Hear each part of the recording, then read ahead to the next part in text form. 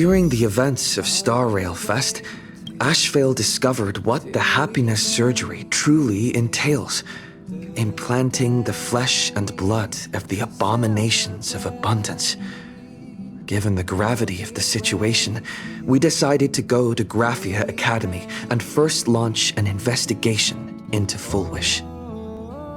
During the course of events, we unexpectedly crossed paths with Fullwish herself. Also a survivor of the blood-stained games, she openly joined the Phantasmoon Games and invited supplicants to travel to Seafeld City, where the winner would be decided in a televised debate. During our exchange with Fullwish, Himiko realized that Fullwish might be a masked fool.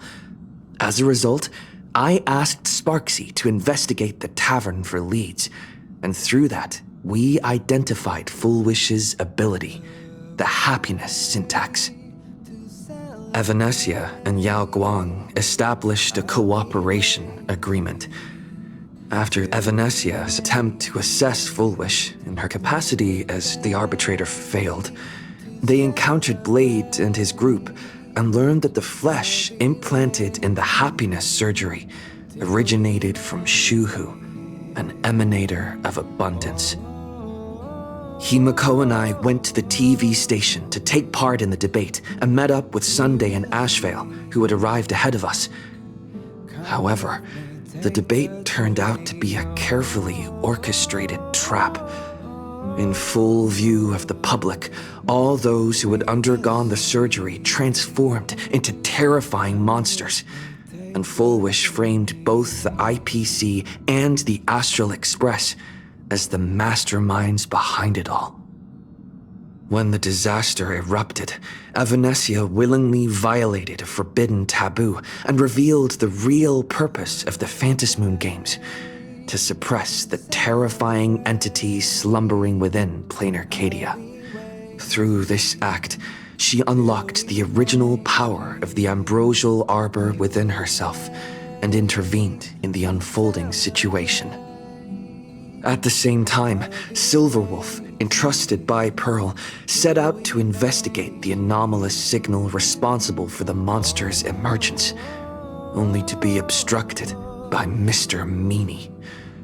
As the force backing Fullwish, he wields tremendous power, powerful enough to interfere with the Stellaron Hunter's script. Meanwhile, Fullwish continued to livestream our movements in the TV tower, distorting the truth by every possible means. Drawing upon the wish power of 200,000 victims, she manifested the Meanie Phantasmoon in an attempt to defeat us individually. Thankfully, Silverwolf regained the power of the Ether cartridge level 999 and dealt with it before it was too late. After overcoming every obstacle in our path, we reached the top of the TV tower and confronted Fullwish head-on. Drawing on the people's wish power, she briefly held the upper hand. Ultimately, I used the Stellaron within me to bear that wish power, thereby stepping onto the path of elation and defeating her once and for all. Even so, those who had undergone the surgery did not recover. At Blade's proposal, everyone joined forces to concentrate all of Shuhu's flesh within his body, freeing the victims from the influence of the happiness surgery. Just when I thought the crisis was over, Evanesia requested that I warn the creator of the world in canvas. According to her, Asat Pramad, the Lord Ravager who once attempted to eliminate Plain Arcadia, has returned again.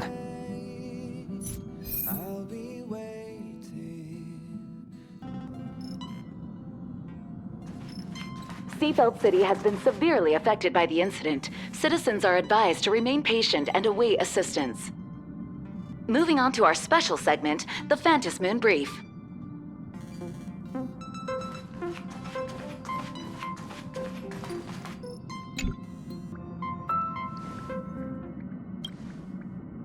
You're back! The incident that happened at Full Wish TV is causing a huge stir. Come watch the news. Hello, everyone! Welcome to our brand new segment, the Phantom Moon Brief.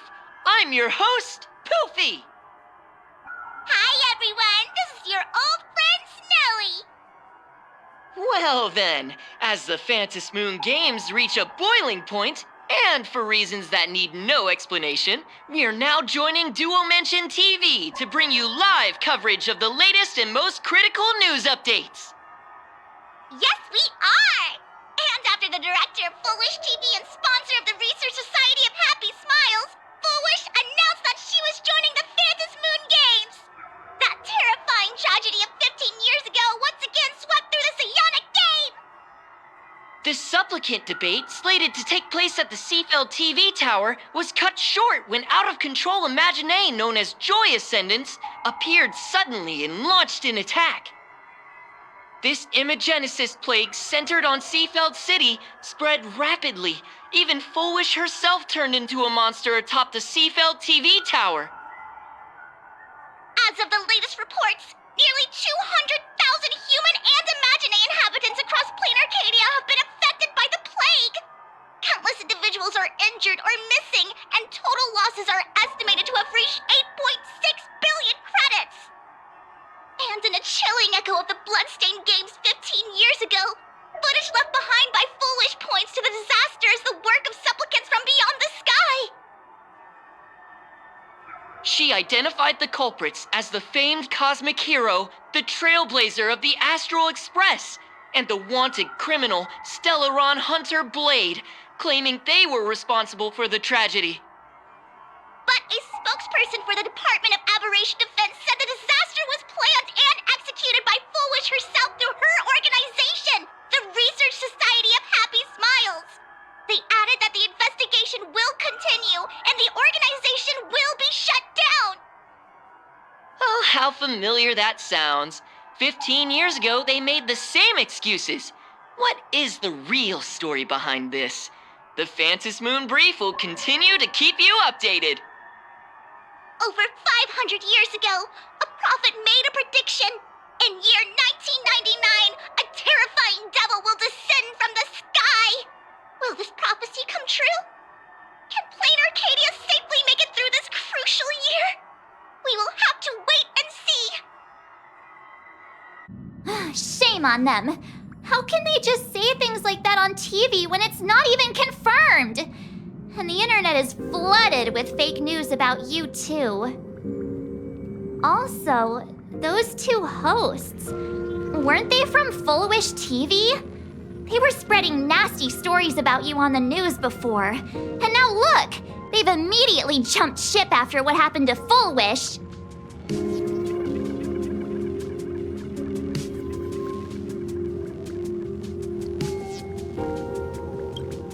Since when did you get so understanding?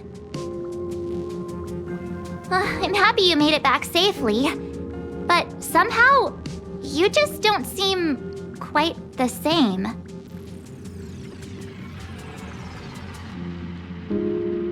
Oh no.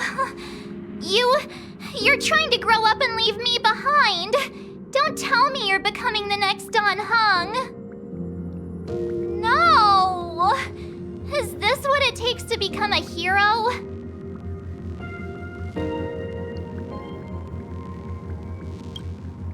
I am so cute and lovely. What's the problem with that? Oh, right. Tell me about what happened at the TV tower. I've heard Don Hung and Sunday's side of the story, but I haven't heard yours yet.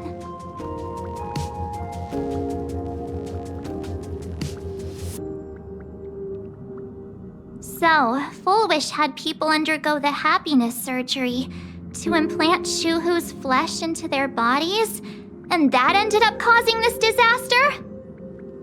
And you guys stopped the mutation from spreading, but all you managed to do was to temporarily seal Shuhu's flesh inside Blade?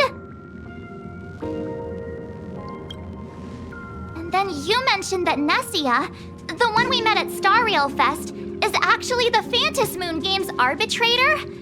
No wonder she could draw a mask for you.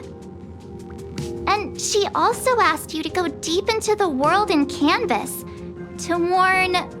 who was it again?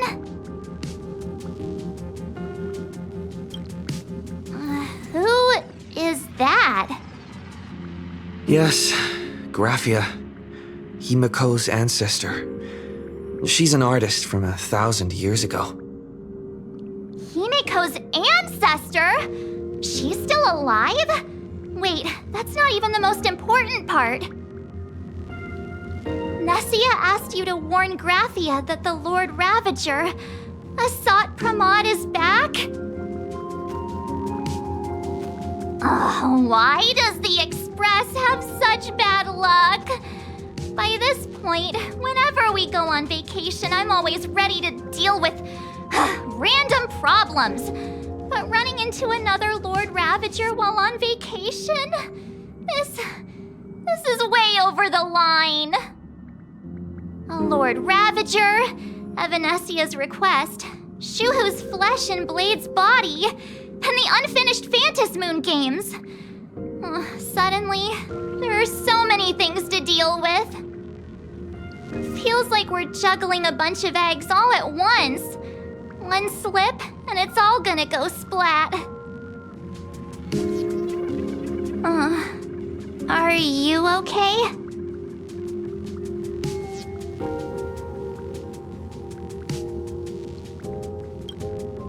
I wish I were as calm as you. I'm gonna go take a minute and collect myself. So many things to deal with right now. What should I do next?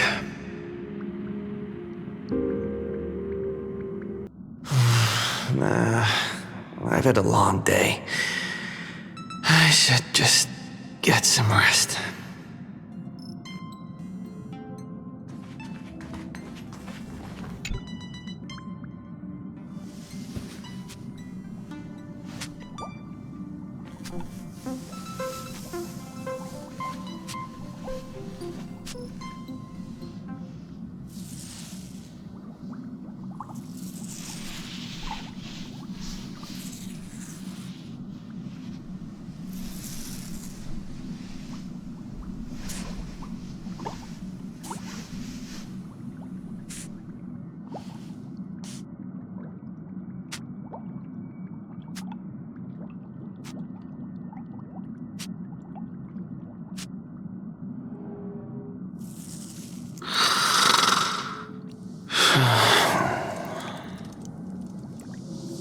Welt, he's tired. Let him sleep.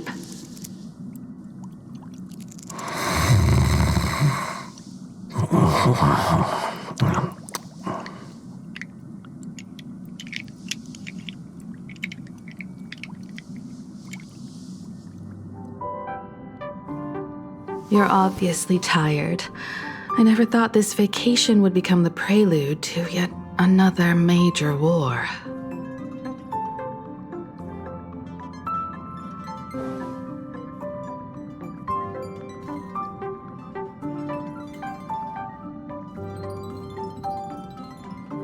From our very first steps, trouble has always followed the Nameless. But this is way too much. Look at you now. It takes me back to when I first got the Express running again. Aside from Pom Pom, I was the only crew member on board, constantly stretched thin and feeling out of my depth. All I could do was note every problem in the navigation log, one by one. A world's coordinates that needed an update. A glitch in the Express's warp system. The notes were as dense as the coordinates on the astral charts, leaving me completely overwhelmed. Back then, I never imagined the Astral Express would one day have to face a Lord Ravager. But strangely, now that the time has come again, I'm not panicking at all. Come to think of it, it's because of you. Because of all of you. Along the way, we have defeated 2 Lord Ravagers. The nameless who guided me before I set out once told me,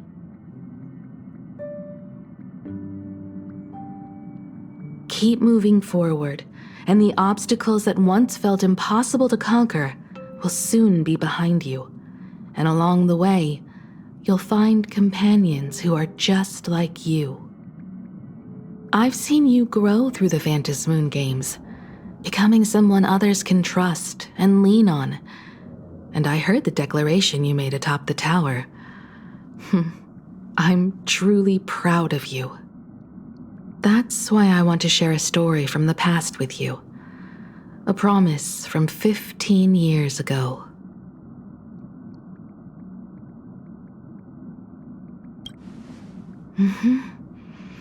I promised someone that when the moon over my hometown was full again, I would go back to see her, to let her know I had made the most of this borrowed life and found companions I could trust with all my heart. I want to share this story with you all. The story of how my journey began.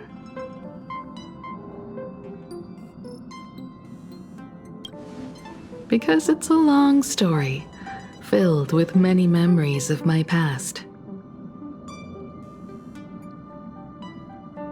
I'd also like to invite you all to the place where I repaired the Express and tell you everything bit by bit. All right, it's a deal. When I return from the world in canvas, you can make us... let Shush make us some coffee, huh?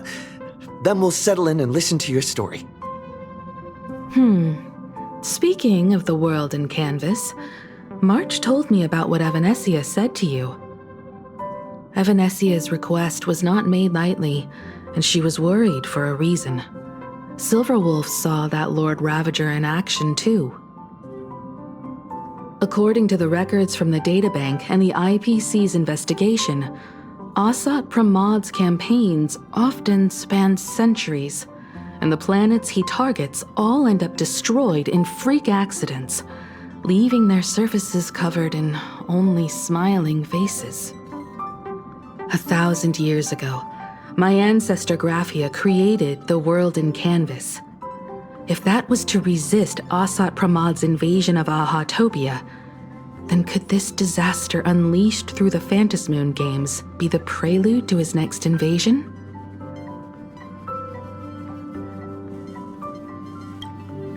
That's the first of many mysteries. Based on our family history, we are clearly not descendants of any long-lived species. Quite the opposite. The weathering curse has shortened my family's lifespan for generations. What could my ancestor have gone through to still exist today? That too leaves me deeply curious. There are far too many legends about her. It's hard to tell what's true and what's not. Only two things are beyond doubt. First, during the Cinderth Age, she created countless Imaginae and sent them into battle against the demon legions from beyond. Second, near the end of one of the Phantom Moon games, she created the world in canvas to shelter inside it what was left of civilization and life. Which means she is not only familiar with Asat Pramad, but has also witnessed the manifestation of the Eon of Elation.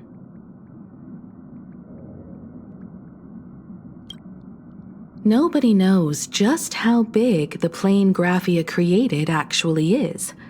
Over 140 years ago, the IPC tried to salvage the world in canvas, but they were only able to reconstruct part of it in the real world. That portion became what we know as Plain Arcadia. Legend has it that Graphia used a vast ocean as her canvas and channeled the power of elation to step into the painting, which means she has not only seen Asat Pramad, but has also seen the Eon of Elation descend in all their glory.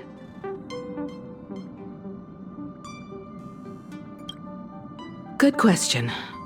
As for who in plain Arcadia knows Graphia and the world in Canvas best, it's probably Pearl. She was sent here by the IPC.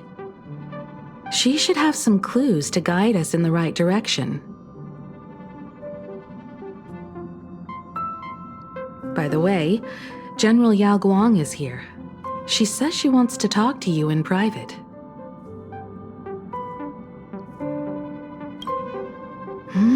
I'm not sure if she comes with good news or bad news. She brought a little gift from the Xianzhou, though. Mung bean soda. Go talk to General Yao Guang, then. Don't keep her waiting. After that, come to the party car and fill us in on your next move.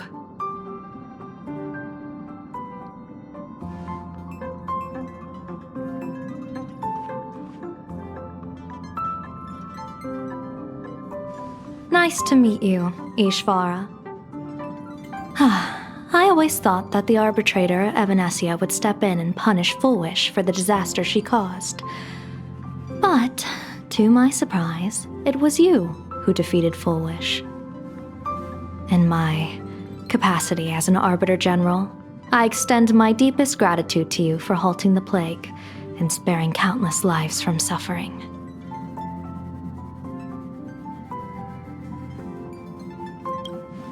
What I am about to tell you is something Evanesia risked breaking the rules to share with me. Please keep it a secret. Not a word of this leaves the Express.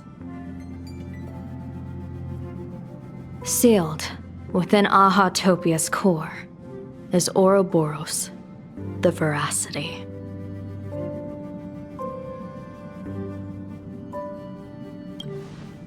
Wait. You've never heard of the veracity before? Come to think of it, they must be unfamiliar to most people. They were supposed to be recorded in the list of arch-enemies as an author of calamity. They are an ancient god of desire and consumption, an eon that evolved from a leviathan. But they disappeared so long ago that the Xianzhou Alliance never witnessed any of their deeds, and they were never recognized as an author of calamity. Well, they need no such title anyway. Beast of Calamity, Star Devourer, Void Maw. Just hearing these names, one can imagine what kind of monstrosity they were. A vast, writhing form whose slightest movement could crush entire planets, before swallowing what remained into an insatiable abyss. Rumor has it, they were last seen during the era of the Swarm disaster. They were hardly there to aid the Swarm, but rather to attend a cosmic-level feast, in which the Swarm served merely as appetizers, and the planets they passed were devoured as the main course. No one expected them to be here of all places, sealed away on this very planet, after vanishing for years.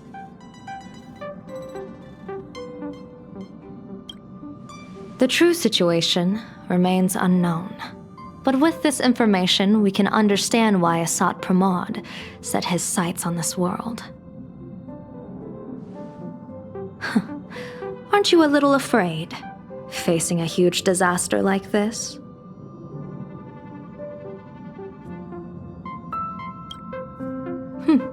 That's impressive, Ishvara. No wonder you survived the calamity of Iron Tomb.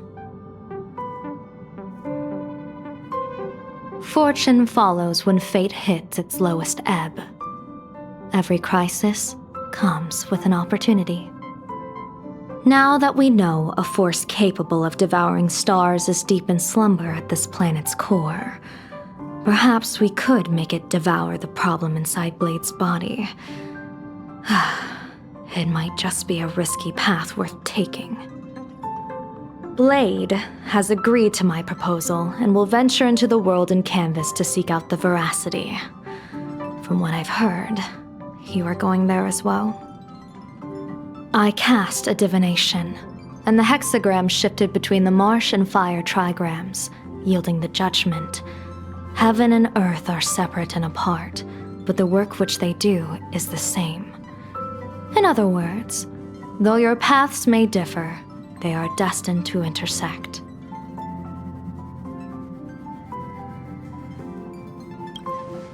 A funeral, or an adventure. Will it be a battle with only a 1 in 10 chance of survival to tear away Shuhu's flesh from his body and eliminate the Xianzhou's arch-enemy? Or will it be a journey in which he settles all grudges and never looks back? It all depends on how he perceives it. Blade agreed to my proposal, even though that little Stellaron hunter girl wouldn't stop objecting.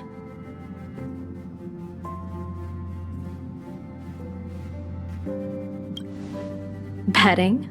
No, I don't see it that way. We are not chips laid on a gaming table, nor dice tossed at someone's whim. We trust in people, in ourselves, and in those beside us, knowing they can change the course of even the most desperate battle. That belief is what gave you the strength to overcome Full Wish. It is also the only reason I stay for this world. My purpose has never changed. I am going to draw the elation into my divination, and overturn a fate marked for great woe. I have a plan for how to handle Asat Pramod if he strikes unexpectedly, but I still need more hands to make it work.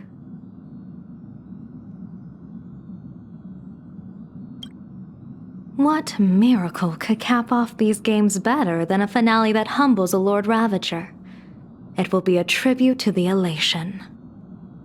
The shadow of the Lord Ravager looms, and from here on, everyone must carry their part of the burden. I will take my leave first. Before I set out, I still want to say a few words to everyone.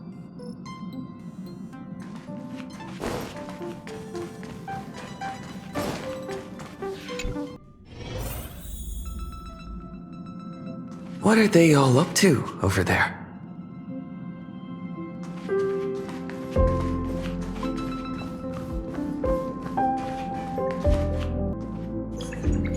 Oh, there you are. We were waiting for you.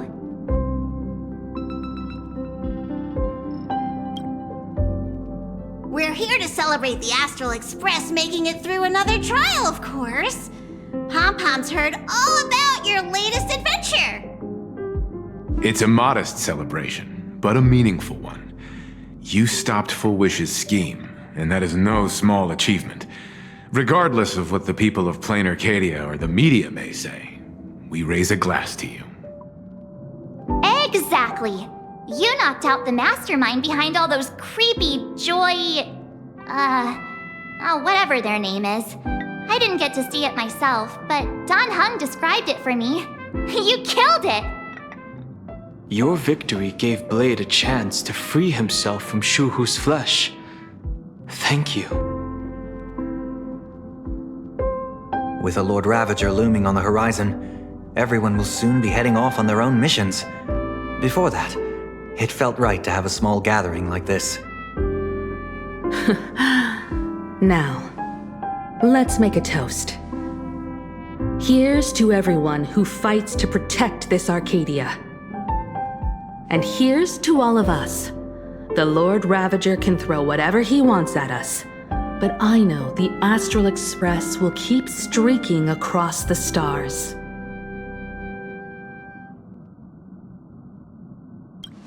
Thank you. All of you.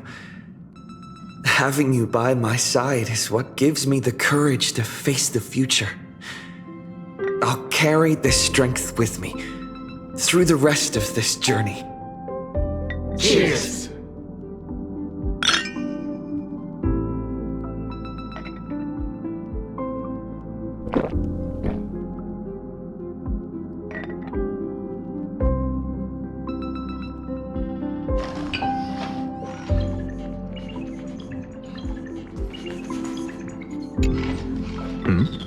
Did you need something? I need a break. I felt worn out ever since coming back from Seafeld TV Tower. Right now, it feels like I'm back in Oak Manor's banquet hall.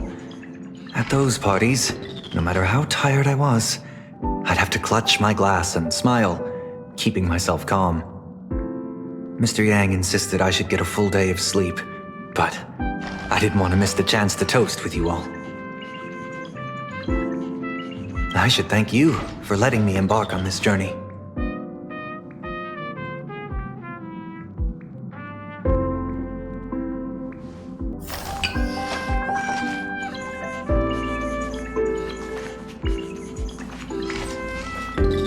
I heard from Sunday about how the televised debate went.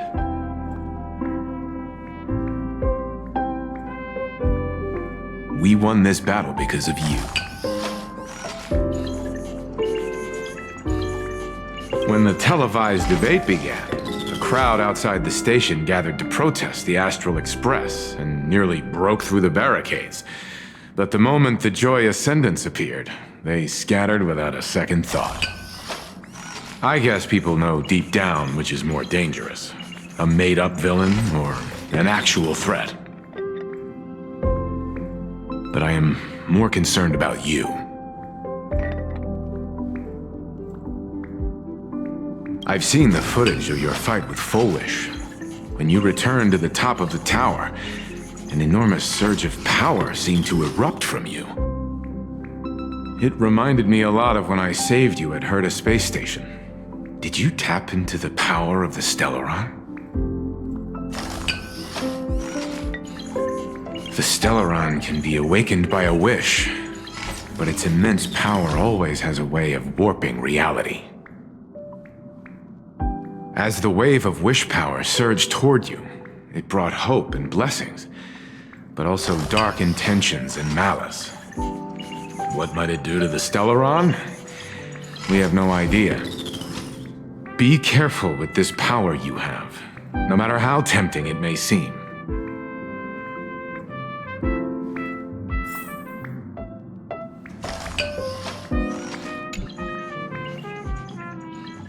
Oh, it's you!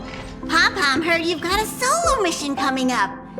Be safe, will you?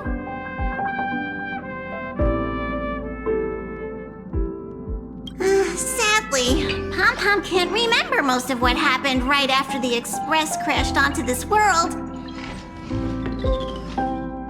Pom-Pom's memory of those years is like a fogged-up Express window. No matter how hard Pom-Pom tries, Pom-Pom just can't wipe it clean.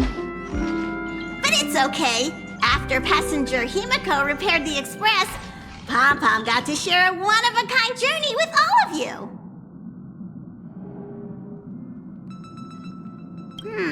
How did passenger Himiko appear? That's odd.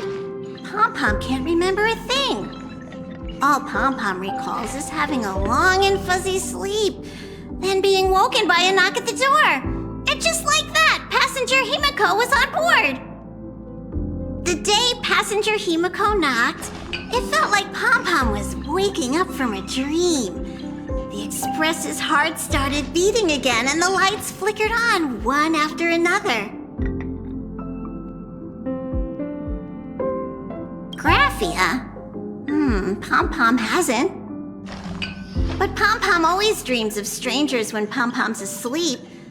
They seem to be bustling around the Express, and there are soft clinking and clanking sounds, just like the sound of stars twinkling. But every time Pom-Pom wakes up, their faces slip away. Pom-Pom is only left with a warm and comforting feeling, knowing someone had taken good care of Pom-Pom. Safe trip! Pom-Pom will take good care of the Express while you're away.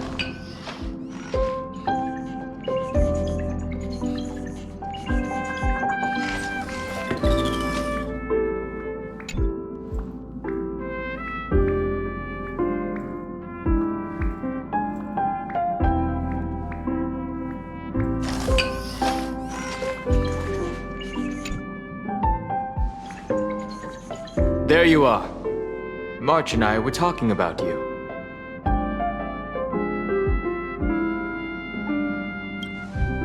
You, me, and March. The three of us. Exactly. The power trio of this express.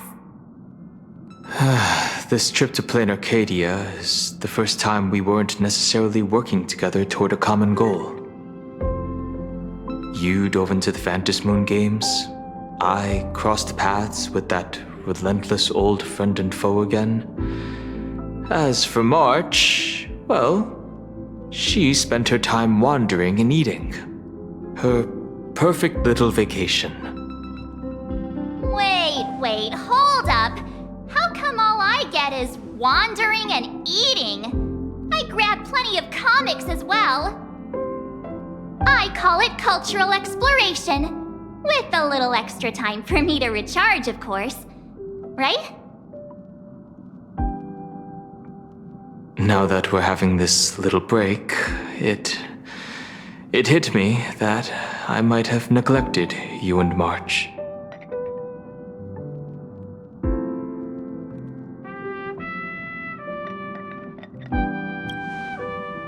Well said. This vacation has expanded my horizons and my stomach capacity.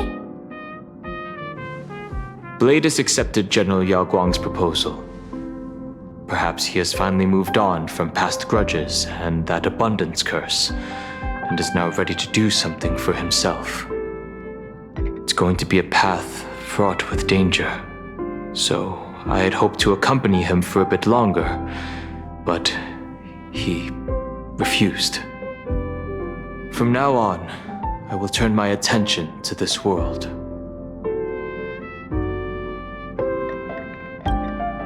Mr. Yang and I have been asked by General Yao Guang to help with setting up some defensive formations. I've got work to do too. Mr. Ashvale wanted someone to accompany him to the tavern to investigate clues about Asat Pramod. Yours truly figured she'd been resting long enough, and it was time to stretch her legs. So I volunteered.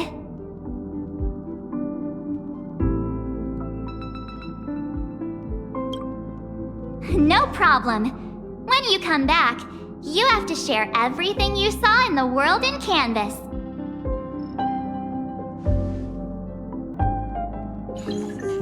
Just in time. I've talked to Madame Pearl. She will handle all the arrangements for your passage, so you can enter the world in Canvas to find my ancestor Graphia.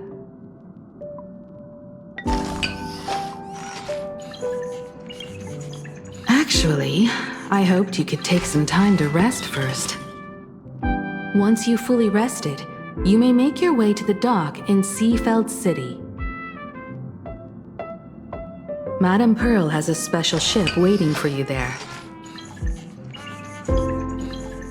It will take you to the border between this world and the world in Canvas, a place known as Inkford Hermitage. That's your final stop before entering the world in Canvas, a place to gather your supplies and rest up before you set out on the journey ahead.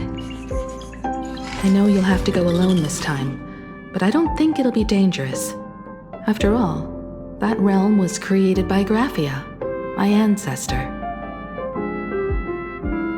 The thought of it makes me feel calm, in a strange but comforting way. If you get to meet her, please give her my regards. I am indeed quite curious. I'd love to see this ancestor of mine for myself, and hear her story in her own words. But someone must stay here and keep watch. Madame Pearl wishes to confer with me and General Yao Guang about our next steps in dealing with Asat Pramod. So I'll be entrusting this mission into the world in Canvas to you. Go ahead. Set out once you've rested up. I'll be here with Welt and the others, awaiting good news from you.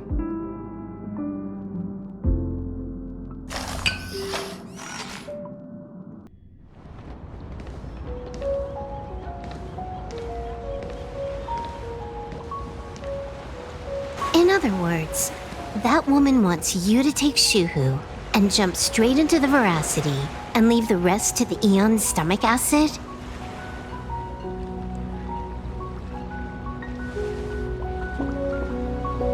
And this is between me and him, right? Why are you tagging along? Relax. I'll say my goodbyes and be gone.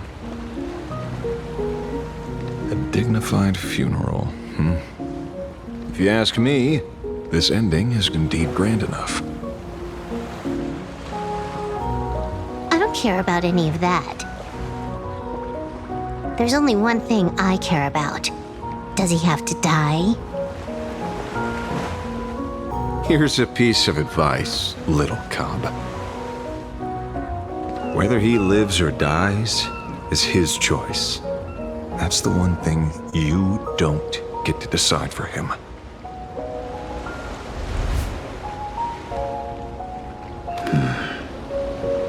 It has landed. What? Nothing. Just a seabird landing on the rocks. A blade forged of mortal steel cannot sever an undying fate. If Shuhu is to be put down, the options are few, and that Leviathan is one of them. In time, people will say this. The culprit of the Juming gave his life for the greater good and plunged into the abyss alongside the abomination.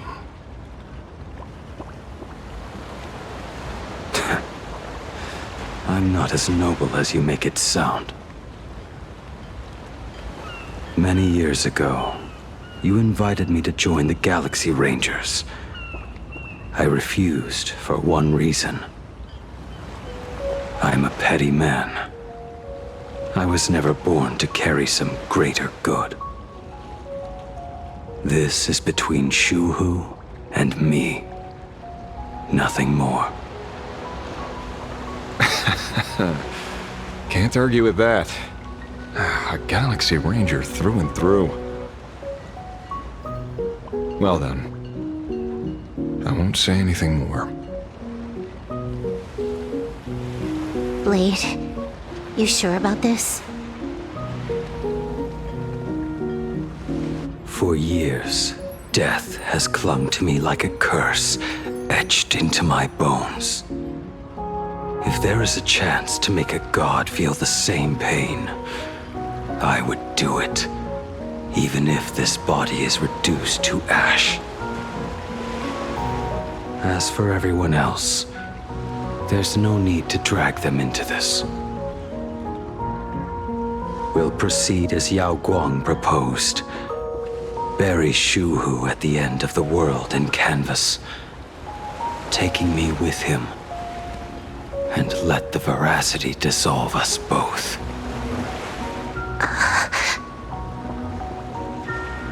Take care.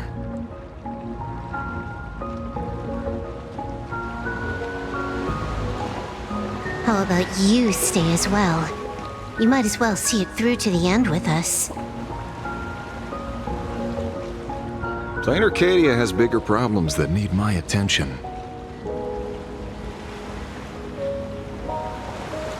Your instincts were right. That meanie pulling strings from the shadows is none other than a Sat Pramod. Who else would want to kick a Ha's head like a ball? So, I need to get back and finish my job. Investigating a Lord Ravager sounds like a job you don't come back from.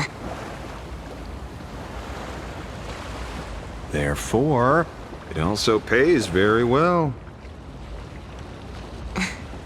Then here's hoping you live long enough to collect your payment.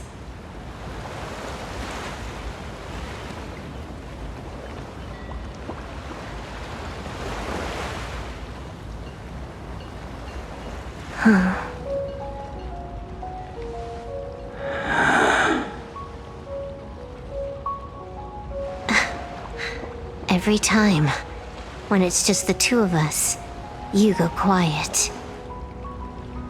You know what I'm going to say. The seabird's flown off. It's time for us to go too.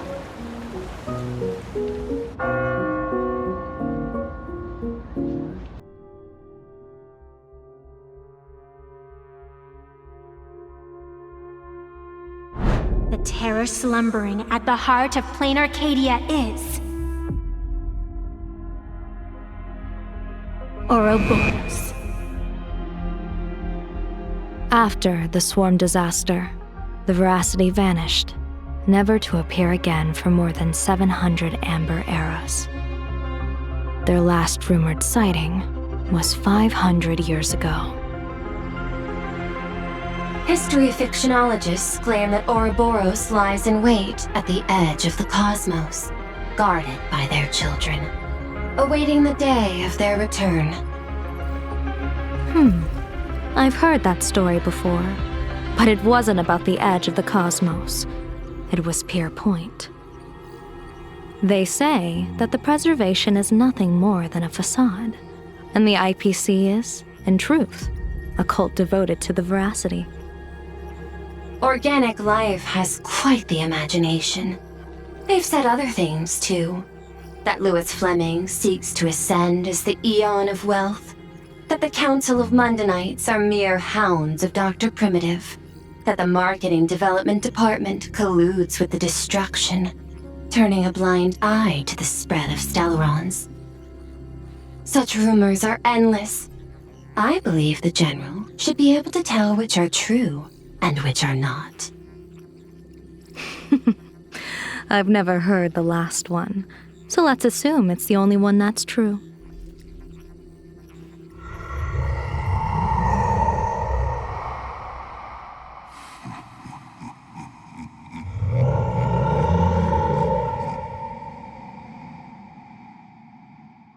Such terrible breath.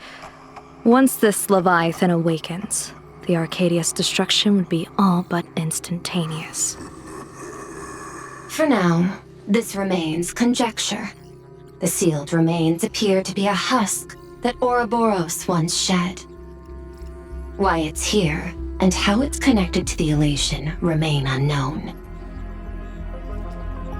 Yet even a fragmented remnant of an Eon is a threat that can't be ignored. The calamity of the Leviathan must not be allowed to re-emerge in this world. Naturally, that is why I'm here. And it's about time for the two Nameless to arrive.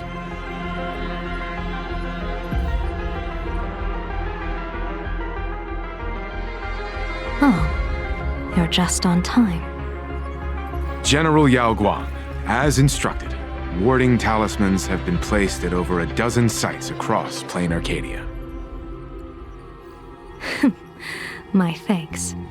It was Mr. Yang's talent of creation out of nothing that allowed us to reproduce dozens of plumes and complete the deployment with such speed. Now, with yin and yang aligned, and all four aspects in place, as long as we set up the last formation core, the Decalight reflection barrier will be complete. Using the divine eye of the Spiritus to weave a giant web, one that ensnares countless possible futures. General, have you truly made up your mind? Though Shuhu has been eradicated, the signs of doom have not faded. On the contrary, they grow ever clearer. After much consideration, the source can only be this restless corpse. One crisis is yet to pass, and another is already upon us. The Arcadia's ley lines were already riddled with scars, and now even the ancient tree's seal is starting to loosen. While Evanesia is asleep, someone must take up her duty to guard this place. But defending isn't the way of the hunt. If you don't want to become the prey, you must become the hunter. General, do you intend to go on the offensive and suppress the remains of the Veracity? How could I? The Joy Seeker could barely confine that husk using the Abundance's ambrosial arbor as its cage. I'm not that arrogant as to place myself alongside the gods. I'm not here to guard against an Eon, but against a lesser menace. Lord Ravager Asat Pramod. This barrier is prepared for him. Asat Pramod has been meddling with the game from the shadows. His intentions unclear. We know little about him or the veracity. By chance, however, a friendly citizen has provided us with intel.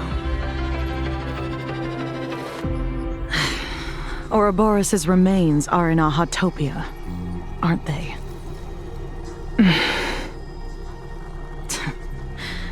Silence is an answer in itself. I've seen that reaction too many times. I'm not surprised that you were the first to discover it. You were in the Torn Scroll too. The probability of you noticing was 24%.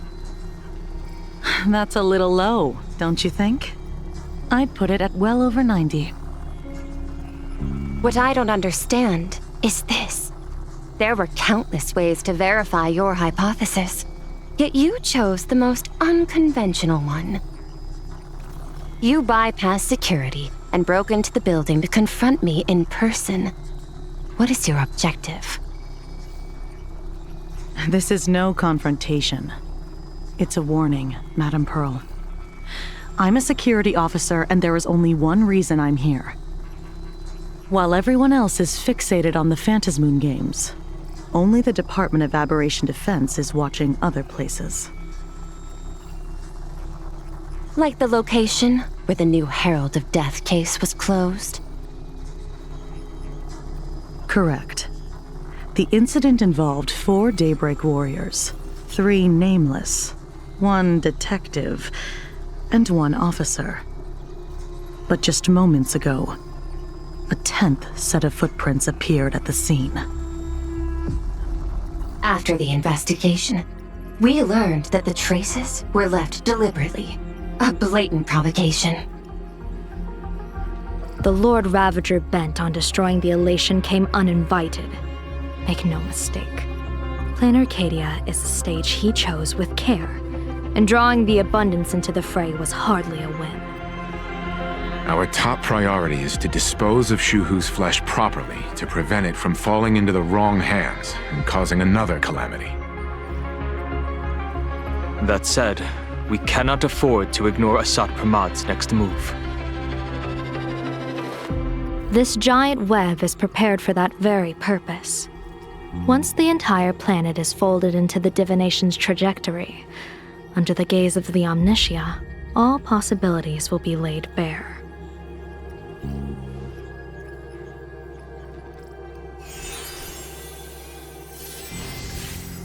When that time comes, he won't wish to leave any footprints behind. One final question. Why did the Lord Ravager choose to visit this place? Does he have an ulterior motive? Or is this merely some twisted joke? That question should be left to the professionals. Don't forget, we have a detective who can't seem to rest. Let's hope the accumulation of variables can tip the scales in our favor.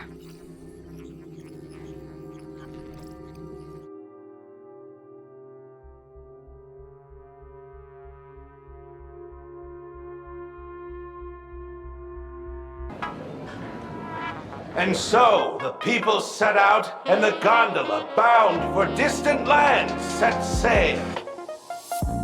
At the end of the world, Elation once again declared war upon the veracity. Frail little humans!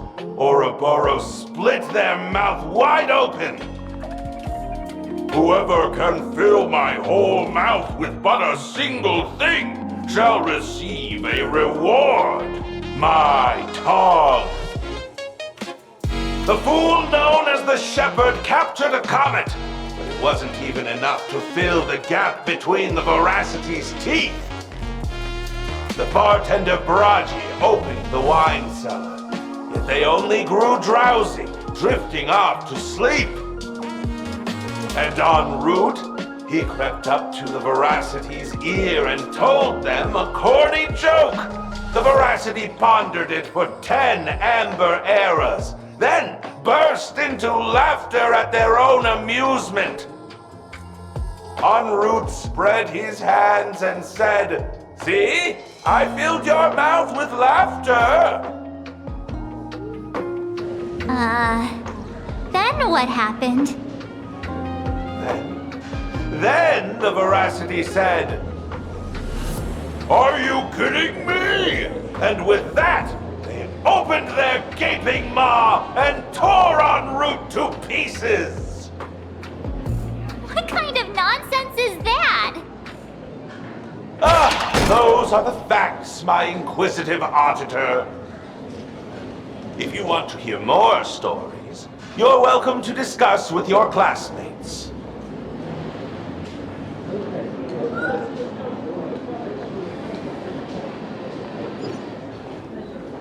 We came here to investigate the Veracity and Asat Pramod, but all we got were stories that only a 3-year-old would believe. Rumors don't just appear out of thin air. It's just a matter of how much truth you think they hold. At least 90% of that was made up. Sometimes that last 10% is all you need.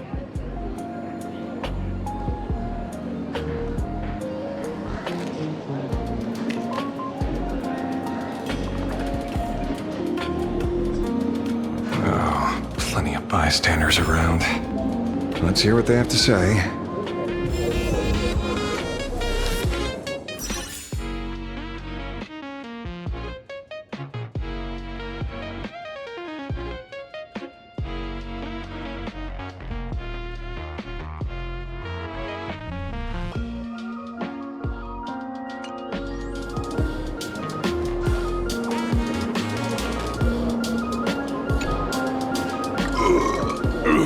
You two asking about the Veracity? You thinking about walking that path? Walk the path of Veracity? Do I need to eat everything in sight? You got it! Kids always dream big. Some are bulldozers, some are monsters, and I am Autobomb! And the man. Can you talk normal? Stop gulping for air. I swore to become a Veracity Path Strider. I eat everything. Tasty, nasty, anything I could shoot. Finally, I pinched my nose and swallowed loose mouth, and they looked at me. Ouroboros? Nah. Very regrettable. Enough already. I'm telling you, it was all bluffing. The fools didn't lose. En route and Dorothy, when the Veracity wasn't looking, roll up her skin like a grape, snatch it up and poach it. Then poof, they were gone. Comic-Con Collective don't got a Veracity card. I already filed a formal complaint with the organizers. You should be putting this much effort into your studies!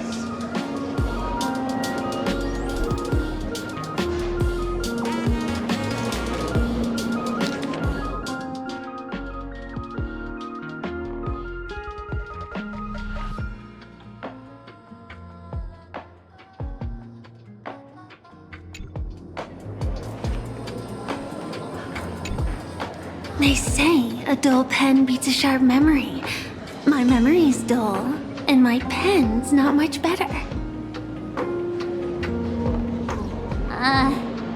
Then you must have a lot of stationery? A kindred spirit. Miss, it seems you're one of us as well. I've met far too many fools who can't even read. Oddly enough, those of us who truly love learning are the rare ones. Interested in studying the knowledge of the laughter? I have a reference book here. You can have it.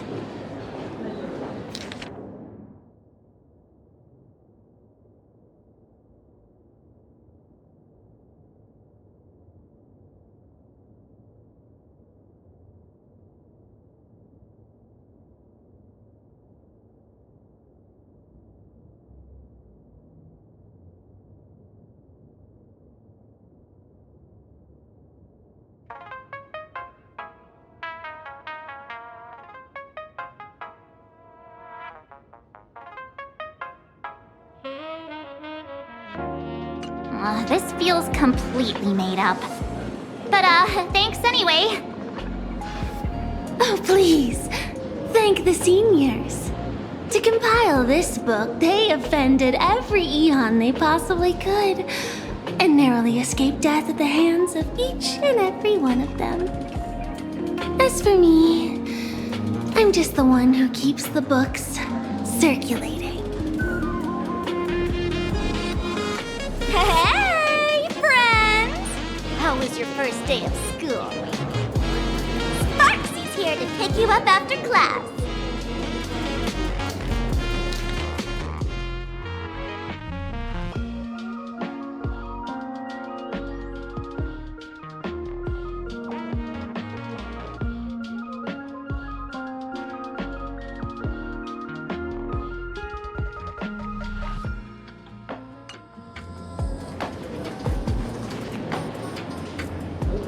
Where were you just now? You opened the door for us and just disappeared. Don't tell me you're up to something again. Oh, still doubting me? You're breaking Sparkskull's heart here. That whole foolish thing. I took on every emoji in the tavern by myself, fought them all the way to the end of the world, and even wore my mask down to nothing. But honestly, this place runs on rumors. Aha is being chased by the Veracity. Aha chases the Veracity. We won't get anywhere following stories like this. Let's go through what we know so far.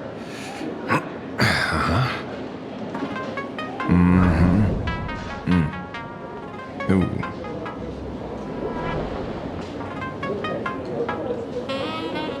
Yeah, it's a complete mess. So, after a bit of thought, Lady Sparksy came up with a brilliant idea. I borrowed a nifty little gadget from a friend. The Unreal Sparks and Spark! No idea how it works, but apparently this light bulb makes you smarter the moment you put it on. Does this friend know you borrowed it? The Subpramod has a gun to our heads, and this is what you're worried about? He'll find out one day. Well then, I'll go first. It doesn't look very reliable. Are you sure about this?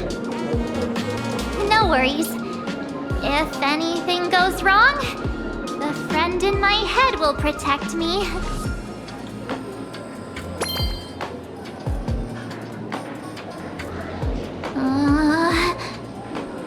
Doesn't seem to have any effect. No, it's working perfectly. I get it now. All of it. No need to dance around. Our enemy is a Lord Ravager. There's only one question we need answered. How does Asat Pramod plan to destroy Elation? Correction. The effect is very obvious. Judging by Nanook's habit of picking Lord Ravagers, I wouldn't be surprised if Asat Pramod was once a masked fool, and therefore knows Aha's weakness. The Arcadia is like a microcosm of eons and paths. People indulge themselves in fabricated happiness, unable to pull themselves away from it. Many have expressed their concerns. This isn't elation. Aha is playing with fire. A classic social realist deduction. Old-fashioned. Ooh, but effective. We're closing in on the truth. Yes, the answer is all but revealed. You are Asat Pramod, Sparksy. Do you have evidence? Of course. The truth is so simple that everyone overlooked it. The evidence is... you were the first person I met when I got off the express. If I am Asat Pramod, would you and Grey Hair have been able to walk out of the school alive?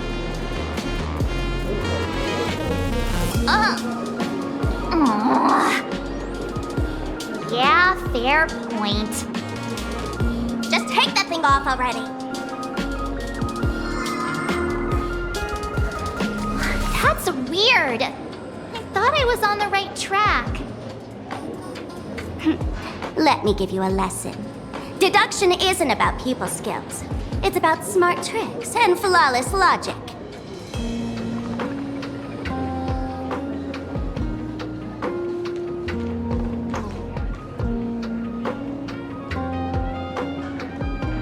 Watch and learn. Sparkle, master of the classic whodunit, has entered the chat.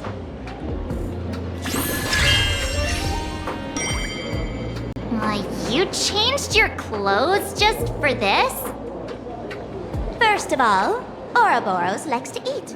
Secondly, whatever they eat disappears completely. Therefore, veracity is also a form of destruction. This is the classic mystery of one culprit, two identities. The one trying to kill Elation is... the Lord Ravager, Asat Pramod, played by the Veracity! What am I even saying? Classic whodunit? This is more like a classic Who's the Dummy.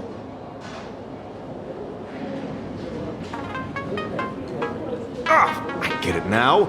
All this thing does is make wild guesses sound reasonable. So far, that's the most accurate piece of information we've gotten. No need to be so serious, Detective. Why don't you show us what you've got? By the way, what type of detective are you? Me? I'm the tough guy type. I don't waste time on useless details. I aim straight at the heart of the problem. You're not wrong. Asat Pramod is Nanook's weapon to assassinate Aha. Whatever his plan may be, the target doesn't change. Remember, as far as humanity knows, there are only 3 ways an Eon can fall. A broader path engulfs a narrower one. Divine warfare between eons, and... the third one. What was it again? Forcing an Eon to turn away from their own path. Whichever it is, none of it sounds remotely connected to plain Arcadia.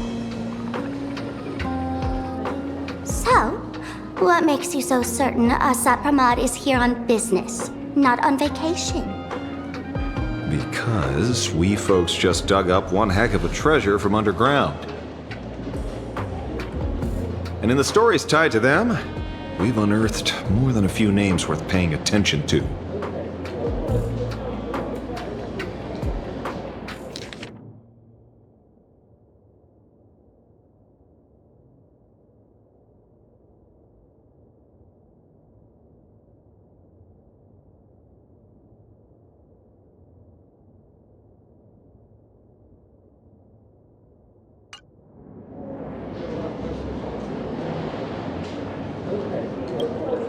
An old pal who can't stop lying.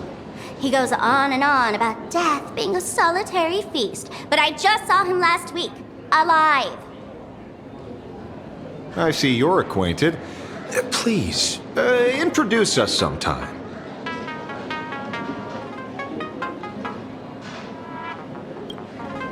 Baraji? Forget it! He's good behind the bar, but slippery as an eel. Ask him to work for Nanook, and he'd run away on the spot.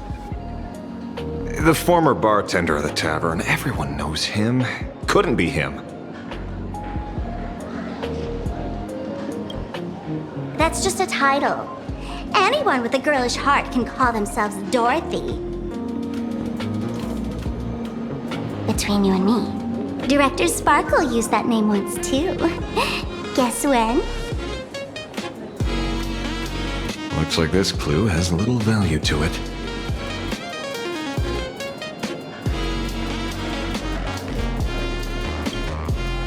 Him? He caused trouble in Gotham City a few days ago. Pearl threw him into prison. I know. I was the one who caught him.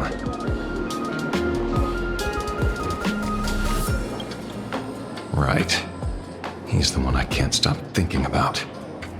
The stories change every time, but they all circle back to the same logic. En route, defeated the Veracity by some means. You're right. Then who is this en route? Do you know him? En route. Of course she does! Everyone in the tavern knows that name. Long ago, its owner grew tired of jokes, cast aside his mask, and walked away. Some say he became a morning actor. Others say he jumped into IX's black hole. But none of that matters. What truly matters is that you have my unreal Sparks and Spark. I knew it. Give it back, give it back! That's a big order my client wants immediately. What do you mean, give it back? It just wandered off, and I happened to find it on the way, so I brought it home. You want it? Here, take it now. Absolutely not! Wait, right now? This doesn't sound like you at all. No. If it's a no, it's a no. Guess I'll keep it. Bye-bye.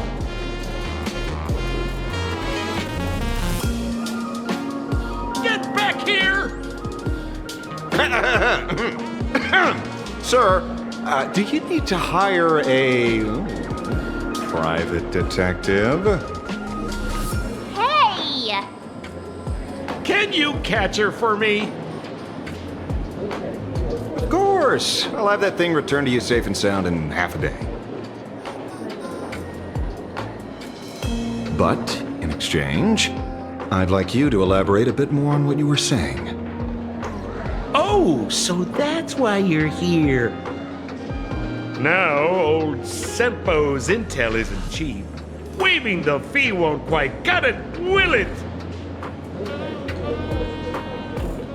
Name your price. Put it on Pearl's tab. Ha! Just kidding. Money talk's boring. Besides, the Astral Express and I go way back. Oh, and I wouldn't scam you two. The en route you're looking for lives up to the name. There's nowhere he can't reach. Only places he hasn't been yet. He's the gold standard of the masked fools. He only shows up where he's least welcome. A morning actor's stage, a friend's wedding, even inside the Veracity's mouth. All for the sake of a good laugh. Oh. That lines up. Sounds like the origin of the legend. So, he's a friend of yours? Not a chance! Back when old Sempo was still a kid, en route was already a name in the history books. He left the tavern during the Second Prosperity. They say after hearing 30 trillion jokes, he never laughed again. Before he left, en route said one thing that, at the time, no one cared about. Elation has been dead for a long time. Where did he go after he left the tavern? The tavern has 10,000 mouths, all telling different stories. All I know is this. He said he was headed for the true world's end, and then he vanished without a trace. How do you know all this? Oh, I've been around long enough to have my own channels. Just trust old Sempo. And about catching Sparksy? Leave it to me. I keep my word.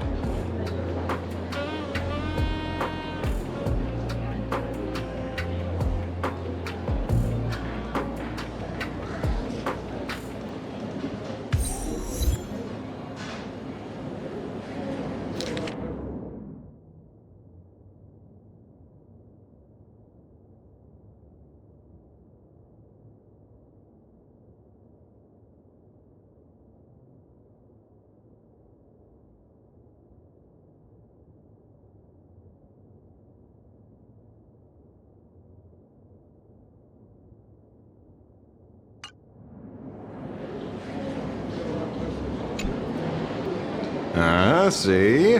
You only need that 10% of the story to be true. The last thing he said was really scary. So many unanswered questions about en route. He has to be tied to Asat Pramod somehow. But our leads at the tavern have run their course. Let's go pay a visit to another expert next.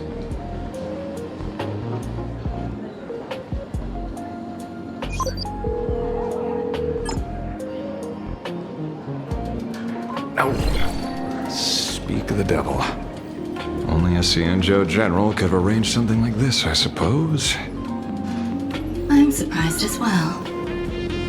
You've only just left Amphorius, and already you've managed to draw the attention of another Lord Ravager. Miss Ron May? And Miss Ting Yun? We're here by General Yao Guang's request. It seems we arrived just in time. At first, I only came because the Shenzhou extended an invitation, and it seemed impolite to refuse. Now that I'm here, I see it was well worth the trip. So, let me get to the point. Ouroboros has long been dead. Their death was merely buried beneath layers of secrecy. Hardly surprising. They disappeared after the swarm disaster, and there are many different opinions on where they went. The Intelligentsia Guild claims the Veracity ate their fill and entered hibernation. I don't buy it. Those scholars are fond of post-meal naps themselves, likely just projecting their own habits. You seem surprisingly calm, which makes sense. After all, the shadow in your right hand is evidence as well. Why don't you tell everyone what happened to the Galaxy Rangers back on Von Walk?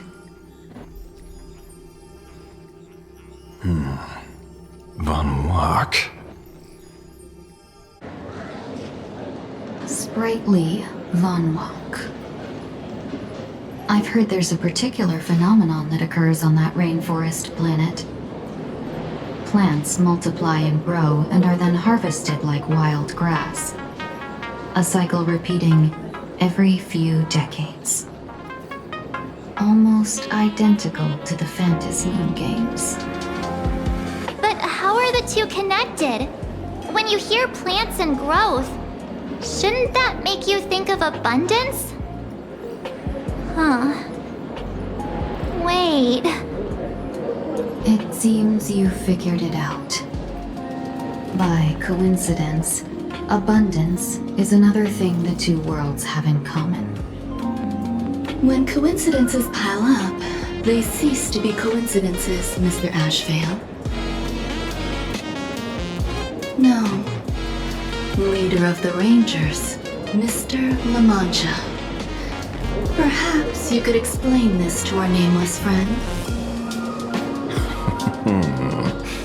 Back on Von Walk, I'd already long since stopped being a ranger.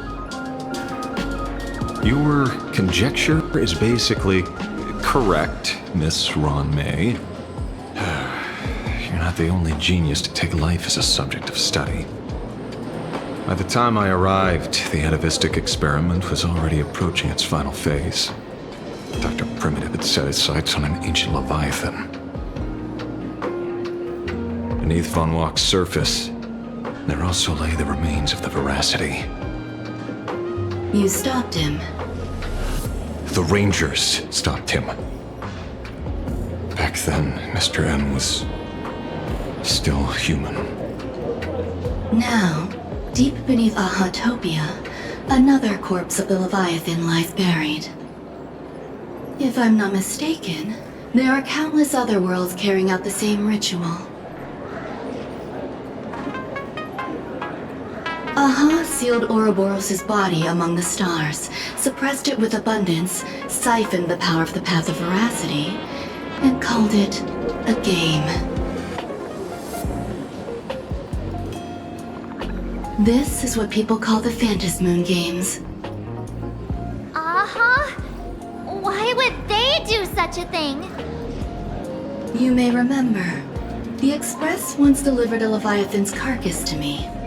That wasn't the only one in my collection. By arranging remains from different eras in sequence, I discovered something rather intriguing. At a certain moment over 1,000 Amber eras ago, just as Akiveli began traveling in pursuit of their ideal, all creations of the Veracity lost the same organ, their taste buds. What does that imply? The purpose of consumption changed. Be they spawns, depth crawlers, or void song whales, their genetic markers encoding gustatory organs vanished entirely. Creatures walking the path of Veracity became nothing more than biological black holes, consuming without discrimination. This was not natural evolution. Through the simulated universe, I identified the point of divergence in history. A concept had disappeared from the path of Veracity. Consider this. What do taste buds provide? Yummy flavors? Precisely. Savoring something's aftertaste is an act of elation. So Aha stole the original primum mobile of the Veracity? The simulated universe proves nothing on its own, but the primal desires of life have always been entangled. Think of it as my intuition. The conflict between the eons of elation and Veracity stretches all the way back to primordial times. How many people know about this? There used to be 2. I only told Yu Qingtu. Now, there are 5. After this, I can't be sure. Exploit the old conflict between Aha and Ouroboros to ignite a divine war, or allow intersecting paths to devour one another. Of the 3 known ways to kill an eon, the Arcadia fulfills at least 2. Now who still thinks Asapramat is here on vacation?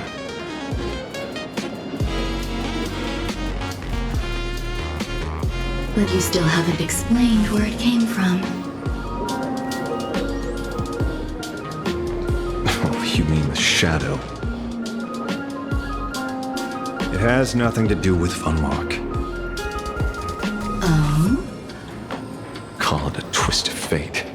This isn't my first encounter with the Astral Express, nor my first time dealing with a Lord Ravager. When my home was destroyed by Zulo, I had a brief encounter with a former navigator. A navigator of the Express? Yes. Starseer, I see. He'd already retired by then. He was the one who told me about the Shadow. According to IC, it was one of many remnants left behind when the Express first carved paths along the edges of the cosmos. I led the Rangers to suppress the Shadow and devised the plan to assassinate Zulo. But I never learned why it was there in the first place. Don't you find it strange, Mr. Ashvale? Strange?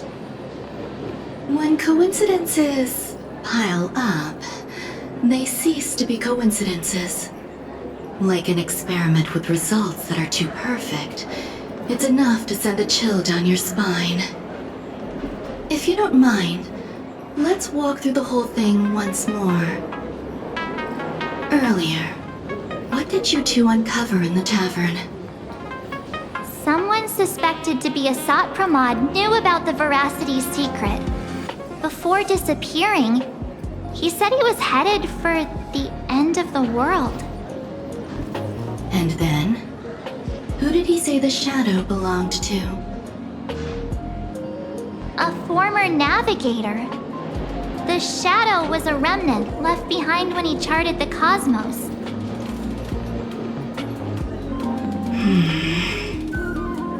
If the world's end isn't the tavern, then where is it? I don't know if anyone can answer that question. Not even Akivili.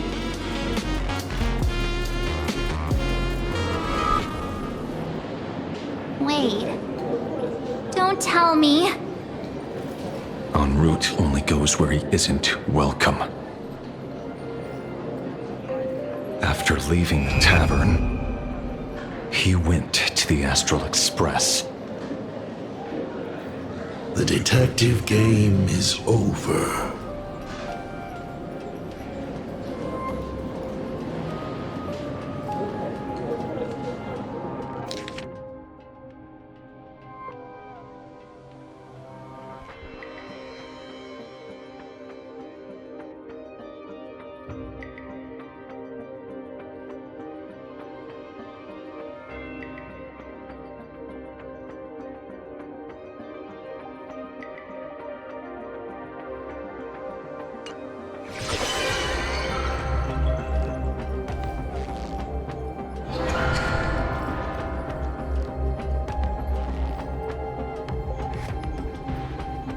I have to say, not many people can make me change my plans.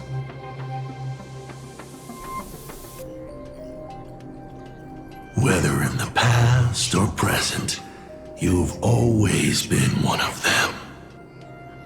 So, it is you. You know how it is, kid. I've always enjoyed arriving uninvited.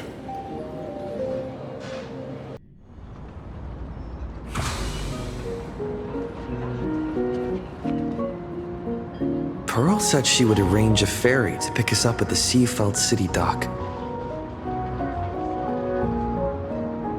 The place we're going to holds clues about Graphia? Really?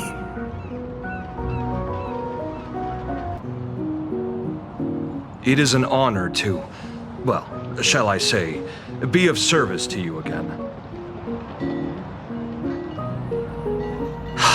To be honest, when Madame Pearl invited you to visit the Perlux Tower, I was supposed to be your guide. I ended up being replaced by a total fraud. My name is Feld. By order of Madame Pearl, I will be escorting you to your destination. You are too kind. I followed the battle in Seafeld City very closely.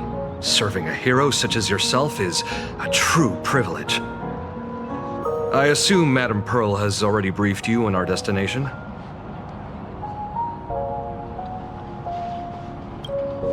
I see. It so happens that Madame Pearl is tied up with an unforeseen event, so allow me to brief you in her stead.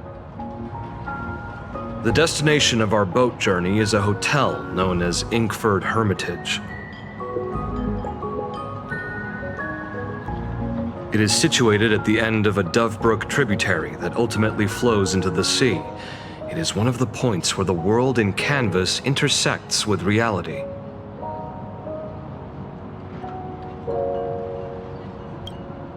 Well, Graffia's former residence was located there. Legend says the miraculous encanvassing of the mortal world happened there. Would Madame Pearl, a die-hard fan, pass up a sacred site like that?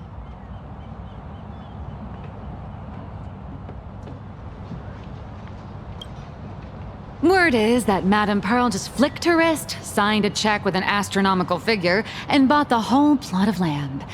She also snatched up every single piece of Graffia's lost works she could find without bothering to verify their authenticity. Whew, I guess money really does let you do whatever you want. That's not even the half of it. I don't know where her obsession comes from, but she's dead set on the idea that Graffia is still alive.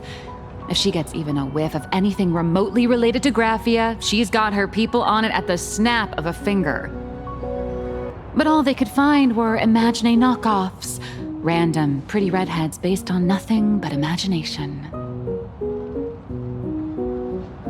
I bet her reaction went something like this. Objective. Locate the original. Error. Detecting excessive quantity of low-quality merchandise. You! I remember you! You're that fraudster from Perlux Tower! Perlux Tower? I've never set foot in that place in my life. Oh, I know it's you! I've seen the footage. You're wearing the exact same outfit. Oh, a slip-up in an otherwise perfect plan. Relax. Your job is safe this time. Cut it out, you scoundrel! You can't talk your way out of this. Who exactly are you? This is the author of Fluffy Across the Blue, Blurry QR Cult. Huh. Is that so? My apologies. How rude of me. Miss Colt, it's an honor to finally see the face behind the work. Please pardon my yelling. I didn't know. No worries, no worries.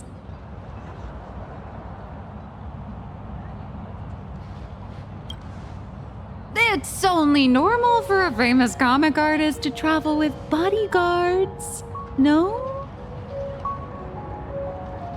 Miss Blurry QR Colt, let's be clear. You are being transported under escort.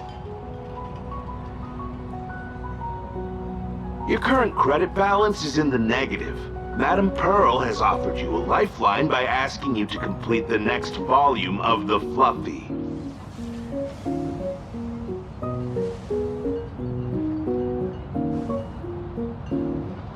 Whoa, this is not my fault. Remember Alloy King Pom Pom from Perlux Tower? I tried to put everything on Pearl's tab, but she found out and charged it back to me. Who knew a figurine could be so expensive? It cost me more than my entire savings.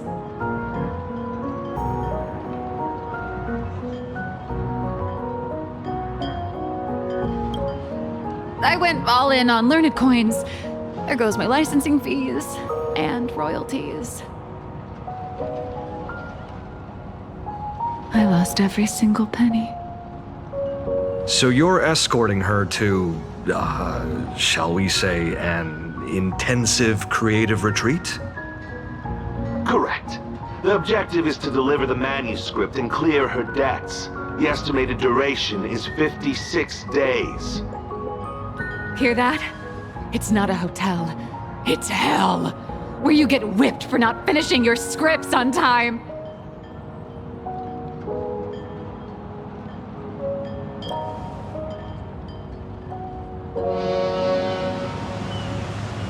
The boat has arrived. When you're ready, let's begin our journey to Ingford Hermitage. Please, mind your step as you board.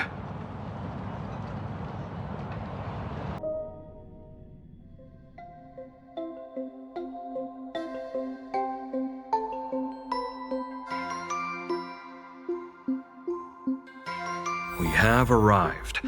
This is the snowy shore of the canvas world, Ingford Hermitage. Are those Wispe floating on the water?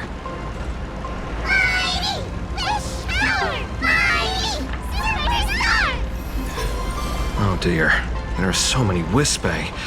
They are blocking the boat's route. But no need to panic. Please follow my lead. We have now arrived at Hermitage Port. Please make sure you have all of your belongings with you, and watch your step while disembarking. Thank you for traveling on this Void liner. Nice.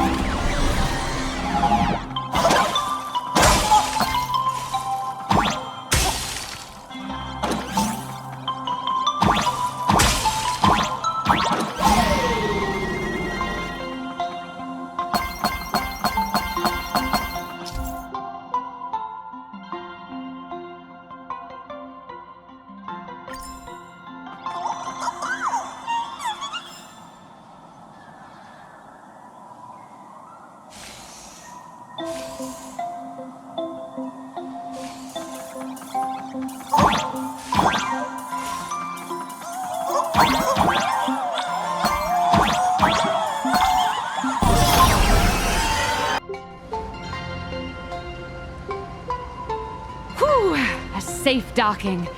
For a second, I thought we were going to hit an iceberg or something.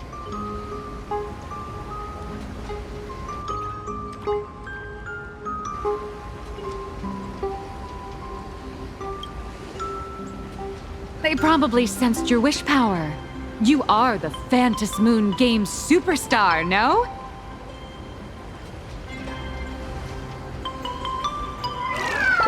Look! One's trying to hitch a ride on you.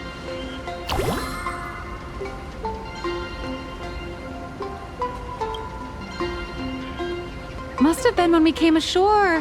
Oh, what a devoted fan.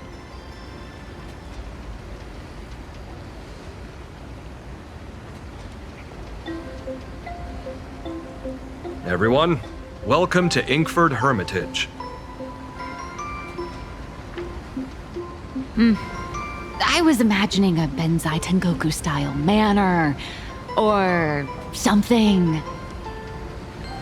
So you demolished your idol's old residence and replaced it with a luxury hotel. Of course not. Benzai Tengoku vanished more than 1,000 years ago. The original structure is long lost to time. The IPC only chose this location because this is one of the weakest points between reality and the world in canvas.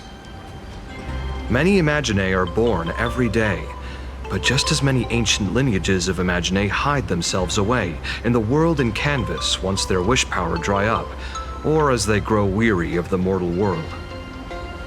This is the final stop before they enter the world in canvas, and this is where they bid farewell to reality. They rest here, organize memories spanning centuries, and then pass beyond the point of no return. Rumor has it that Graphia's soul appears from time to time to guide these weary Imaginae on their path. There's a sense of parting in the air. No wonder the soul of the mother of Imogenesis feels an attraction for a creator. This must be the finest well of inspiration. Miss Colt, now that you're in this well too, you ought to make the most of it. Let's go. I'll lead the way.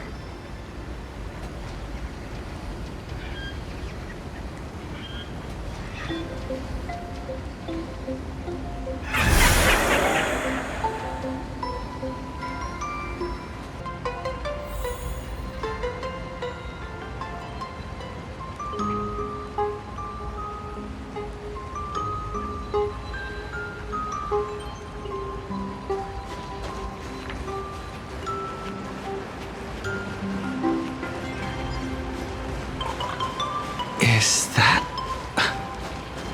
Ah, the golden tree in the distance. We call it Myriad Wish Grove.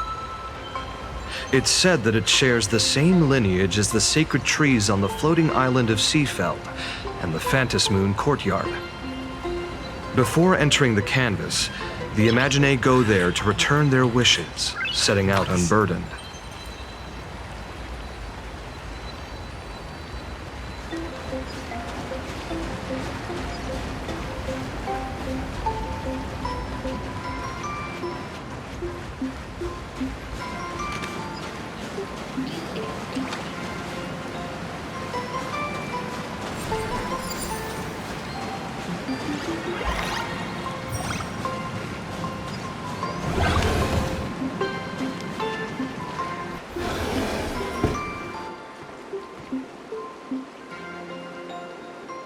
We have arrived. The hotel staff will take over from here. I'll take my leave.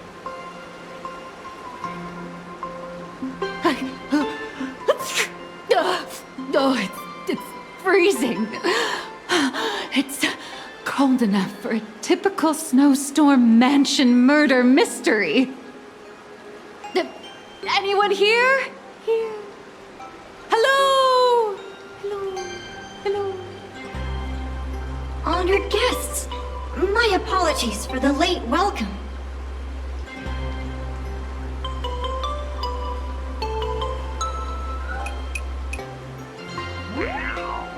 Oh, no wonder it's so cold. It's an actual snow wispy. Hello there, little one. I am the lobby manager, Casper. You have a very high body temperature. Please, try not to overheat the room. Allow me to introduce myself. I am the popular comic artist, Blurry... the former comic artist, Miss Nihilux. Oh, my true name is gone, just like that. Oh wait, did you say former? The big shots upstairs gave me a heads up. You are now an asset of Perlux Corp. You'll be staying here until you finish your next volume. Every guest in this hotel is an Imaginae with quite a history. That Arcadian over there? That's a former superhero. Which one? Never heard of him. That one over there is one of the oldest strangelings. They're a former Kappa. These days, they work as the hot springs manager. A Kappa? Didn't that lineage of Imaginae go extinct when the IPC first arrived? There are still a few survivors that slipped through the net.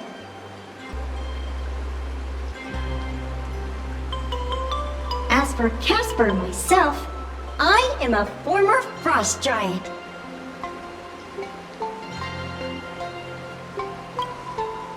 Little old me was once a tall, mighty, and majestic giant. Of course, that was back in the Cinder Age. So you're basically an antique who knows a bunch of old secrets. What corner did they dig you out of? From a block of ice. It is sad how a giant block of ice melts into tiny pieces over time. I have forgotten the names of most of my friends. And I have not tasted a crispy, charred Void Ranger in a long, long while now.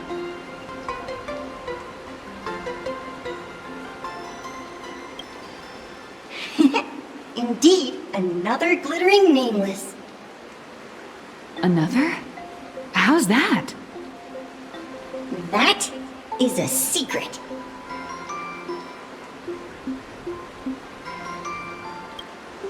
Sightings of Lady Graphia are as common as the snowflakes here. Ever since the news spread that her soul would reside at the hotel, all those Imaginee who mimic her and the weirdos who insist they have a connection to her have flocked here. You see, they all claim they have some sort of connection to her, or hold some secret about her. I bet they're just trying to scam people out of wish power and credits. Just like all those people who swear they're AHA.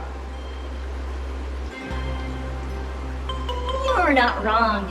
But whenever the higher-ups ask for a report, little old Casper here can always pad it out and hand over a long list of names. Nameless, good luck with your inquiries. Bye now.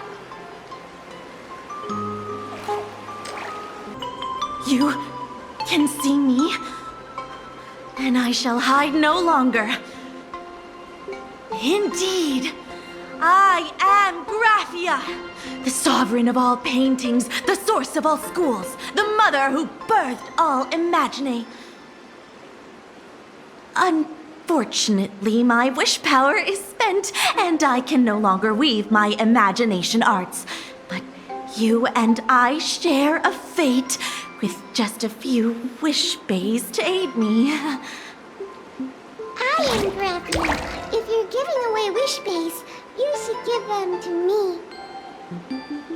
No, I am Graphia. Does this red armor not make it obvious?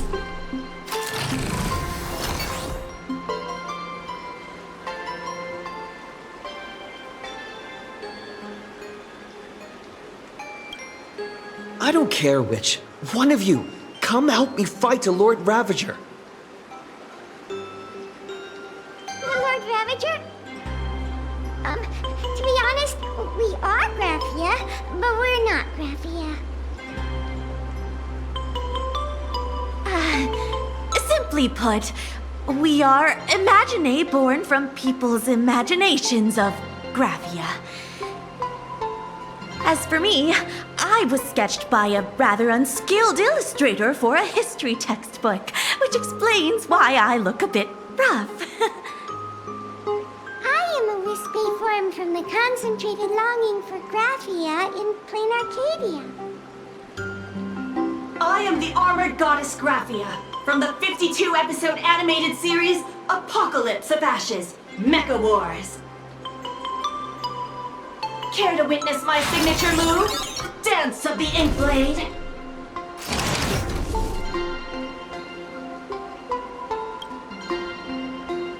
If you're looking for the real Graphia, I'd suggest you give up. I've seen countless Imaginee on the verge of exhausting their wish power, begging the mother of Imagenesis to extend their lives with her paintbrush. Not a single one has ever succeeded. In the end, only those of us making a living off the Graphia brand are left. When it comes down to it, she's nothing more than a legend.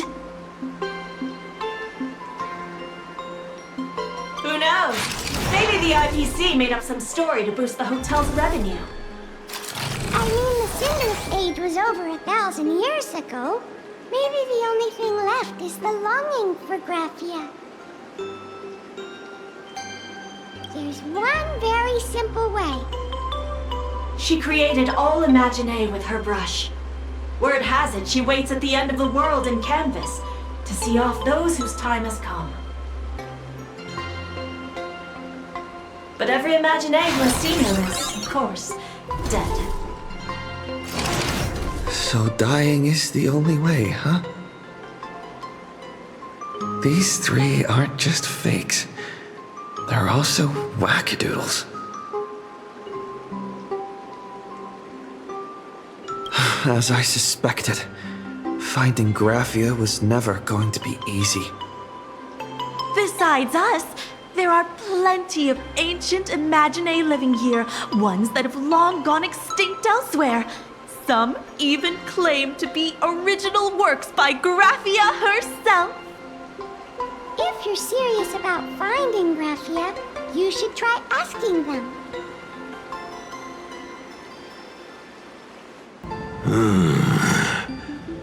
I sense more stray thoughts and disturbance in the water. The Imaginae of today are far too restless.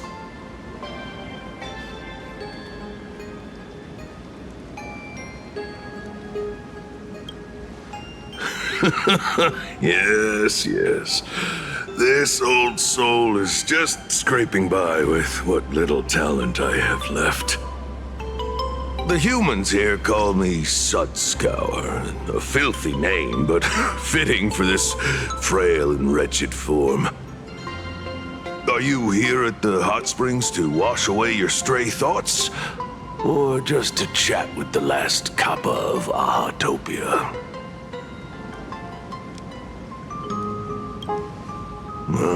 As you see, my kin have either been swallowed by the muddy currents or have fled into the canvas. Long, long ago, my people lived in every river and pond in Ahatopia.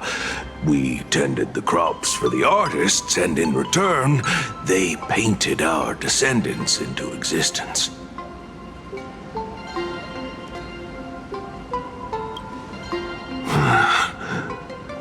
It is hard to leave one's homeland.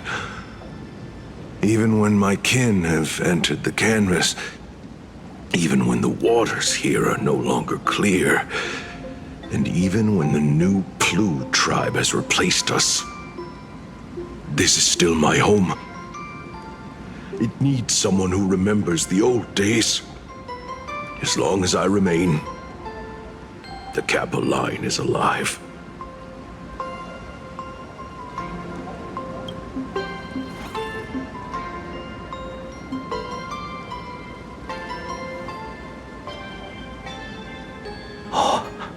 Lady Graphia is the one who guided all Imaginae. Her name shines like moonlight through my dimming memories. Back then, the demons from beyond swept in like a dark tide. The filth and flames they brought could turn even the clearest stream into a toxic swamp. We Kappa were weak and could only shiver at the bottom of the rivers, but it was Lady Graphia who found us. She encouraged us, saying that every drop of clean water held power against the darkness. She taught us how to use water to protect the displaced mortals and wash away those impure monsters. Though our impact was limited, that was the most heroic era for my kind.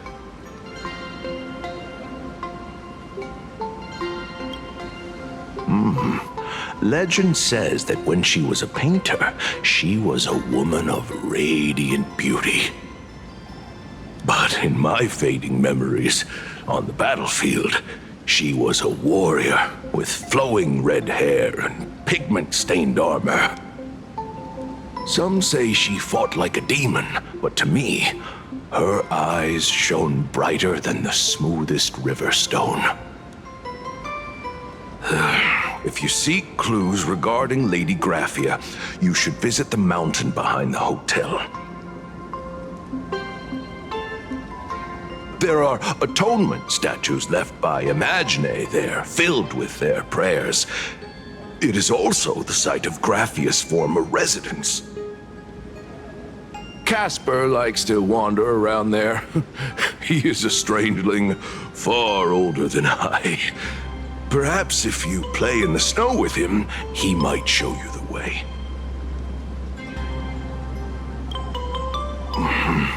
That is all I can tell you. After all, I am just a stubborn old Kappa, trying to keep this one pool of water a little cleaner. So, you're here looking for Graphia's whereabouts on behalf of that Intellitron executive. I think it's unlikely that the mother of Imogenesis will see her.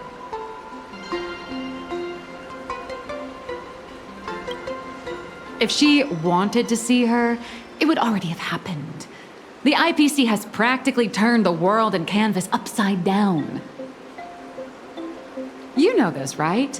Over 140 years ago, they brought in hackers from Punk Lord and did everything they could to blast open the passage between reality and the world and canvas. I think disturbing her world and canvas like that must have upset the mother of Imogenesis.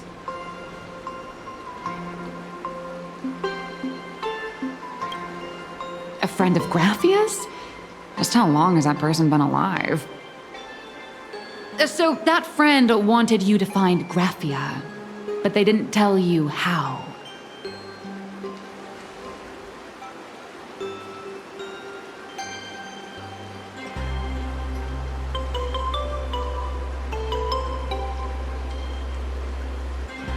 The only thing Avanessia left that could be a token is the mask she painted herself, right?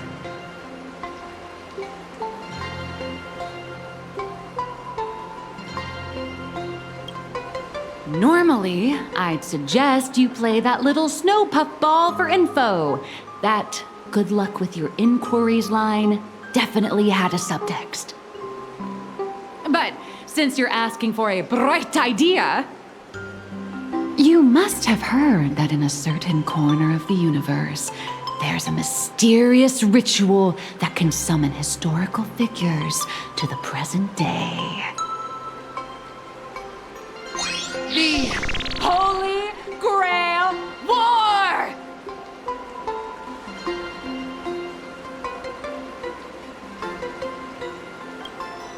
Oh, right! That was your big adventure in Penacony. Oh, how nice. I hope Plain Arcadia holds one too. Then I don't need to explain the method. First, we need a catalyst. Do you have Graphia's brush or palette? Doesn't look like it. No matter, Miss Cult has got you covered. We use ley line resonance. This hotel is built on Graphia's former home. It still has a connection to her, like that vibrant golden tree.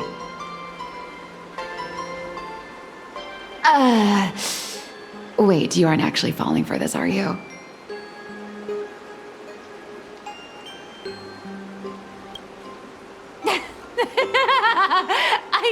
I was just kidding. Sorry. I was just trying to lift the mood. Oh, honestly, I'm a chronic deadline misser who can barely save her own skin. How am I supposed to help you? I've heard enough. Break time is over, Miss Nihilux. Now that you understand your situation, stop wasting time. Start drawing! I just checked in, and I have to work already? I'm not some fully automated painting Mechatron. You do know that, right? A Mechatron can run for hundreds of hours straight. You cannot. That's exactly why every second counts. Now right this second, start increasing your value as a quality asset. Hey, wait! This is kidnapping! Little raccoon, help me!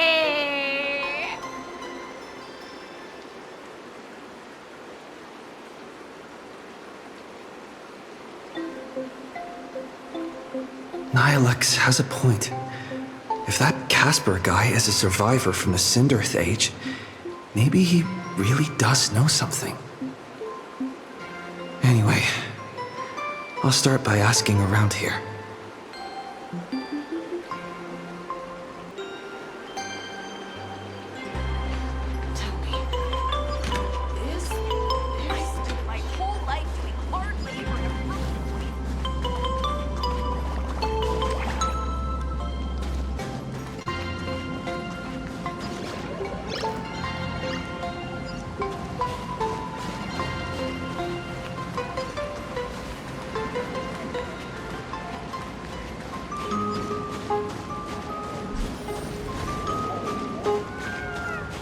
Casper? Are you there? Nope. I'm not.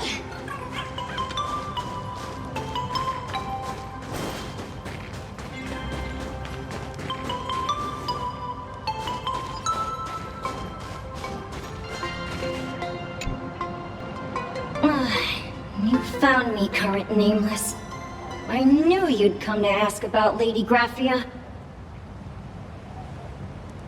But if I try too hard to remember things from such a long, long time ago, my soft, squishy head starts to throb, and then I start melting. Drip, drop, drip, drop. So much of my memory feels like it's shrouded in a blizzard, and I can't see anything clearly.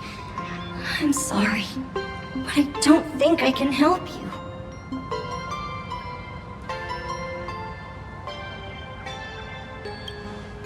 A snowball fight? The game, the name, it feels so familiar.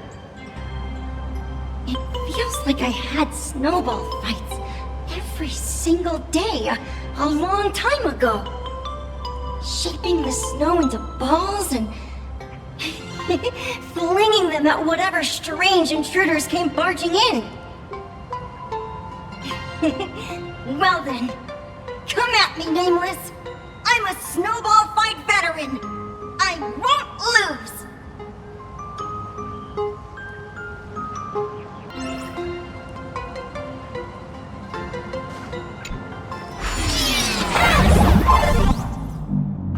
It's snowing!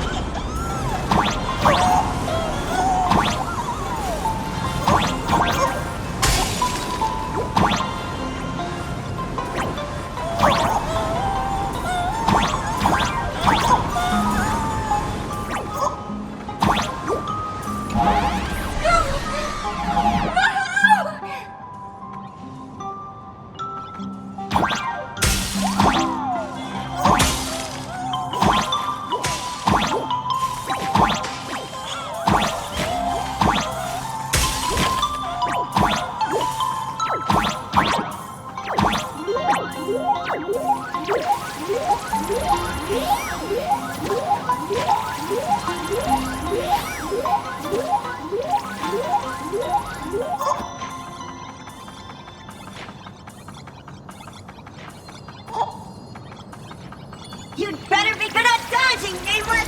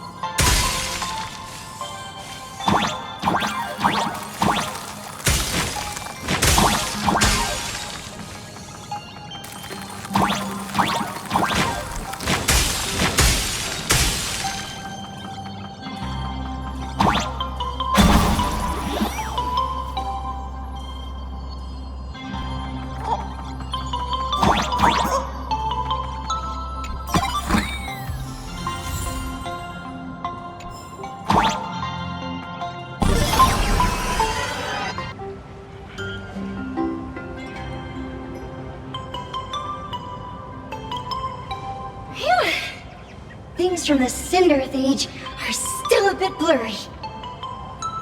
But I definitely met Lady Graphia. I had snowball fights with her.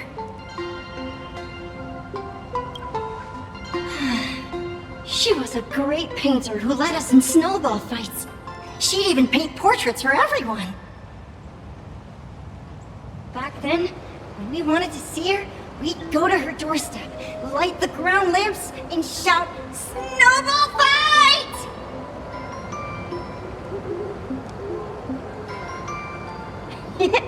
Then Lady Graphia would poke her head out of the window upstairs, unfurl the scroll, and whoosh!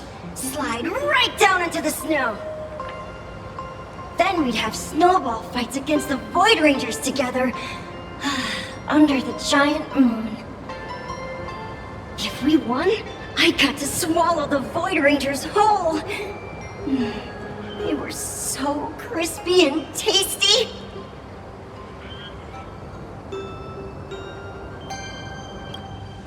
There was someone else. Just thinking about them makes my blood boil.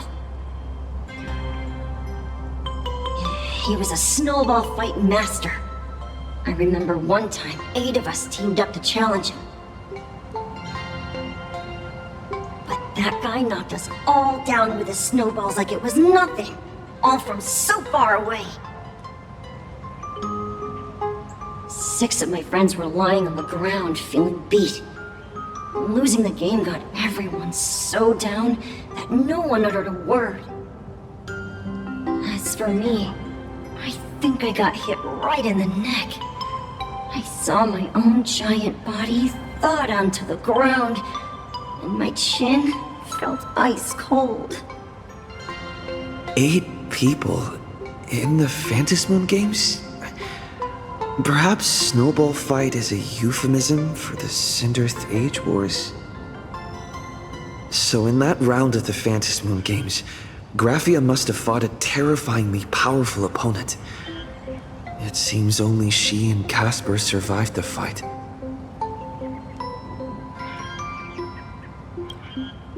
I saw her once. Just once.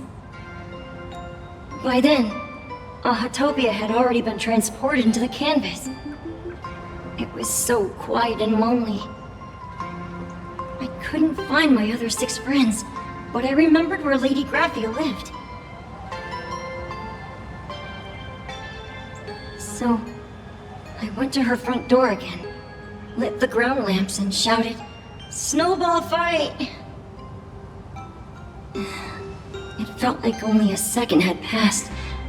Just the blink of an eye, yet somehow it also felt like forever. At last, I saw her drift out. She held me and cried, saying, "I'm sorry, and you've done well," over and over. It was just one lost game. We could have just won it back some other time, but that was the last I saw of her.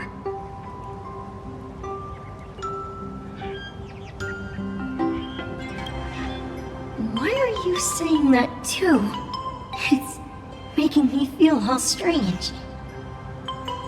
That's about all Casper can remember. If you're still up for fun and games, come find me for another snowball fight sometime.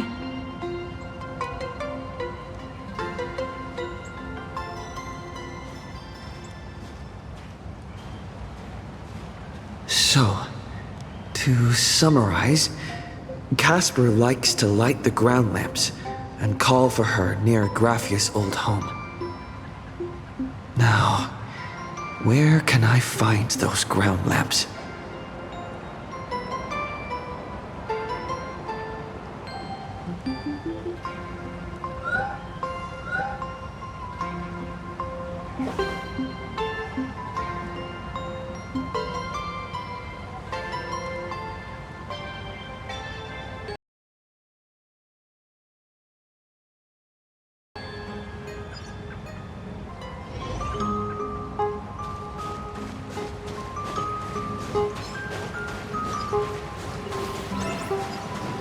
Even next to such a lively hot spring hotel, there's a secluded mountain path like this.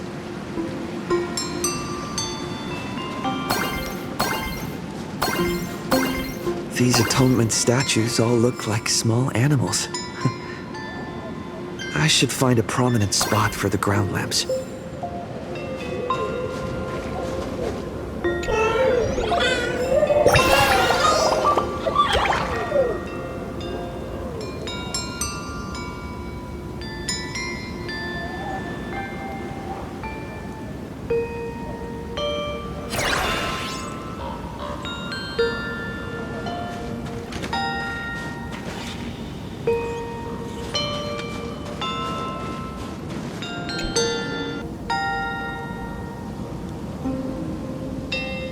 These two little lamps don't look reliable at all. Whatever. It's not like I have any other way.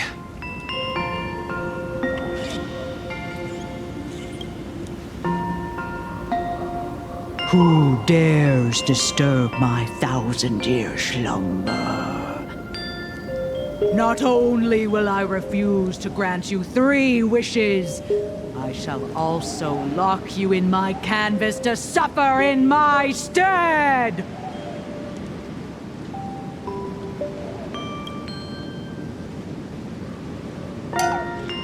Thanks for the invite. I'm not quite dead yet, but I don't feel alive either.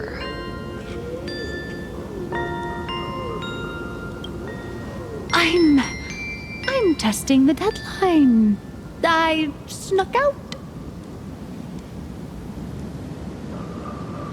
This mountain path is so quiet and secluded. Ooh, what a great spot for a night stroll, listening to the calming sound of the springs. Who knows? Maybe my inspiration will flow again like these waters.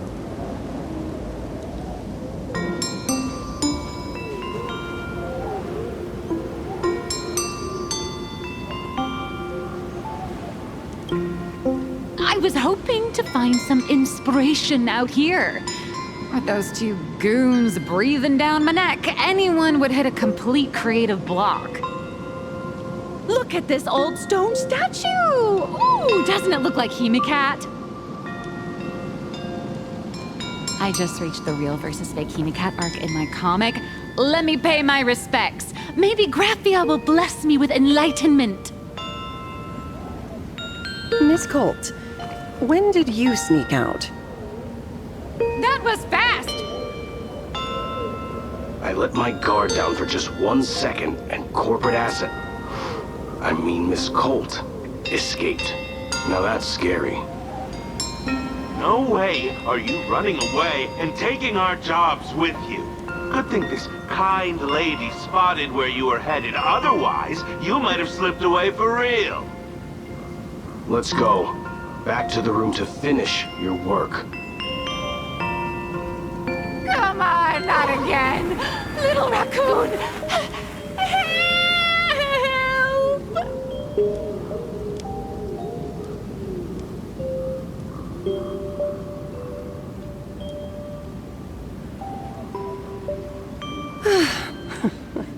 Being an artist sure is grueling.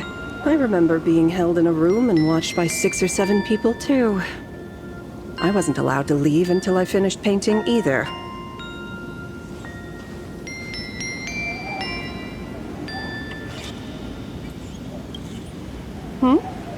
You're asking me?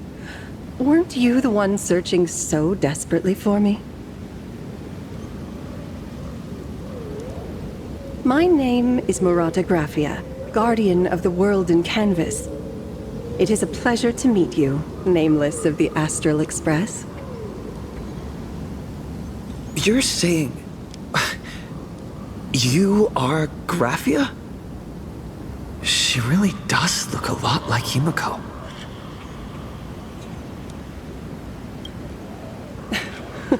Child, you were the one who lit the ground lamps, were you not? If memory serves, that was the secret signal my old friends used to call for me. I simply answered the call, yet you doubt my identity. How strange. Let me think. I believe I know why you've come to find me. The arbitrator of the Phantasmoon Games asked you to tell me that our old enemy, the Demon Lord from Beyond, has returned. Am I correct?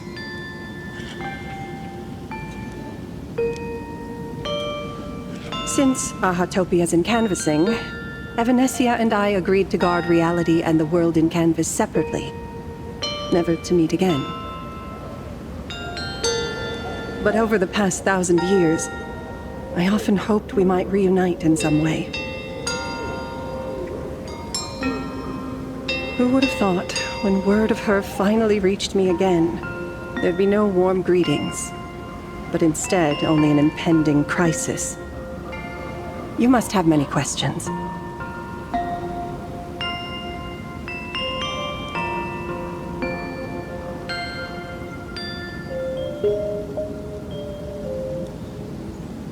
My, you certainly have a lot of questions.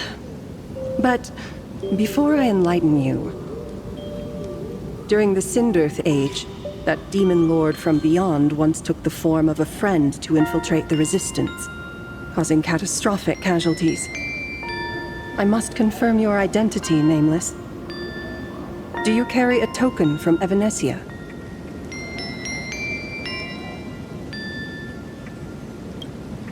She painted a supplicant's mask for you.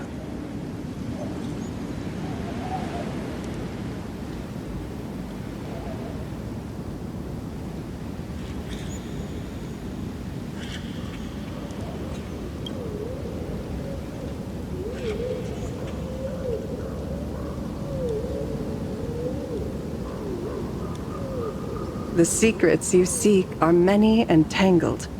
Perhaps I should start by telling you a story.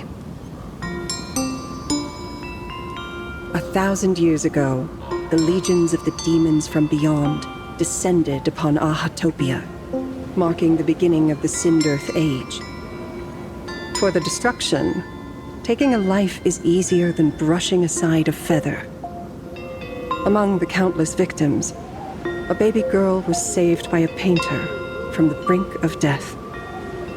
He took her in as his daughter and named her Graphia. To protect his daughter, the painter kept her confined to their home. While the fires of disaster swept across the land, Graphia lived in seclusion. Until one day, a falling star streaked across the dark sky, and a deafening roar shattered the silence of the wasteland.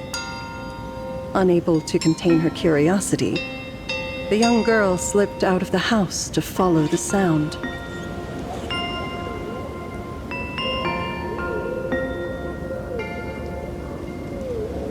And so she saw it. Beneath the cold Phantasmoon, a tower of infinity stood on the mountain range at the edge of the horizon. This tower had countless windows and rose section by section, slender and tall. More than an actual tower, it looked like a wounded iron dragon that had fallen to the earth.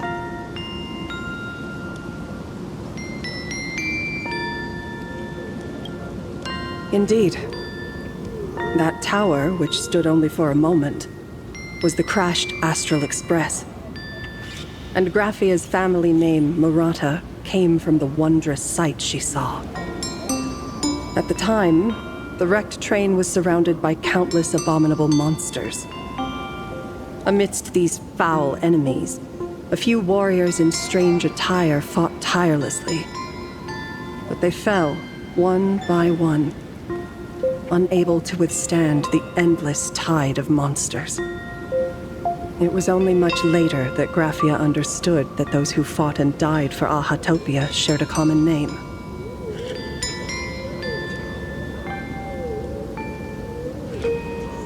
The Nameless, who walked the path of the Trailblaze. That was the day that Graphia stepped into the mortal world. Her life as the mother of Imogenesis began. In a long, drawn-out war, fought at a severe disadvantage.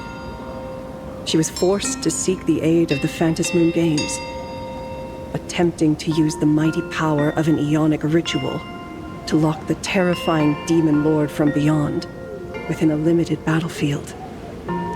This was also the first time in the history of the Phantasmoon Games that the 8 supplicants joined forces to confront a powerful enemy from beyond, the Lord Ravager, Asat Pramad.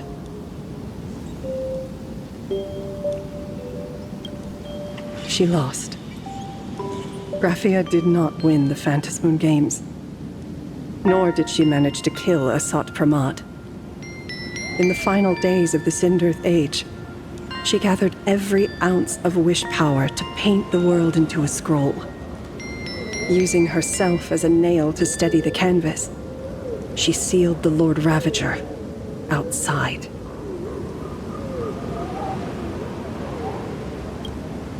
Yes. As long as the scroll still enshrouds reality, he won't be able to lay a finger on the Leviathan's remains buried deep within Ahatopia.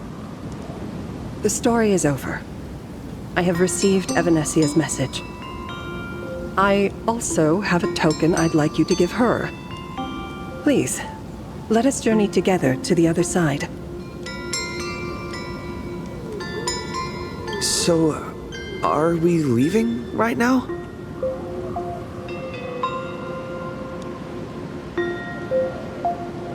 No, there is no need to rush. You have a friend here who is lingering with a heart full of farewells. You mean... Blade? Follow this path down to the riverbank of Myriad Wish Grove. You'll find many Wispe gathered there. When you are ready, choose a Wispe.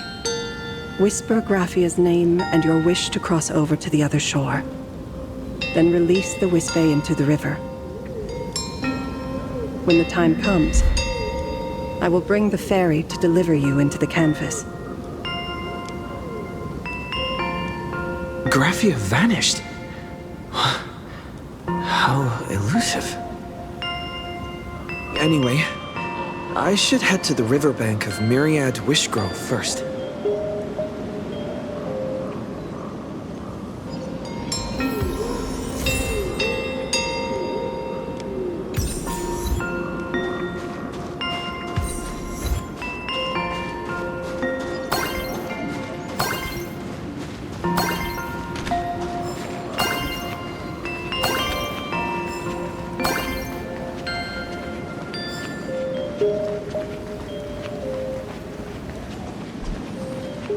I've heard that in the same forest, giant trees will fight each other for nutrients. How about this? We just feed Shuhu to that tree in the courtyard. It would save us a long trip. Say something.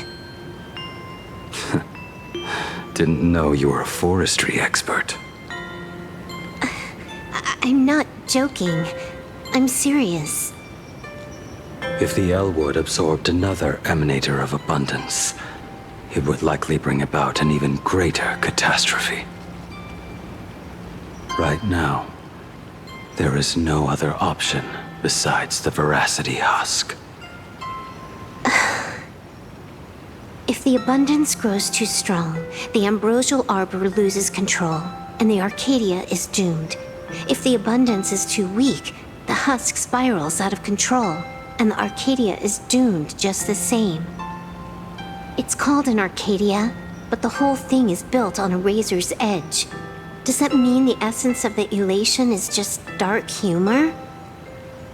You're afraid. I'm not. I respect your choice.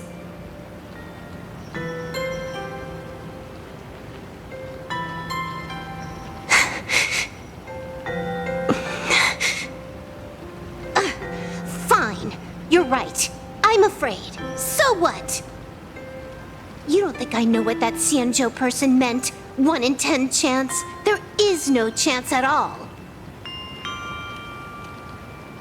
Listen, I just can't stand by and watch one of my kin sacrifice himself. Kin. else? Friend? Colleague? Playmate? The guy who carries my bags when we go shopping? I suppose all of those fit. Fit? How? Ugh. Sometimes I can't tell if you're actually dumb or just plain dumb. I hear you. Just assume it's the former. Simpler that way. My mind is made up. You should understand. Misplaced emotions will only cause the mission to fail. You really are just plain dumb. To be honest, I'm the same way. If I could see Firefly cured of her illness, Kafka finally finding the heart she's looking for, and that guy reclaiming his future, then I'd be willing to pick up that level 999 cartridge too, even if it means becoming nothing but a shadow of the Dark Zone. Don't. At the TV tower, you already severely overspent your time. Don't touch that thing again. Besides, why are you telling me this? You should tell them yourself.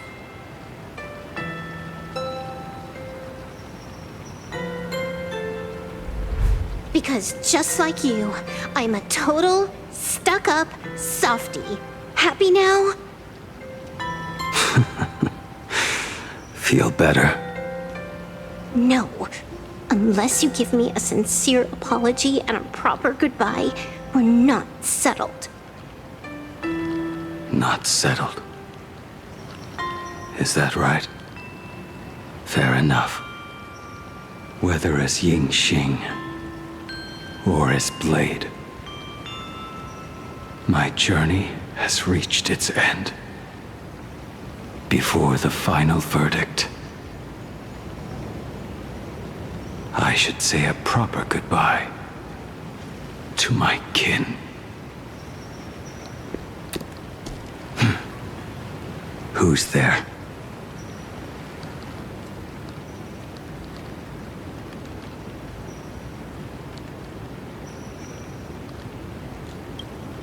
I get it.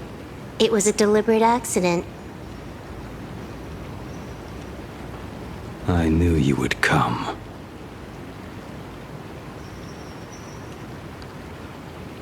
I met the legendary Graphia. She told me a way to enter the world in canvas.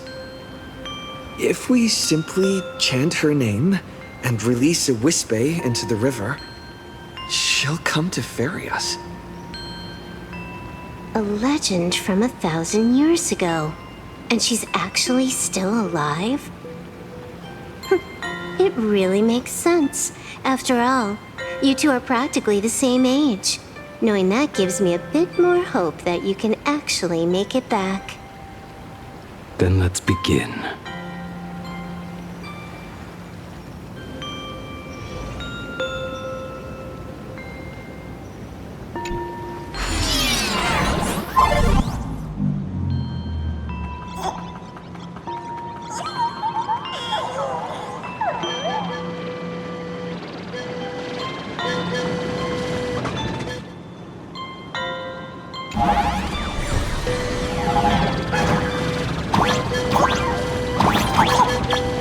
Little one, I choose you.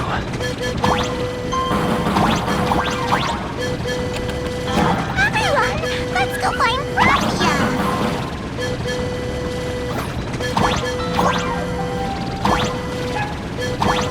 Well, to the canvas, here I come! That should do it, right?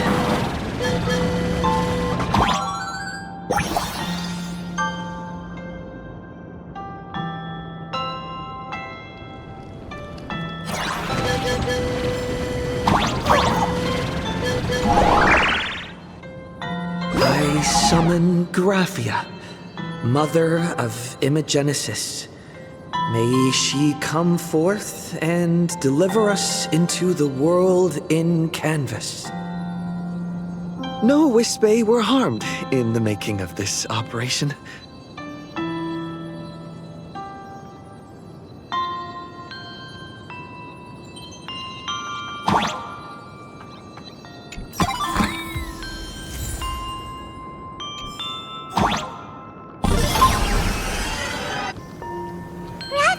Graphia! Everyone, into the world and canvas! How odd. This time, the visitors actually know of my existence.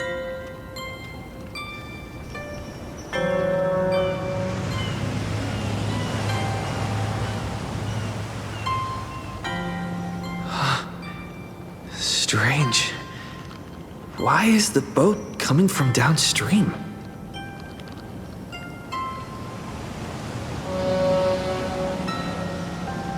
I heard your call, and have come by boat to guide you across. Greetings, travelers who seek to leave the mortal world behind. It is a pleasure to meet you. Oh? Not an Imagine, but someone here to settle the past and family members seeing them off? I guess so. The power of abundance. What a nostalgic scent.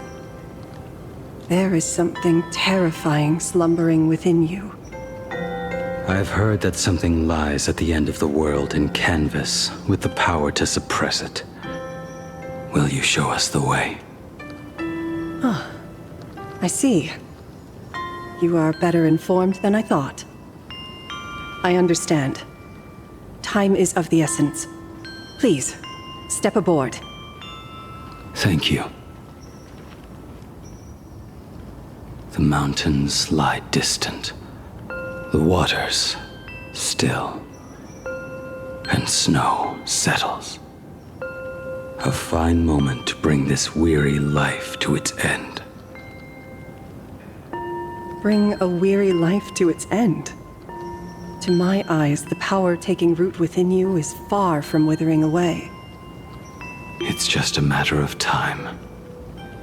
The journey downstream is long. As is custom, I must collect your past stories as fare. I shall use them to paint the path forward, which will guide us to the other side. My past stories. I am not much of a storyteller. There is no need to weave your thoughts into a complete story. A single memory, a single breath. These too are parts of your past. Only by letting go of the past can you truly set forth with an open heart.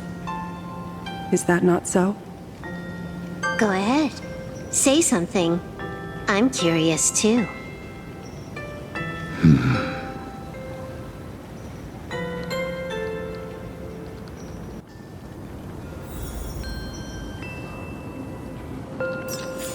Then, I shall begin with that lone island of Insumosu.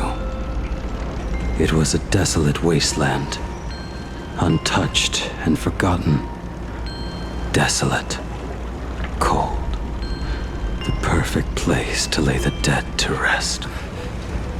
I planted rusted, broken blades in the wasteland as a mark of my departure. Little did I know that even after joining the Stellaron Hunters, I would find myself returning there time and again, bringing along a few new swords with me.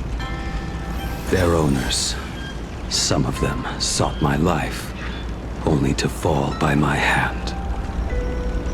Others simply wished to see me one last time, as their own lives flickered out. I was once a craftsman, and those swords, they were all my own creations. I erased those wordless monuments for my old friends, one by one, until they became a forest of broken blades. And what about me and my sword? When will it finally join them in that forest?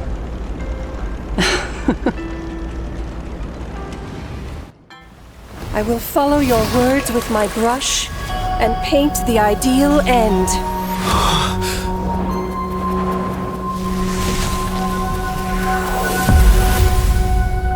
Sword barrier. We've reached the shore you've been seeking. What is this place? This is the world in canvas. A mirror to your soul, blooming as your heart dictates. May this meadow be everything you wished for. Superb artistry. And yet, I thought you would paint the desolation within me instead. Desolation? I saw no desolation in your story.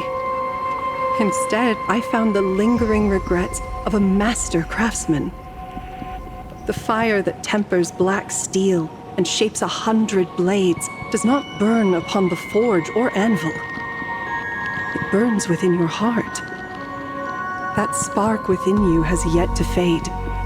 It is why this plane has chosen to bloom into flowers. We've got no clue what you two are on about with all this cryptic talk. But you smiled just now, didn't you? No, I didn't.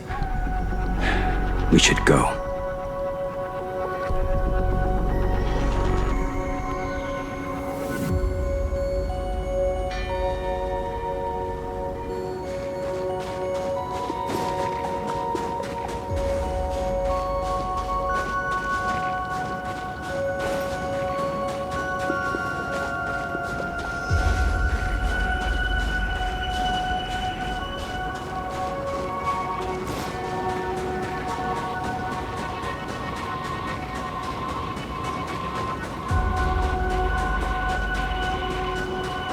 He finally smiled.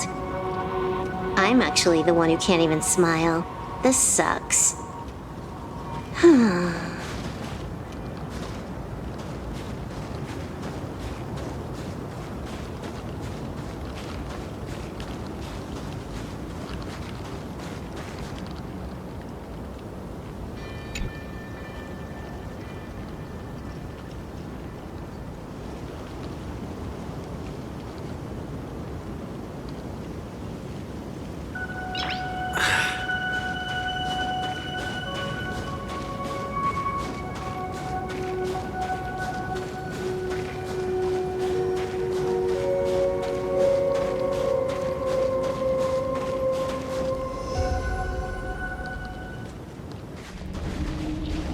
We have reached the end. That blue maw. So, this is it. Correct. Driven by the buried secrets of Ahatopia, you have come seeking liberation.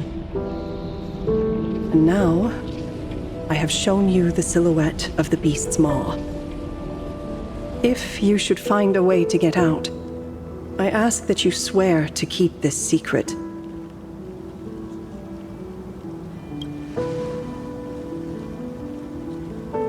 I will keep the secret. That blue maw, can it truly consume the abundance? Only a beast of insatiable hunger can end a plague of eternal growth. I have stood watch in this realm for a millennium, beholding the eternal conflict where the veracity and the abundance remain locked in strife. Oh, undying soul, the fate that awaits within those depths lies far beyond the reach of our conjecture. Perhaps you will vanish into nothingness in a mere heartbeat, or perhaps you will endure a millennium of gnawing, constantly regenerating only to suffer once more, with liberation remaining an elusive dream. beneath that calm of yours, I can feel an old friend lingering. Agony. This is the price I must bear for becoming one with the canvas.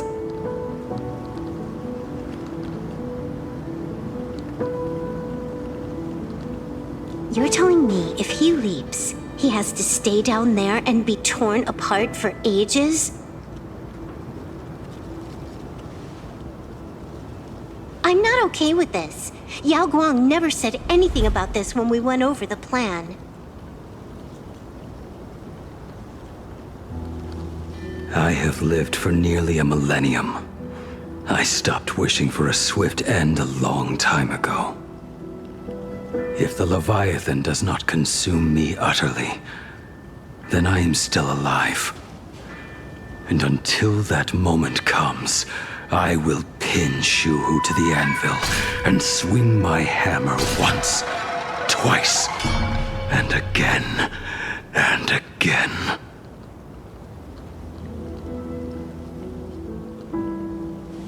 Is there really no other way?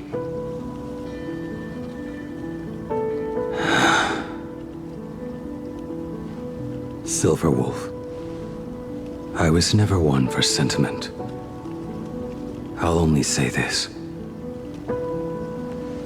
In my past life as a smith, I made it a point to forge something for those friends I found tolerable. But ever since I joined the Stellaron Hunters... Oh right, I get it. You want me to go back and take apart that box Kafka uses as a footrest, right? You already took it apart? A long time ago. Quite a few treasures in there. A master-crafted blade, a game controller, and a portable reactor.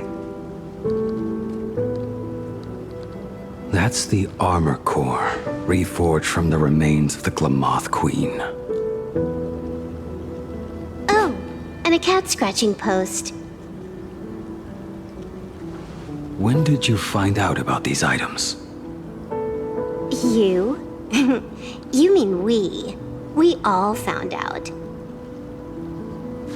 Think you hid it that well? Please, give me a break. We're a pro team, you know.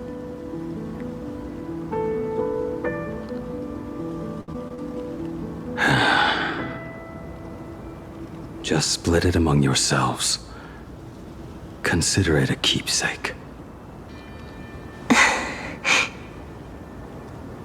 Kafka should be the one saying this, but... You are the most perfect blade the Stellaron Hunters could ever have.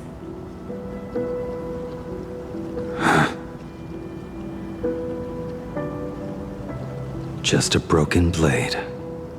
That is all.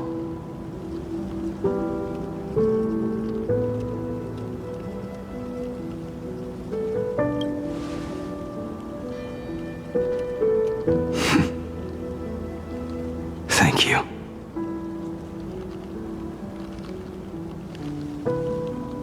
Before you go, you have something to say to him too, right?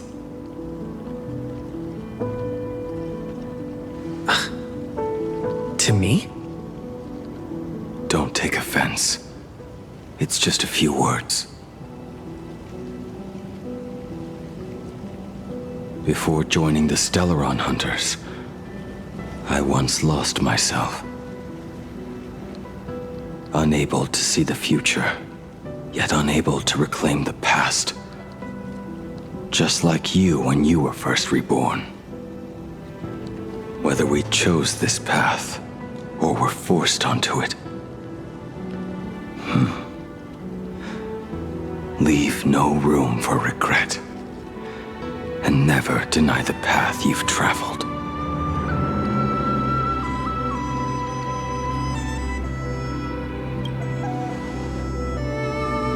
Then, let it be.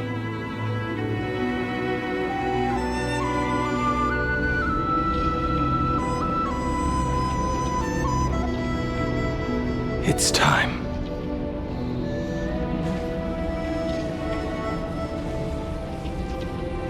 Do you still remember that passphrase?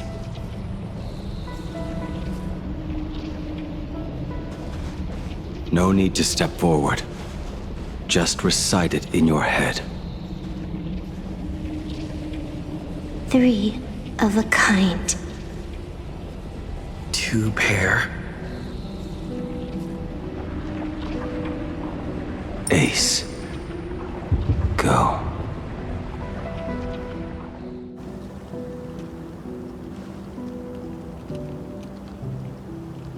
Farewell.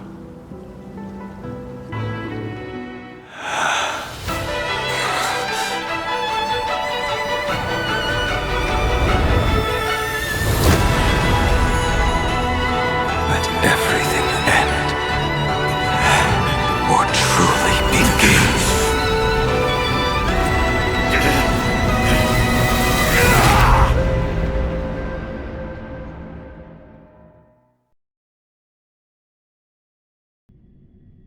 In the final moments of your life, what will flicker through your mind?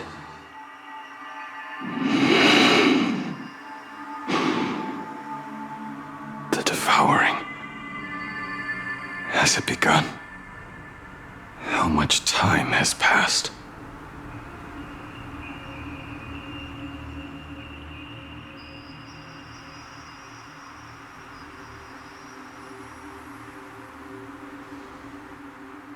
Sea of clouds.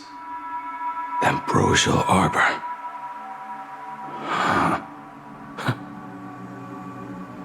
To think that with death so close, this is the scenery my dreams would conjure.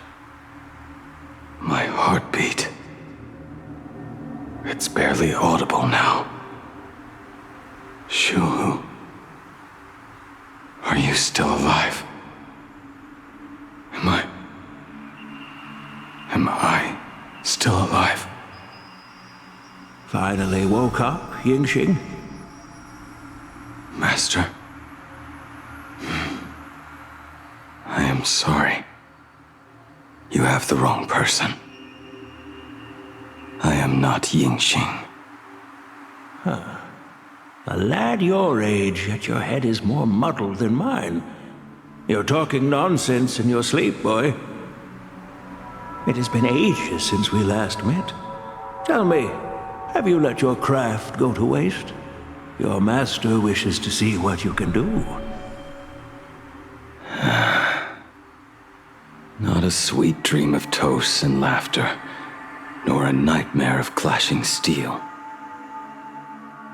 Instead, it is a dream of returning to the very beginning, to confess my sins before the master who taught me everything. Typical. This is a standard issue sword I forged for the Cloud Knights, back when I first began my training.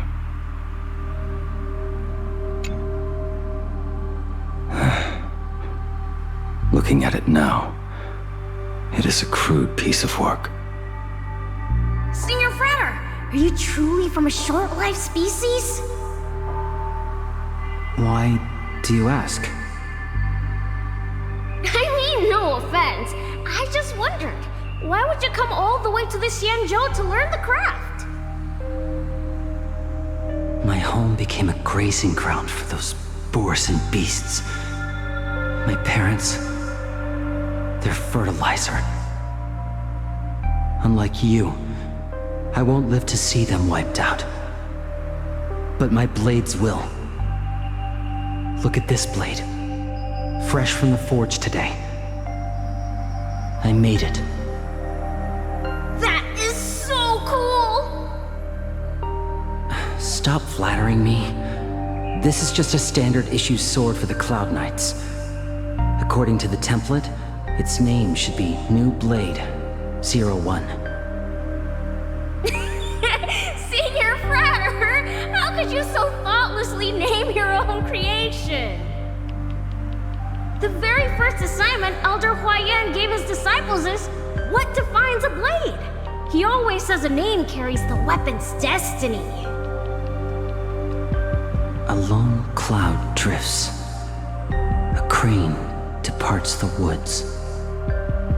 Let's call it Departure, Junior Frater. Senior Frater!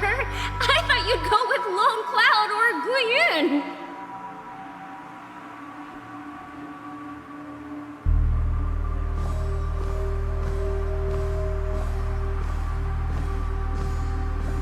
I hung. And that bow I forged for her.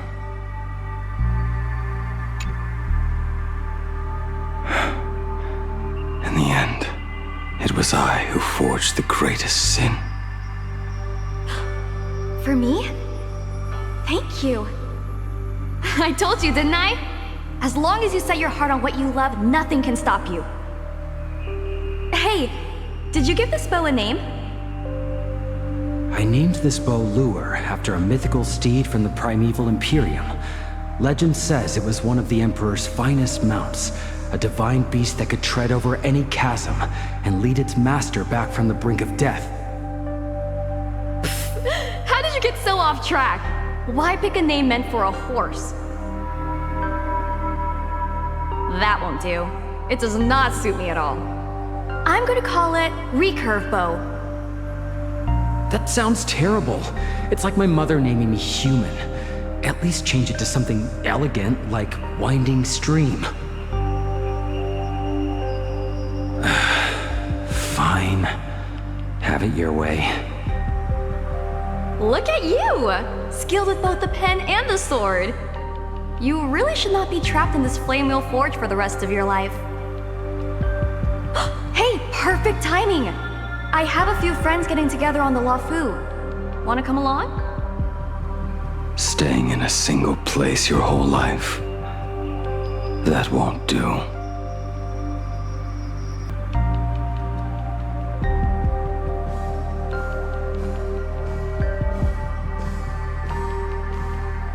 Jing Yuan's Devastator Glaive.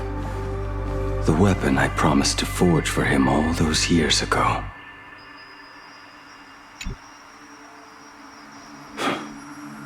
Old friends have drifted across the stars, but he remains. A genius. I suppose Master Jing Li's swordplay should be no trouble for you then. You little rascal.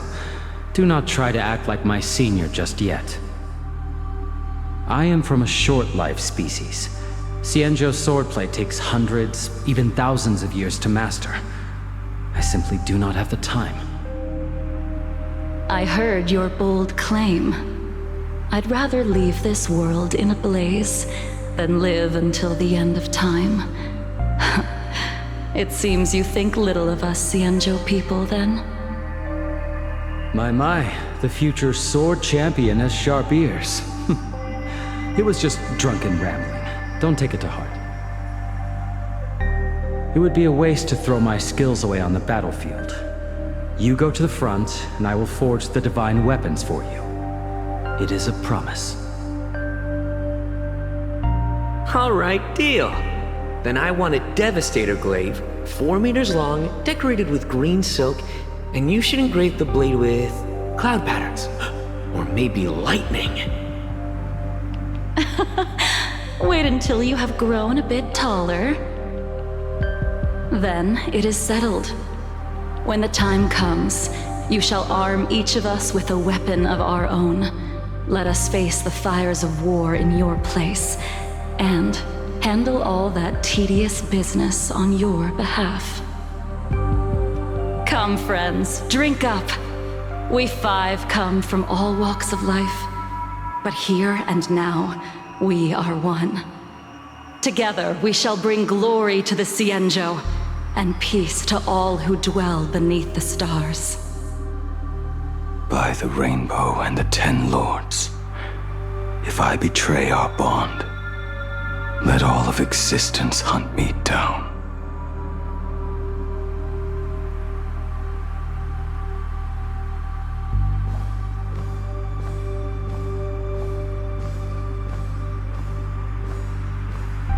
The prosthetic arm and sword staff from Mr. La Mancha were works created by my master and me. He came to visit me even after I was cast into the shackling prison. Yingqing. No. Yingqing. How did you end up like this? The shadow has tasted the flesh of abundance within you.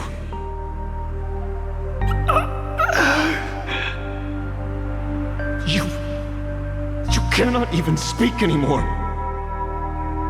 Yingqing, look at me. Lift your head. It was only thanks to you and your master that the shadow of veracity was sealed. I owe you both a debt of gratitude. So I have but one question. Do you want out? If so, just nod. There is always a way out. Just give the word, and I will carve a bloody path to get you out, right now.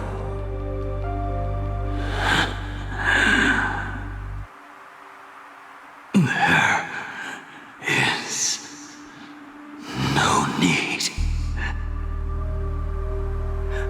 I must atone for my sins.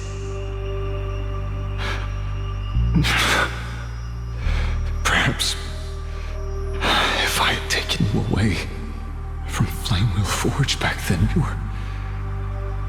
your fate would have been entirely different. I respect your choice, just as I did all those years ago. Pity. So much in this world does not go as we wish.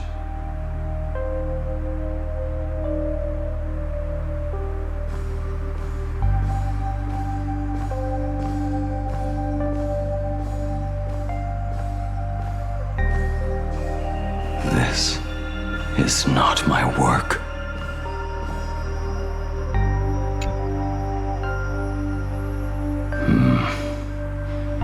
This was where my life as Blade began. So you're Blade. You sound like quite the expert on swords. Oh, good timing. What do you make of the sword she's carrying? The blade itself is fine, but the technique is wrong. Swordsmanship is no song and dance. Power starts at the feet. Only when the eyes and mind follow through will the strike land. My, oh my, Bladey. You really are the ultimate blade critic. Since you have so much to say, Master, why not forge a legendary blade for each of us?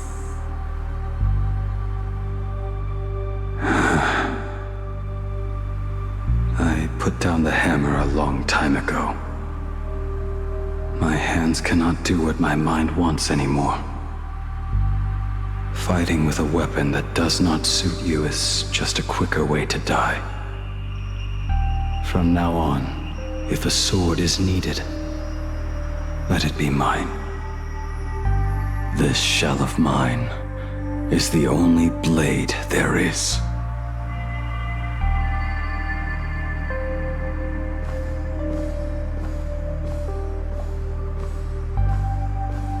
A weapon given by Yingqing to an old friend.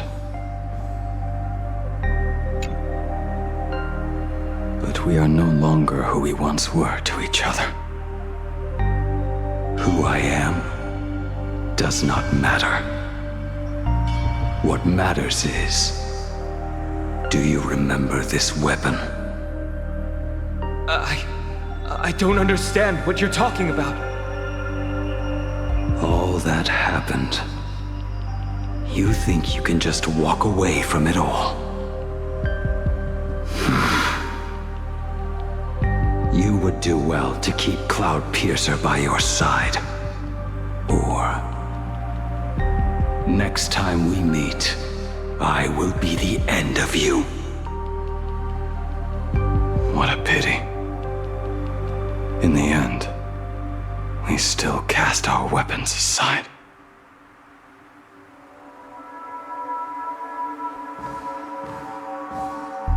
Apprentice, come here. Finally. Is the end in sight?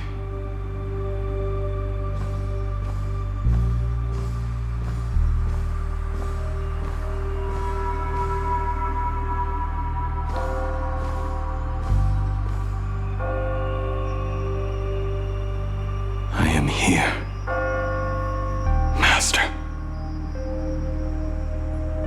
Good. I have waited a long time for you. You have seen every blade I have forged in this life. Fine work. Somewhat flawed, perhaps, but their edge is undeniable. The marks of a true master.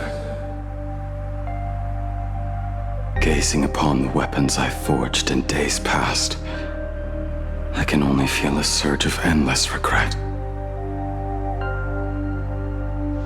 The hammer falls and cannot be undone, yet I have spent my life taking one wrong step after another.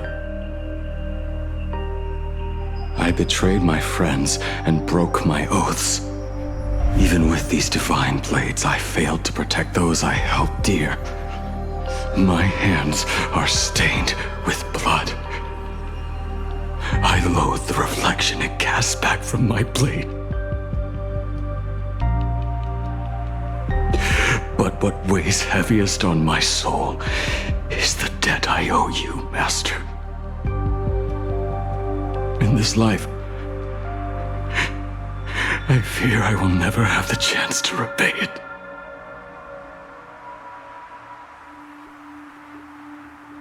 Let it all out.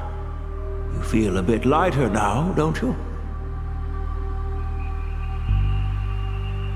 But isn't there one last piece you have yet to show me?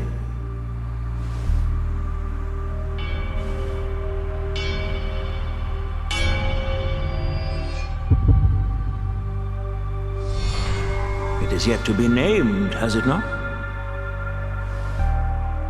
That is a mere scrap from the forging of Shard's sword. I hid it away, fearing it would bring shame upon our school. Master, how did you... Can a mere boy keep secrets from his master? I entrusted General Yao Guang to bring it to you. Since the day you left, I have kept this blade hung in the hall, gazing upon it daily. That raw, youthful spirit within it, it burns to the touch. It is the same light that shone in your eyes the day you bowed to me. It is the keen edge of a craftsman. I am but rusted scrap now. My light has long since faded. This is where I belong. Buried.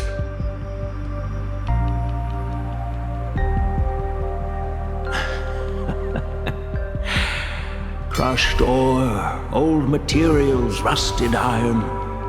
As craftsmen, we spend our entire lives in such company. Waste not the bounty of the world, but perfect it through craft. To take what is useless, to take every failed scrap and forge it anew. Isn't that our very mission as craftsmen? Even for a life that has reached its end. A life built on nothing but mistakes. As it is with the work of a craftsman, so it must be with the life of a craftsman. Do you still remember the question I once asked you? What defines a blade?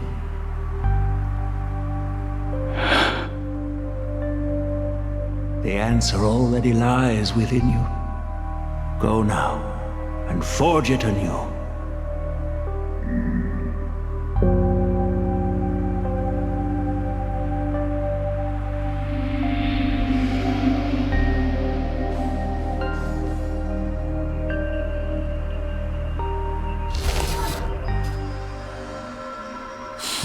Forge it anew. Interesting. Now I wish more than anything that I could just live a bit longer. Ying-Chi himself said that back when he was nearing his end. Shu-Hu. You fought me all this time and leapt into the Leviathan's maw. Nothing more than a bid to drag me down with you. A pity, truly.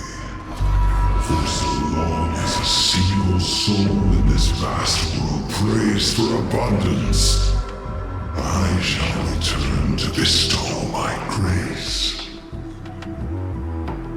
And now, I have come in answer to your prayer. Within the Leviathan's maw, I shall grant you 1,000 years of agony, as your flesh will be remade, only to be devoured again and again. You shall find no release. Is this not exactly what you call forge it anew? Poor child. You and the Xianzhou citizens are always so short-sighted.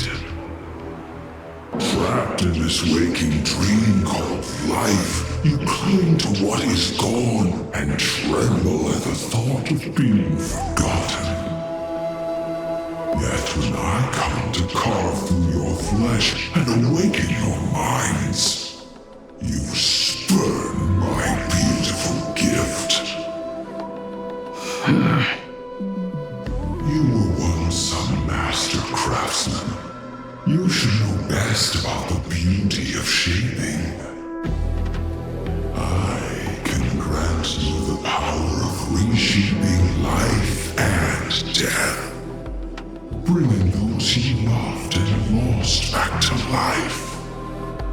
Let your friends return to this world again and again, giving you the chance to right every single wrong. Righting wrongs. You mean by carving out more walking husks like me? Things that crave an end they can never reach?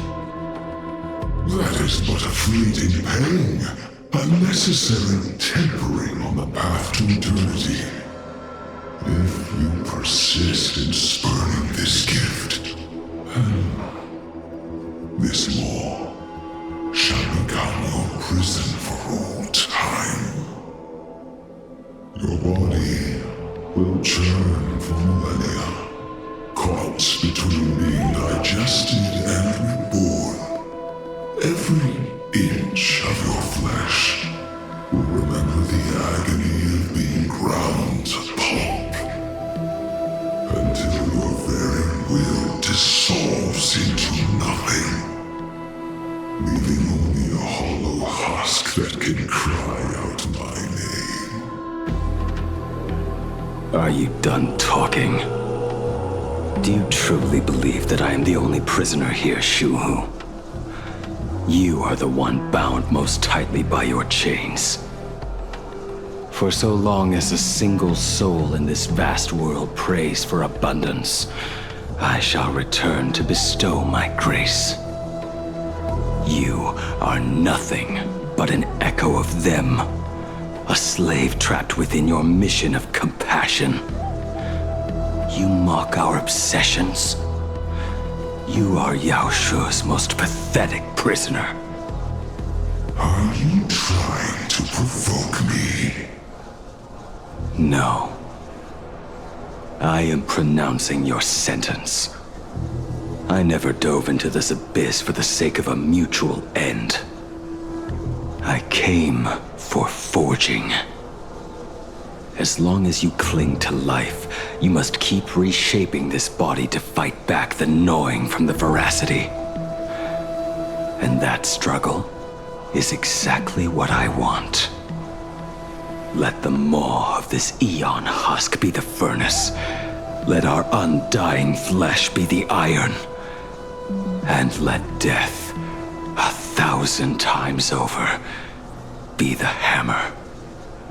Right here, I shall forge and recast you again and again. Not to destroy you, but to create a cage that can hold you prisoner for all eternity.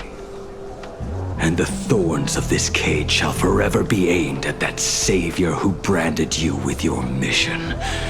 Yaosha. Are you ready?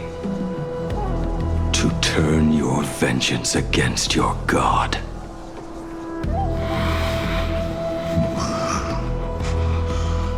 I see now. So, this is how you forge it anew. Very well. Let us see how this duel between the condemned unfolds. This forging within the furnace. In the end, which of us shall forge the other into a blade?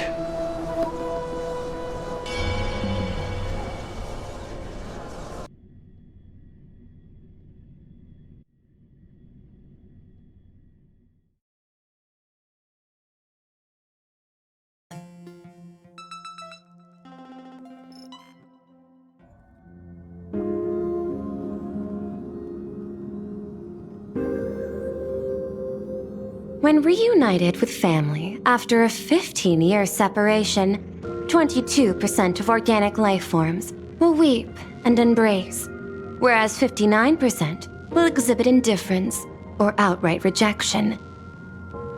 Yet, choosing to conduct a covert investigation instead is entirely unheard of. You harbor suspicions regarding Mr. Ryusuke. Why is that, Miss Himiko? Before Star Rail Fest began, I stopped by his office to look for the family's records on the Phantom Moon games. Out of concern, or perhaps curiosity, I leafed through his portfolio. The artwork was magnificent, with each piece serving as a microcosm of a different planet. That was when it suddenly dawned on me. 5 of the worlds he captured in these paintings are now gone. Lost to the fires of war waged by the Antimatter Legion. Just as you suspected, Mr. Ryusuke's travels have been highly suspicious. In the year 1969 of the Arcadian calendar, he traveled to the Delcor Ring to sculpt a statue for the Doctors of Chaos. 2 years later, the IPC received word that the last local resistance group had rejected all aid and launched a suicide charge against the Legion.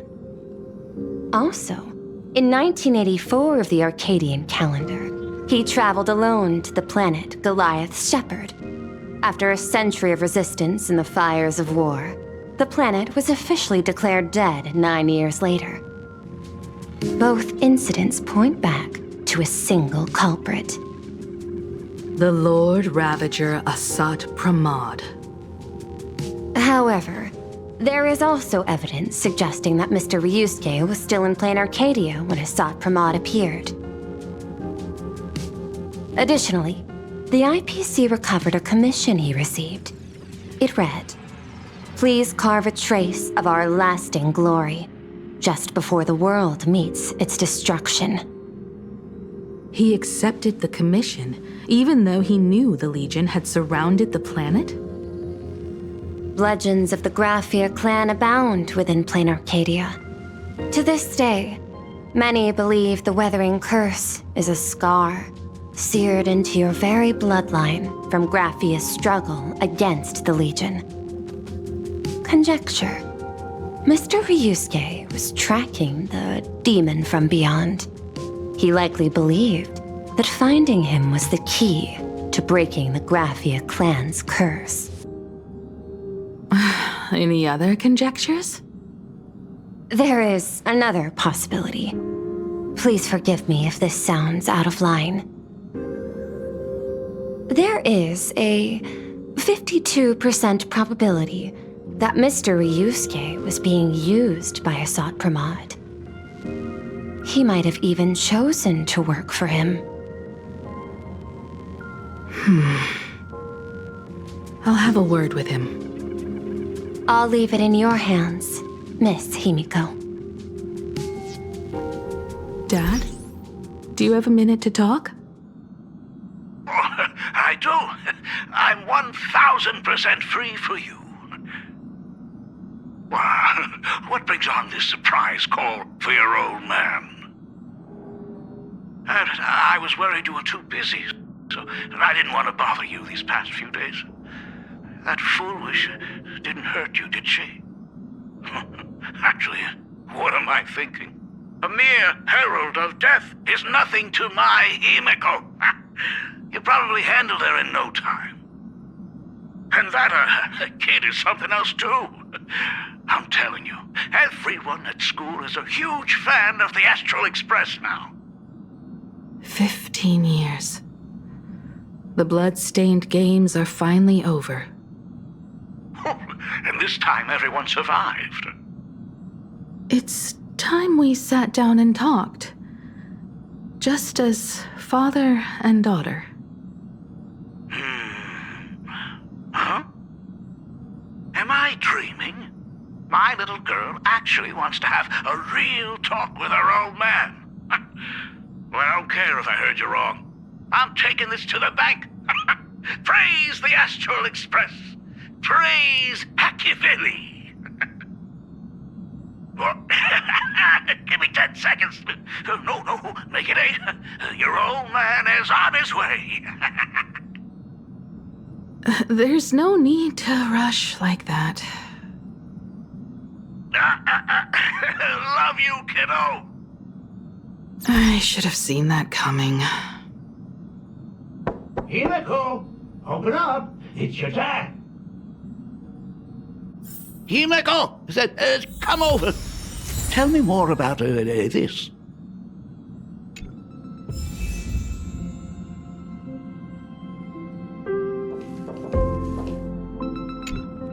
I originally planned for us to meet at the school, but since you're already here, let me show you around the Express.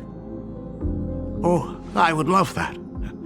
I was in such a rush last time. I really want to get a good look at the place where you spent the last 15 years.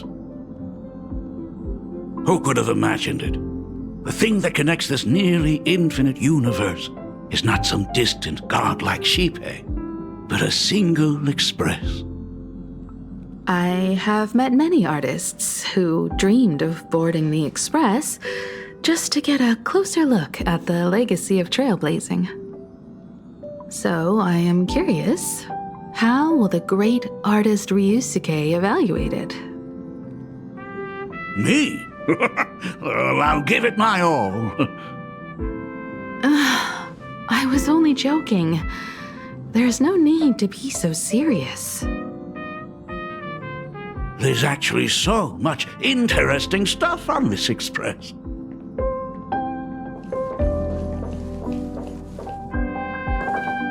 This table is kind of different from the others, isn't it?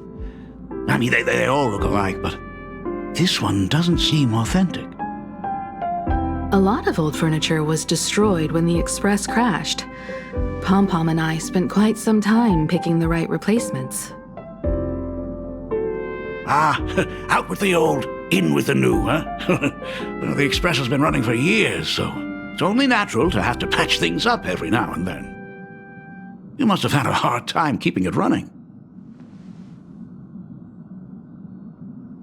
It's not that hard. I'm used to it.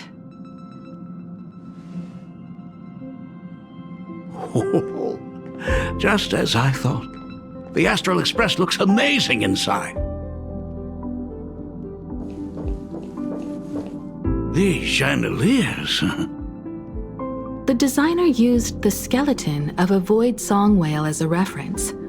They say it's been here since Dolly's days on the Express. It catches the eye of many people who board.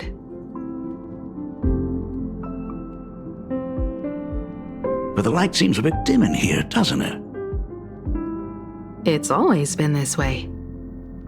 Oh, have you tried swapping in a polarized conductor? Or rinsing the light units in an alkaline solution?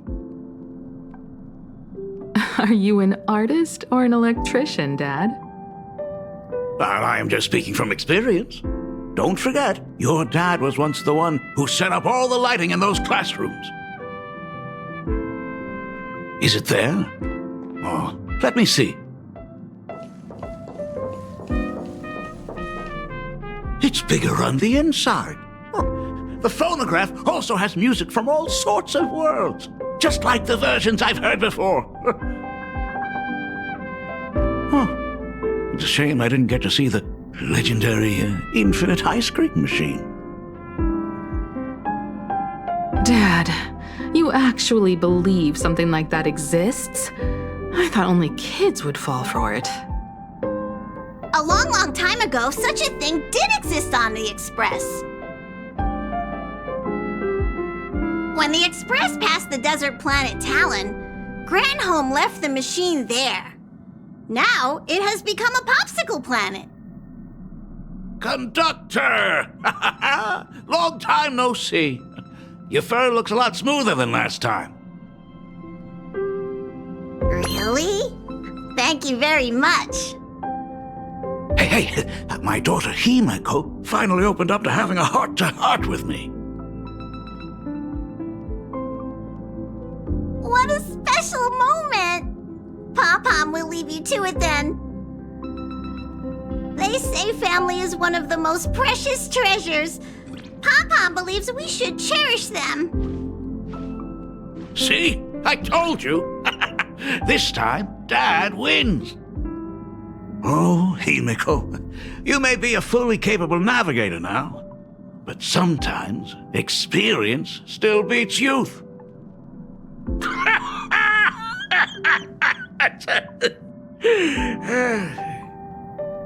Aren't you tired of talking non-stop? Are you actually worried about me? I am so touched. Perfect. I'll make you some coffee.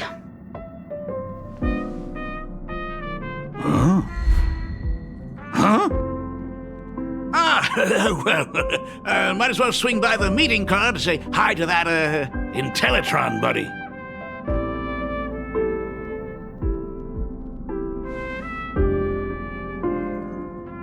Pom-Pom finds Himeko's father very easygoing. Himeko, come on. Let's walk together.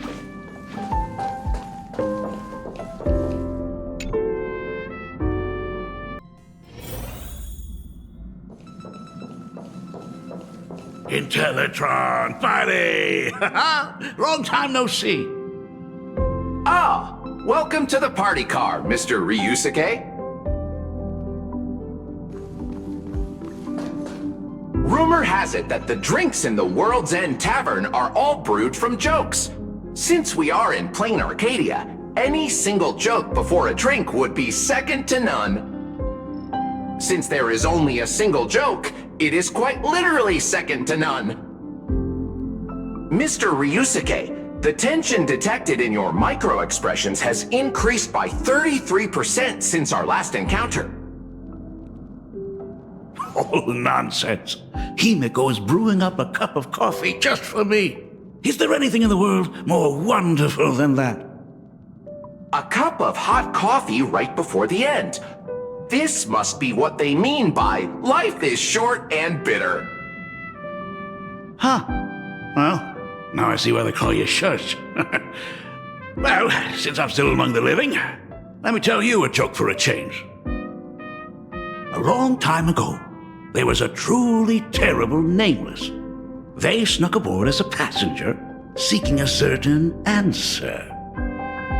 Now one day, they ordered a drink from a service robot on the Express and told it a joke.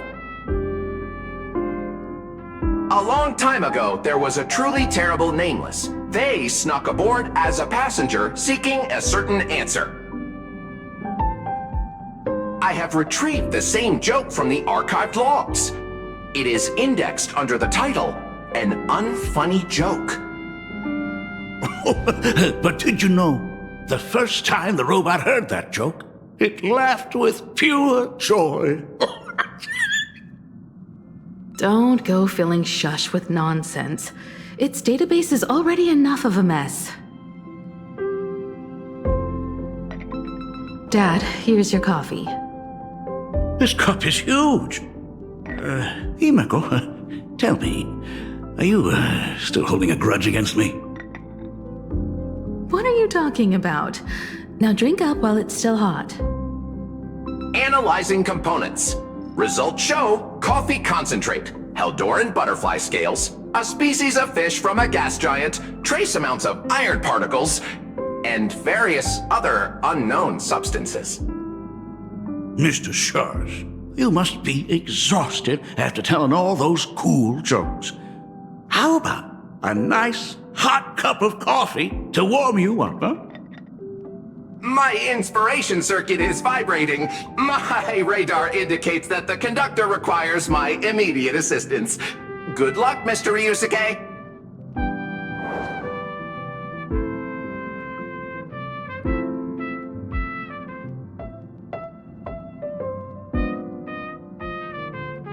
Oh, Himeko, if I do not make it out of here, please deliver my resignation to Miss Dolly. Tell her I will not be coming in tomorrow, which is really no different from any other day.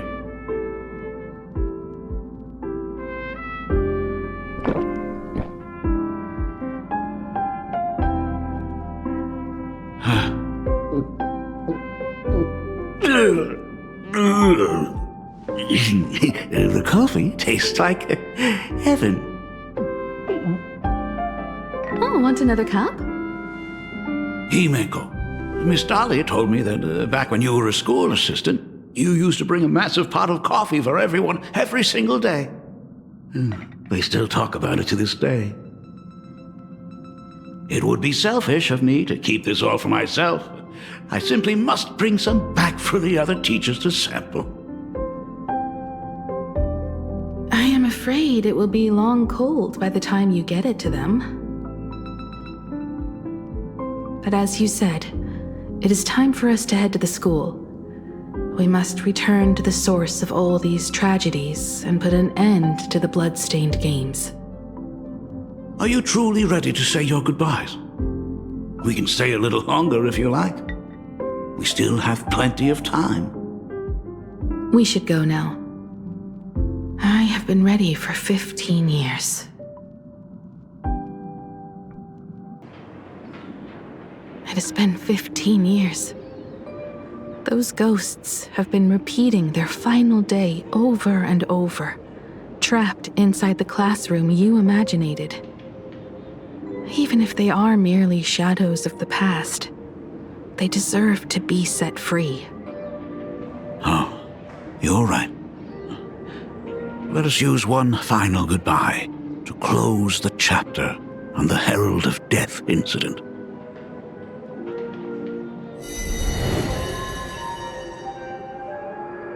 Senior, you are back! We are all waiting for you. Sorry I'm late, everyone. It's okay. Thank you so much for coming. Himeko, we don't have enough time for the lobby. Could you please use your amazing imagenesis skills to decorate the stage for us? I am begging you. Mia, stop bothering Himeko all the time. If you and the others hadn't slacked off on the rooftop, we wouldn't be in this mess right now. But the school anniversary is tomorrow. If I do not get this done, Ms. Dolly is going to skin me alive. You should start by tidying up those ribbons. Once we are finished with the classroom, we will all come and give you a hand. Hey, You always boss me around. Wait, did you hear that? It's him! He's back again! Everyone, hide! Don't let them find us! Run, Senior! The Herald of Death is back! Don't be afraid, Belle. I'm here. No more running away. We don't have to face any Herald of Death anymore. Really? When have I ever led you astray? Look, even the Dean has arrived. Let us run through the anniversary program one last time. Right now? But we still have so much left to do. The decorations are nowhere near finished. Oh, it is all right. We have plenty of time. This sunset will linger for a very long while. Just long enough for us to finish our celebration. I hereby declare that the Graphia Academy anniversary and the graduation ceremony of 1984 has officially begun. Since the other grades are not with us today, we shall keep the proceedings simple. According to our school motto, every student must truly understand their purpose before they depart from these grounds. Students, have you all discovered who you wish to become? Why so serious? It's only a rehearsal. Well, in that case, I'm going to be an artist. And not just any artist. I will be even better than you, Senior.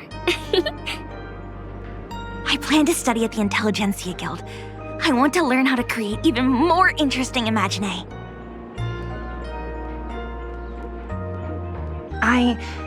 I want to study cinematography and become a director. I want to capture every single moment of happiness in the Arcadia. I hope that in 10 or even 20 years, you will all still hold these dreams close to your hearts. And now, please welcome our distinguished graduate representative, Himeko, to the stage to offer her final blessing to the graduating class. Our Senior is doing this? That doesn't happen a lot. Himeko? Are you nervous? Relax. Give us a smile. I do not know what to say on an occasion like this. All I know is that this is a comfort the living leave for themselves. But take that step forward. Go and embrace tomorrow. Become someone that the person you are today would be proud of. Congratulations to the class of 1984. Senior, don't miss us too much. Himeko, see you around. Himeko, what's with the sad face? It's not like we'll never see each other again. Farewell. Belle. Full Wish. Mia. Safe travels, everyone.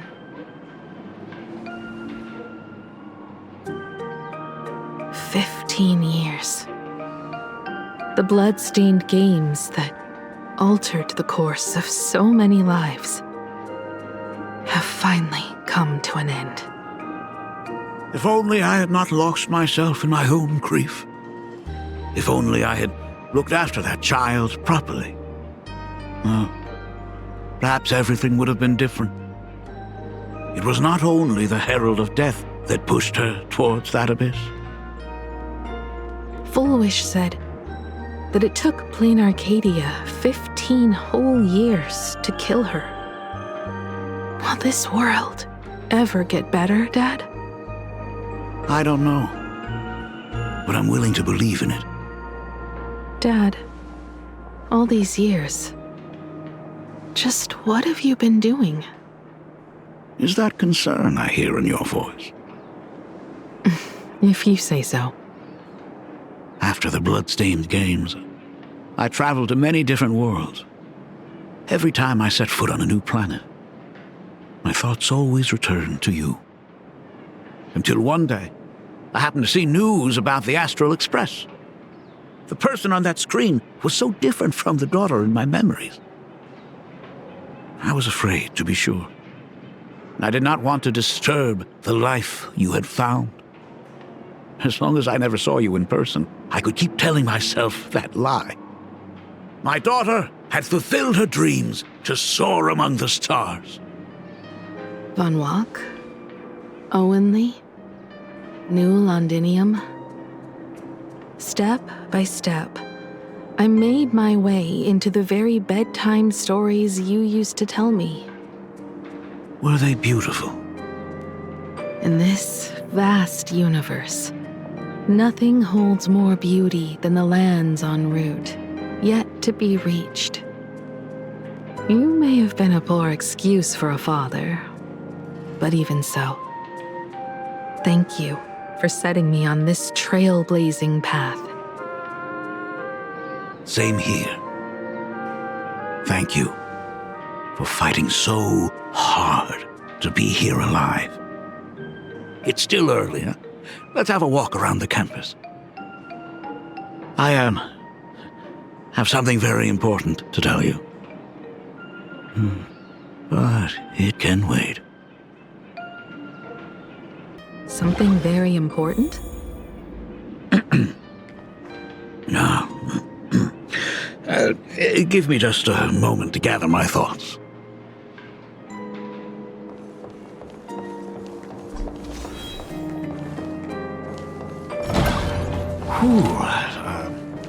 Nice weather today.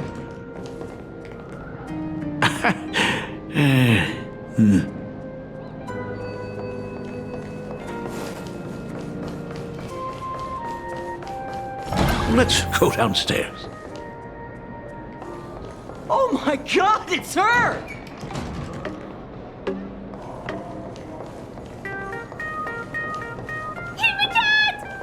Oh my gosh, I'm such a huge fan of yours! Oh, go on. Keep those compliments coming. I could listen to this all day. Goodness, they are not talking about you.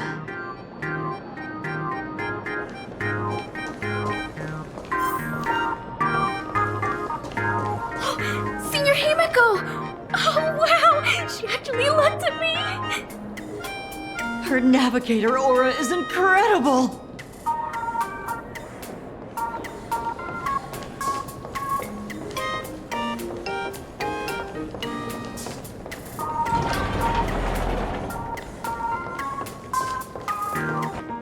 Astral Express, I love you! Like a love song, baby! Baseball Raccoon didn't come? Oh, Himiko is so pretty. It gladdens me that my daughter is so popular.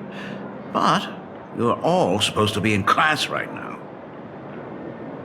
The Herald of Death incident just ended.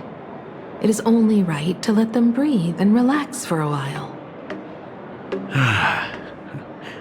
To think that it all happened only yesterday. Young people really do have a way of returning to their carefree selves so quickly. I suppose it is because they believe the Astral Express will always be there to save them. It brings back memories of you as a little girl. Whenever you heard someone mention the universe, the light in your eyes would outshine even the brightest supernova. That is true. The very first Imagine I ever brought to life was modeled after the rocket atop the Phantom Moon's head. That little fellow had quite a temper. It was so determined to fly higher and higher. To this day, I still wonder if it ever truly reached the moon. Dad, do you still remember it? How could I ever forget? That thing came crashing down and poked a hole right through Miss Seadrake's tail. I had to take you to apologize in person. I ended up redrawing the tail myself to make it right. These days, I wouldn't be able to handle that kind of trouble anymore. My poor old back wouldn't allow it. Now that I am free from the weathering curse, You don't have to spend your life wandering the stars anymore. Why don't you just settle down here? I just can't face the thought of coming back to nothing but an empty home again. Don't worry. I'm not going anywhere.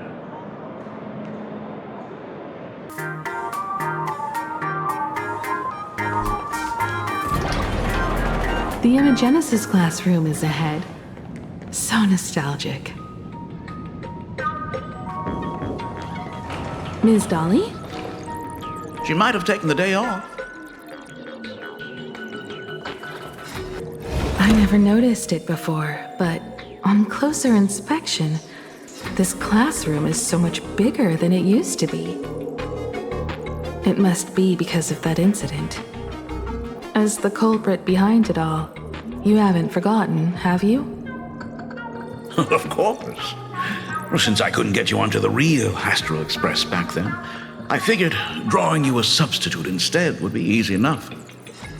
The principal himself imaginated an express and went tearing across the campus with his daughter in tow. It even made the front page of the dual-mentioned city news back then. Looking back, you were always such a bright and spirited girl, which is why I encouraged you to reach for the stars. When the weathering curse took hold, did that dream only end up weighing you down? If it weren't for those dreams you gave me, I wouldn't be the person I am today. I'll never forget. Whenever the weathering curse flared up, you would always sit by my bedside and hold my hand, telling me the stories of Sir Camor. That was always your favorite. Whenever your fever refused to break, you would cling to my sleeve and just wouldn't let go. So, I would start from the moment Sir Camor invented the diving device and go all the way to the second voyage of the Interstellar Explorer. Like clockwork, right about then, you would close your eyes and drift off to sleep. Yeah, that was the first story you ever told me.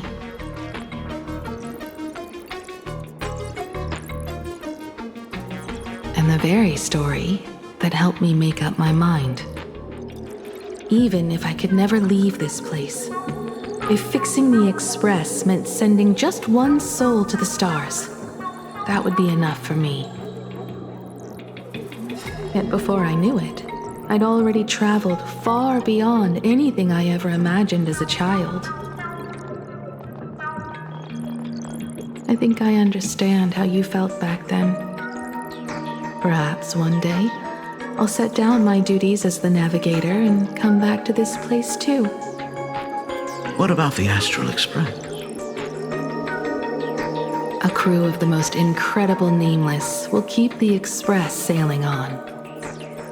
Like a teacher watching their student, or a father his daughter. I understand that feeling. Then your dad will always be here at home waiting for you. So, what is this important thing you need to tell me about?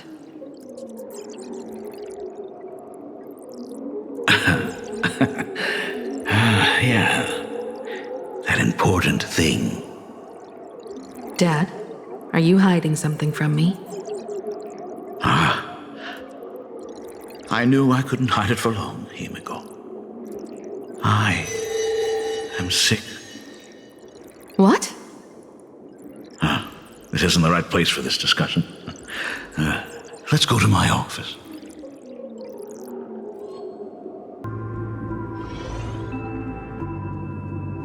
So? It's the weathering curse. I know what you're about to ask. I do not share the Graphia lineage, which is why I believed I could find the demon from beyond and save you and your mother. But in the end, Ryusuke was just a useless man who couldn't save his wife or daughter. or even himself. Tell me, what happened in the past 15 years? You've seen my portfolio, haven't you? Those worlds are just like plain Arcadia. Every single one of them has fallen victim to the demon from beyond. In those places, luck is a very real thing, and the demon from beyond can manipulate misfortune. What does that even mean? In ways beyond comprehension, you feel misfortune crashing down like a tidal wave. Solar storms, diamond rain, system failures, one disaster after another. But if you make it out alive, bizarre strokes of luck come swarming back to you. And so the cycle repeats, washing over the world, tearing it apart. It sounds more insane than the Phantasmoon games. The universe is sheer madness, beyond all reason. I survived over and over, yet my body has become as fragmented as Graphia once was. Is this his way of torturing the rebels? I don't know. But by the time I realized it, there was no escape. Why didn't you tell me earlier? I could have reached out to the IPC's doctors. It's no use. I've been chasing after him my whole life. I know him better than you do. Himiko, remember when you first learned to paint? I told you then why we must paint the beauty that we see. Because the ugly, the despicable, and the cowardly, they endure forever through evasion, like beasts driven by survival. Beauty remains ever fleeting, just as heroes find their end in sacrifice, and stars dissolve after they shine. Humans have surpassed their animal nature. We face our pain and our end to win a dignity that the vast universe cannot ignore. So we must capture what is noble and bright to show that such things truly lived. As for the barbaric and the low, they will endure regardless, needing no witness to their existence. But Himiko, you are no longer the one who paints. You have become the very splendor that I strive to capture. Fate works in mysterious ways. I'm so glad to see you once more in my final moments, watching you fulfill your childhood dream. You are standing before me as the navigator of the Astral Express. I should have come back earlier. I'm so sorry. No. I am the one who came back too late. I've thought about it 1,000 times. On that final night of the Bloodstained Games, if only someone had been there to sit by your side. After everything, does this tardy father still even deserve to hear what his daughter wants to say?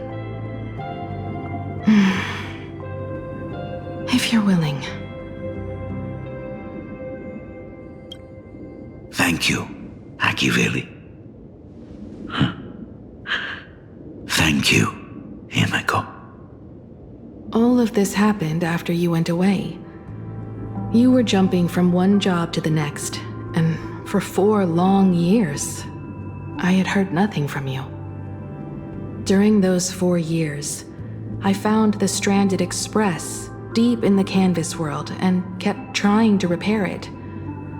Watching the Phantasmoon grow fuller, I remembered the mask that had been handed down through our family for generations. If I could claim victory in the Phantasmoon games, then perhaps by harnessing the divine authority of elation, it might just be possible to set the Express in motion once more. But the Herald of Death was a complete madman, and he smashed every dream to pieces.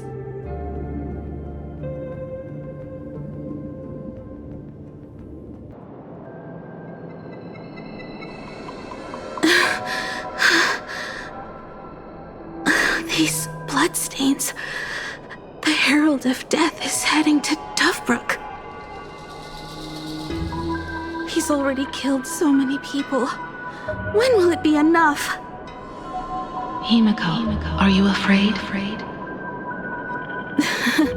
You're asking if I'm afraid? Of course I am. After seeing all that carnage along the way. Belle, Mia, everyone was splattered everywhere. Like spray paint. Twisted and crushed. They watched themselves turn into... while they were still alive.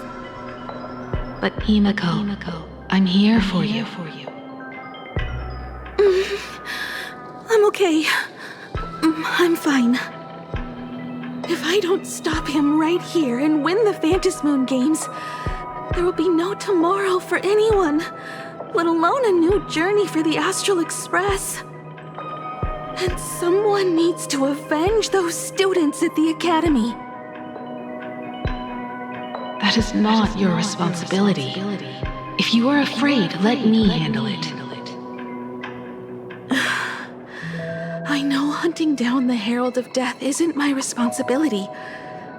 If I turn around and walk away, no one will blame me. But I am already here. I can't let him get away.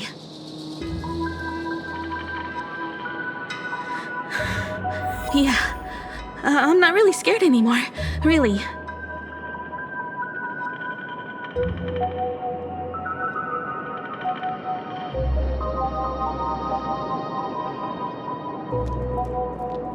Warning. Rogue supplicant has entered Dovebrook District. Aberration. The suppression squad sent by the Department of Aberration Defense. They're all gone. All units must begin completely wiped out. From the surrounding area immediately. Warning. I struggled through the pain as the Herald of Death dragged and smeared them across the ground. Of Death by order of the Department of Aberration Defense. These stains. Must begin evacuating civilians Is he really so far gone that he's using himself as paint? Even so, he still managed to break through the blockade ahead. That's terrifying.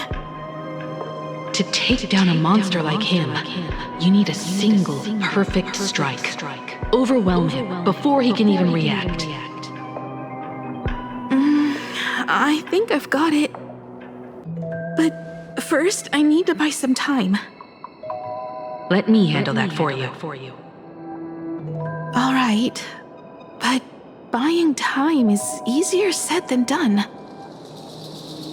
It's too narrow here. We need more room.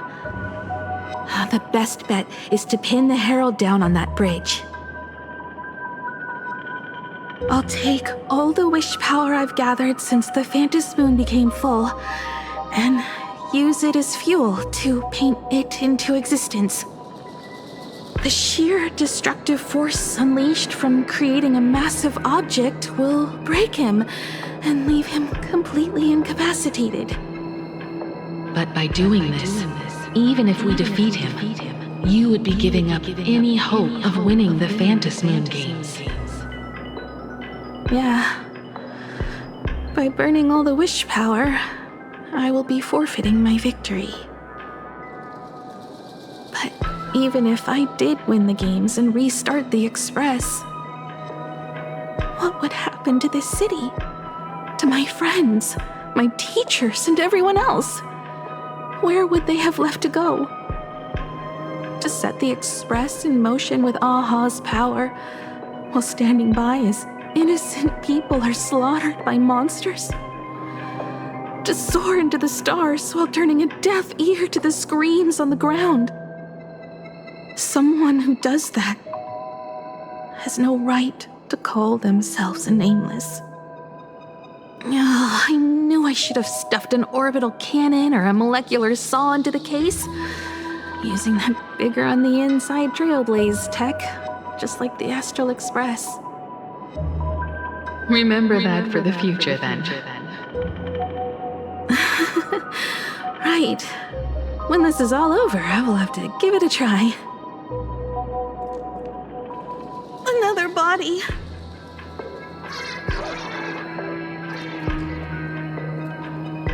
Black Birch. Guess he was after the Herald as well. Black Birch, the masked fool? The one who turned Gotham City upside down not long ago? Only 2 supplicants are left in the games now.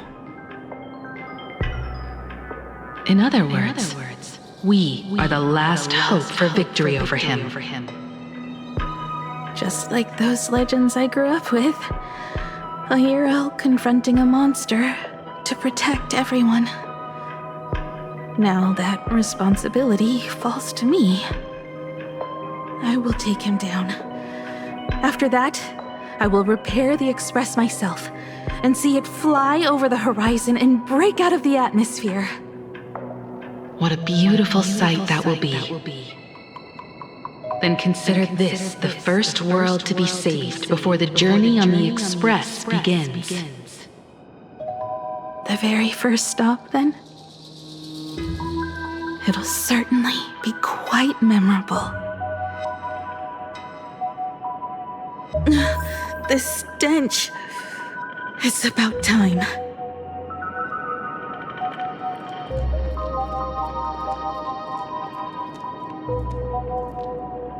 So exquisite!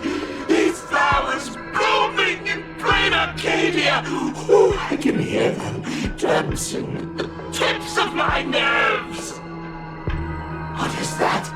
You say this is not enough? Still not enough! I need more pigment!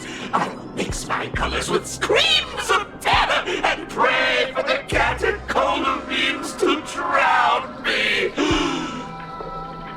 Department head, I shall show you the error of your ways! This flesh is the culmination of life! Its own kin is right here! The giant tree running through our heartopia! I shall become her! We will be as one! No, I will surpass her. I will devour her and become the one and only existence. Another new shade, dazzling, shattered crimson. Are you perhaps the color I've been missing all along? Step into this masterpiece! Become one with me and lay the final cornerstone for the future of human evolution!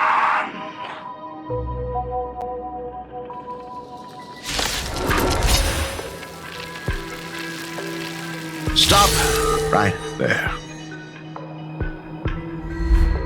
So, you actually conquered the Herald of Death and set the Astral Express in motion once more at the end of the blood-stained games.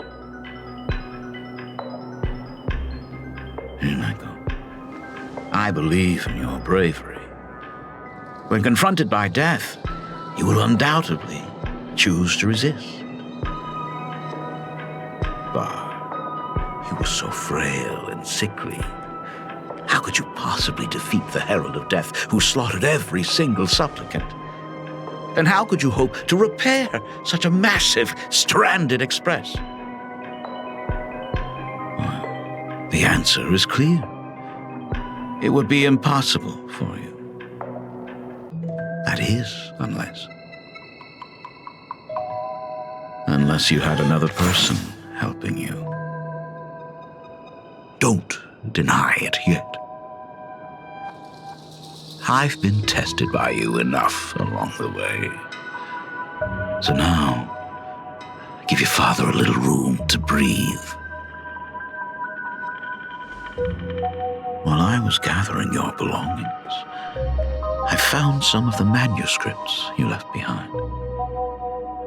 There were 2 distinct sets of handwriting upon those pages. Every trace in that house proves that 2 people once shared a life there. Legend says that during the Canvas Age, the grand artist Whitebow painted his late daughter onto a scroll and breathed life into her. Suppose, just suppose, that my brilliant daughter created a likeness of herself, a self-portrait so perfect that it breathed and moved with her. If that is the truth, then every mystery is explained. During that night of the blood-stained games, a girl at death's door and an imagination she created followed the trail of the Herald of Death all the way to Dovebrook. As a monster bearing Shuhu's flesh and a supplicant lost to madness, Marcus and Tali defeated the pair before him without lifting a finger. Driven by pure instinct, he slowly closed in on them. He intended to use their very lives as pigment to paint a new bloody bloom. Little did he know that he was walking straight into a trap of their design. The moment he drew near, a massive iron fist was imaginated from the sky above. It crashed down and crushed him to dust. It was the night of July 22nd, 1984, of the Arcadian calendar. A colossal shockwave radiating from Dovebrook District shook the earth.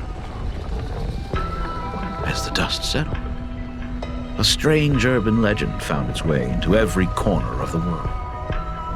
Over 10,000 sightings reported a giant arm descending from the sky that evening. In the hours that followed, the Department of Aberration Defense confirmed that the Herald of Death was completely incapacitated. The theories were endless. Was it a divine act by Aha? Or a weapon built by the IPC? No one knew for sure. Yet the silhouette of that giant remained etched in every mind as a testament to heroism. It was just an arm. Yet beneath the brush of a girl who yearned for the stars, it became an extension of humanity's reach.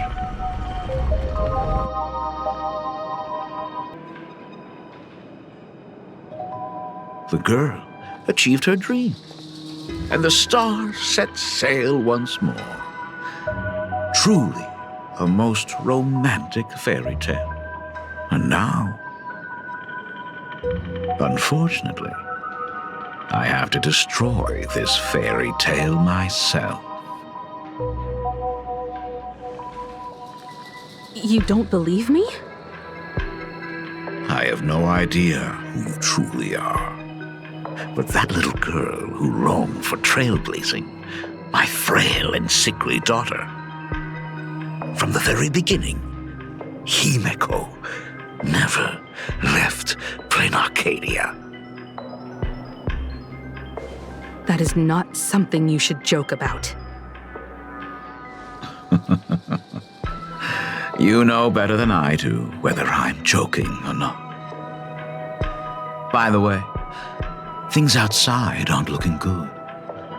The Arcadia is drowning in problems. Is it really wise to stay here instead of helping the younger crew members? Those kids are all grown up now. They can handle their mission. And as for myself, I am staying right here to deal with the biggest problem of all.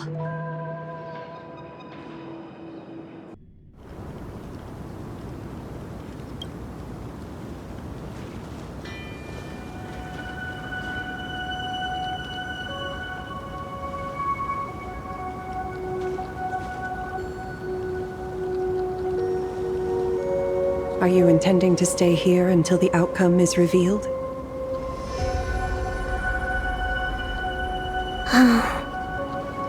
It might take forever for him to return, or he might never come back at all. Or maybe, if I just complain and say, I wish Blade were here, he'll just show up.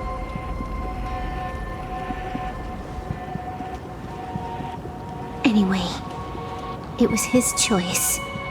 We already said our goodbyes. Thank you for staying with him until the very end. Now, it is time to deal with your matters. Gray-haired boy, you seek me out with her token in hand. What is it that you desire? I don't quite follow. Our first meeting was just before we took the boat here. I only answered the call of wish power because of that mask. The one painted by Evanesia. Without it, I would not be here. So, who is this me you speak of? Me, of course. Not you again. A meanie will always be a meanie.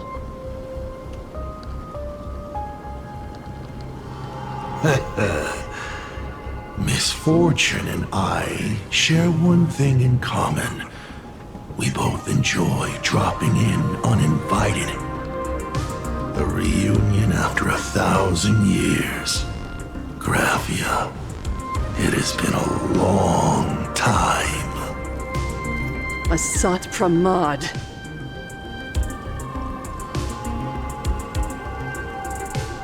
Back at Ingford Hermitage, what you heard was only half the story. 1,000 years ago, amidst the ruins of Ahatopia, I found a baby girl on the verge of death. Her cold, lifeless body reminded me of the legend of Elation. Aha heard an infant cry and burst into laughter. Too bad I never did get the joke. So I came up with a much better one. I infused that child with the power of destruction, giving her the rebirth of a Void Ranger. I taught her to paint her monstrous beasts using the life of the veracity as pigment, all to carry out the Legion's divine will. Graphia, your name was your commission, to paint the world and carve a trace of our lasting glory just before the world meets its destruction. You were doing so well, right up until you saw that express crash. It gave you ideas, Graphia. Unrealistic, foolish ideas. Since that day, I have had nothing to do with you or your destruction. Your failure began the moment you tried to destroy the Express. All you did was turn the spirit of the Nameless into a rallying cry for rebellion. I took the power you forced upon me and used it to save the innocent. You commanded me to record the end of worlds, but instead, I created a sanctuary. So, you think putting on a human mask makes you one of the Trailblazers? How amusing. Look at yourselves. That weathering curse is still eating away at you and your kin. It is the inescapable price for being a child of destruction who dares to betray her fate. World and canvas, a total disaster. Yet you still tried to dress it up as a victory. Do you know why I haven't spared Ahatopia a single glance for an entire millennium? Because you bore me. But now, things have changed. Someone far more interesting than you has returned. And unlike you, she is the real deal. A genuine nameless. That is why I have returned. Simply to tell you all this. Himiko? I've had my fill of this drama. Now, I'm dying to see how your face handles my fist. For 1,000 years, I have painted them over and over again. Every innocent life you extinguished during the Sind Earth Age. Tell me, Asat Pramad, are you prepared to face their fury? I have more important things to do than linger here. But this little parting gift of yours?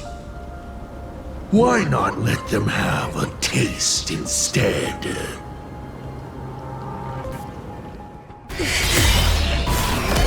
Come forth. Demonstrate your defiance.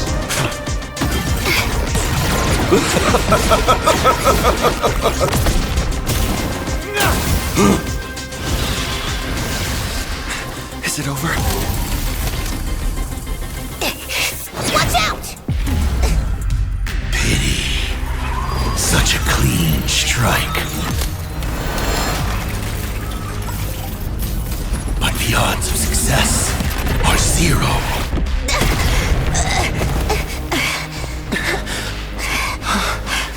The restraint check failed? A 1 in 10,000 chance.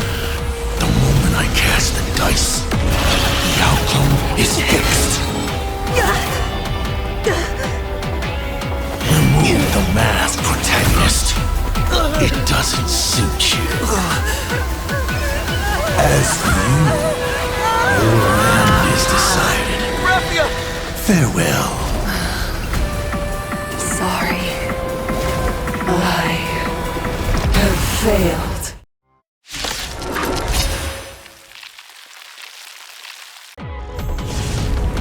Minions of destruction! I will drive you all from this world! We must force her back to her senses. Detonate! Like Firefly, I will fight for myself. Until everything burns to ashes! This is more than a battle. I shall set the sea ablaze! Burn, vengeful spirits! Do we have to go full force? Of course not. That is exactly what that Mimi wants. Well, listen, be okay.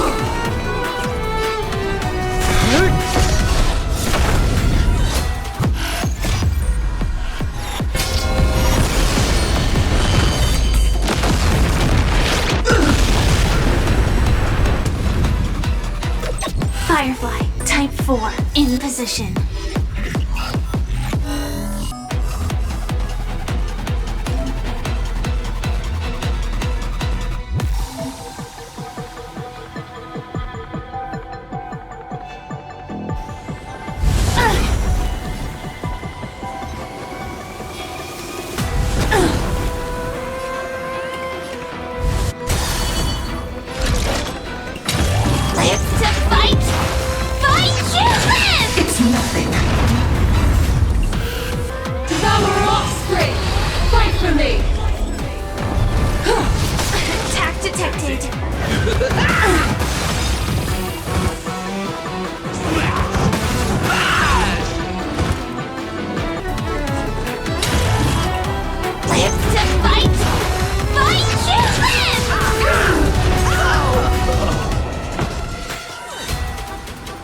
Absolutely cannot let you touch this place.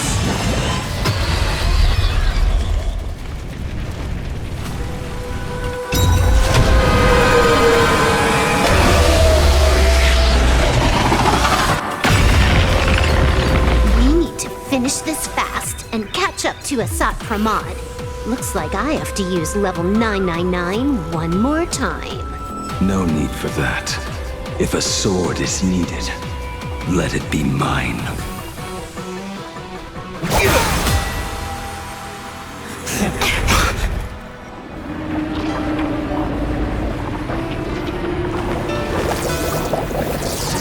Have you thought it through?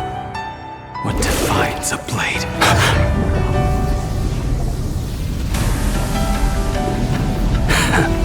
The sharpness that endures, after all has worn away.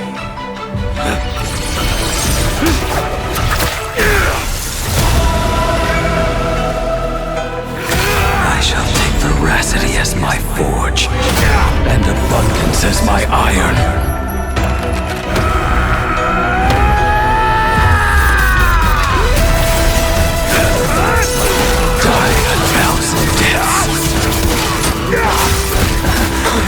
Tempered into a blade!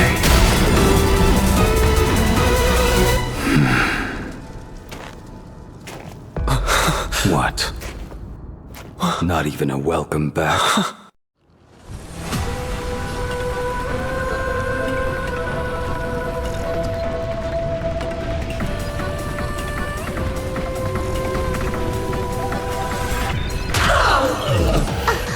No way! Blade! You answered my prayers! 1 in 10 chance of survival. I choose to survive. Look, listen, feel, get! Burn this broken shell.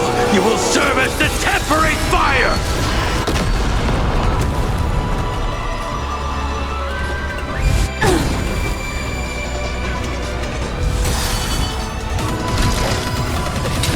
I shall set the seas ablaze! Let greed devour all!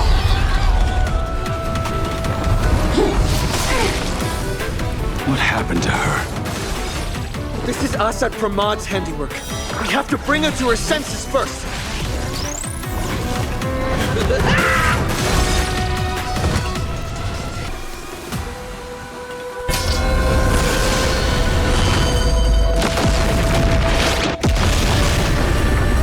Depart once more!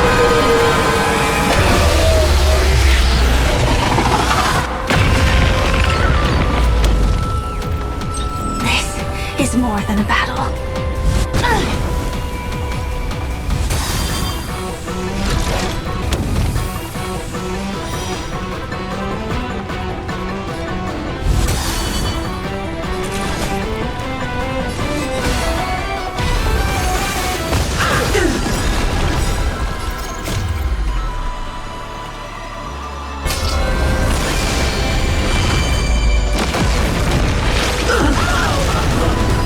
Absolutely cannot let you touch this place!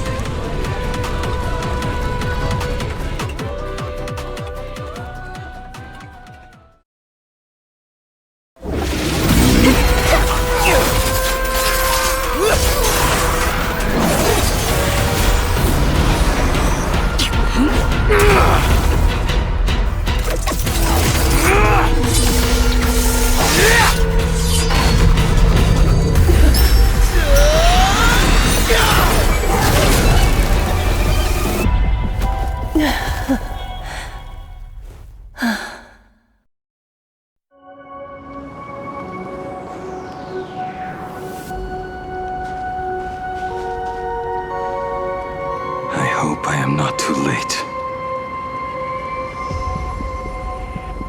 Are you kidding? Your timing is impeccable, Blady. But isn't this a bit much? How did you even change outfits? What happened down there? I used the Leviathan's maw to imprison Shuho. But that doesn't matter. What matters is that you made it out alive and got the job done. Not yet. I have made a decision. This time, I will stay and become a supplicant. I am joining the Phantasmoon Games. What? You're going to stay here and poke your nose into this world's business too? Let us settle this first. Are you okay?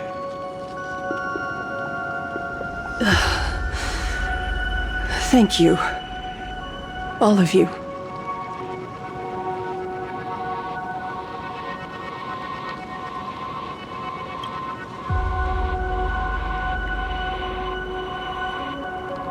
As long as the canvas remains, Asat Pramod cannot kill me. You have fulfilled what Evanescia entrusted to you. It was all me. For 1,000 years, I was the one obsessed with bearing every responsibility alone. Asat Pramod was right after all. I have been a ghost of 1,000 years past, arrogant enough to think my seal over the world in canvas was unbreakable. I really believed that accumulated wish power would be enough to strike him down when he returned. We are up against the same nightmare that survived a whole Sindearth age. The same monster that an entire era could not even overcome. Just how did he even sneak into the world in canvas? The first time I stepped into Inkford Hermitage, a strange wispy tried to latch onto me, but it didn't succeed. Maybe that was the first step in Asat Pramod's plan to infiltrate this place. Then, he took on Graphia's form to tamper with my mask, and even taught me the way to summon the real Graphia. In the end, he got what he wanted.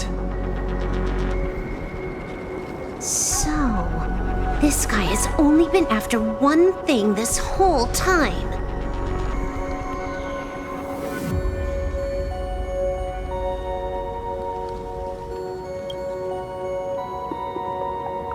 And to awaken the husk of the veracity, we need to leave this place as soon as possible.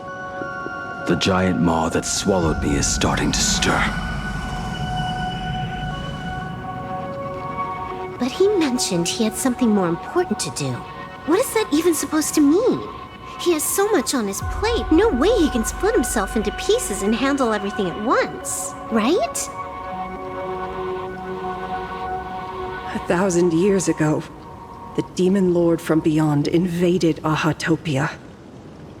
The power he unleashed was beyond all comprehension.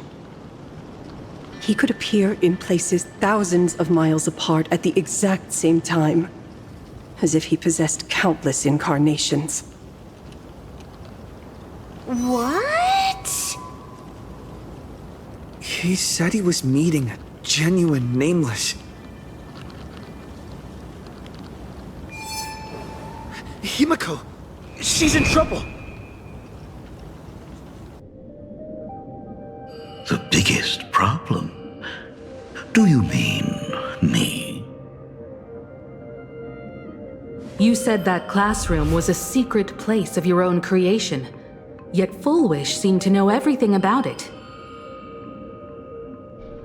You are far too familiar with the Express, yet there is no way my father could have ever set foot on it.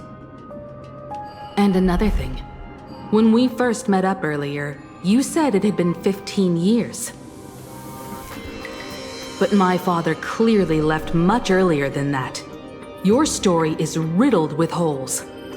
Or rather, you never even intended to pretend. You are the only person I can never seem to lie to. And about that last point, it was just a slip of the tongue. Stop this pathetic act. You are not him. You who dare to impersonate my father, show your true self.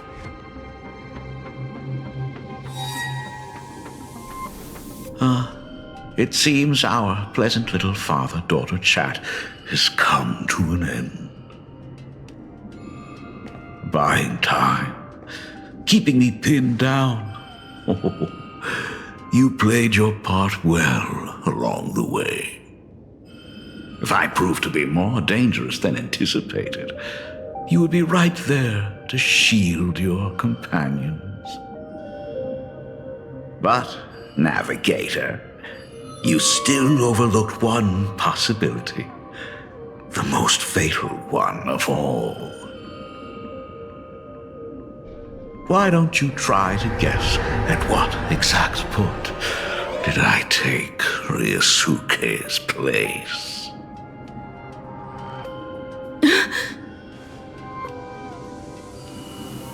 It happened on the day that man, in his desperate search for the source of the weathering curse to save his family, was destroyed by me.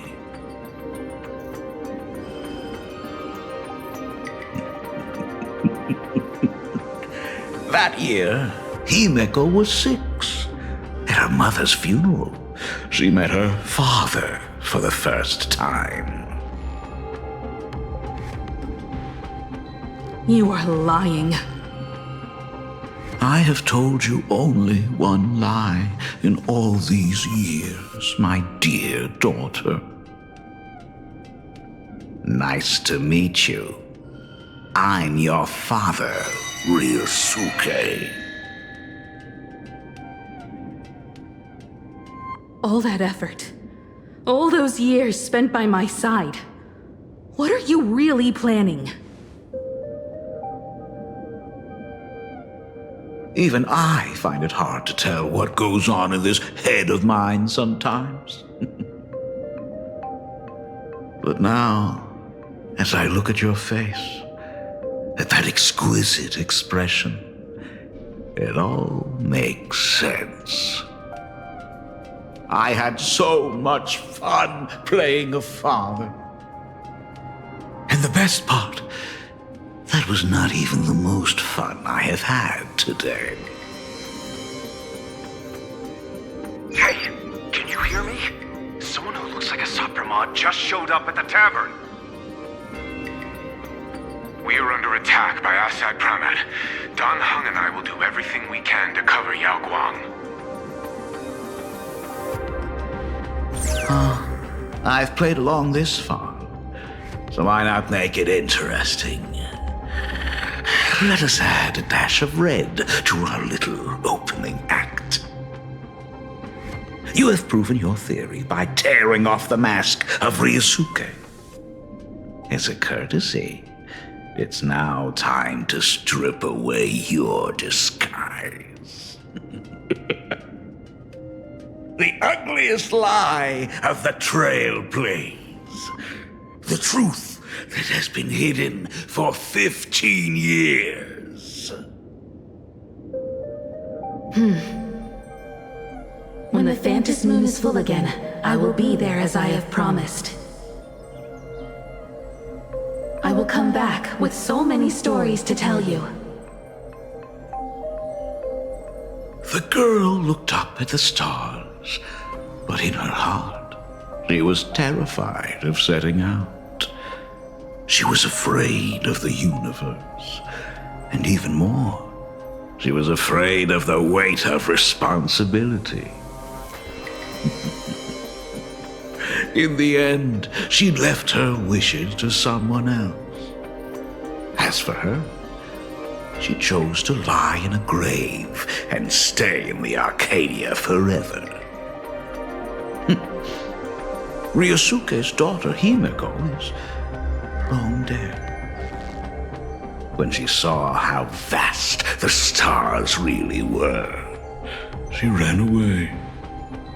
Just as the Trailblaze will always converge with the destruction, culminating in awe-inspiring obliteration.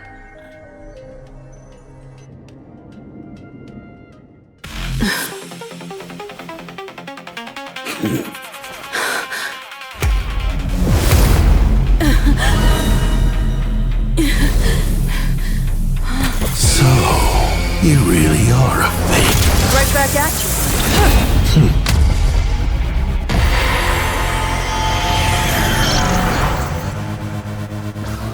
O denizens of this Arcadia, lost in its splendor, once I beheld the Astral Express rise again towards the stars here. Since then, you have known 15 long years of unbroken peace.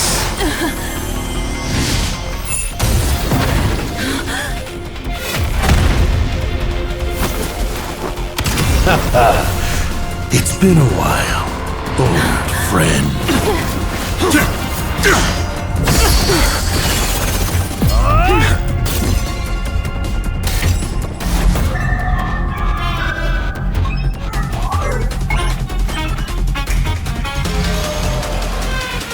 For 15 years it was I, Hassan Khan, who delivered every promise of beauty to this Arcadia in advance. Now,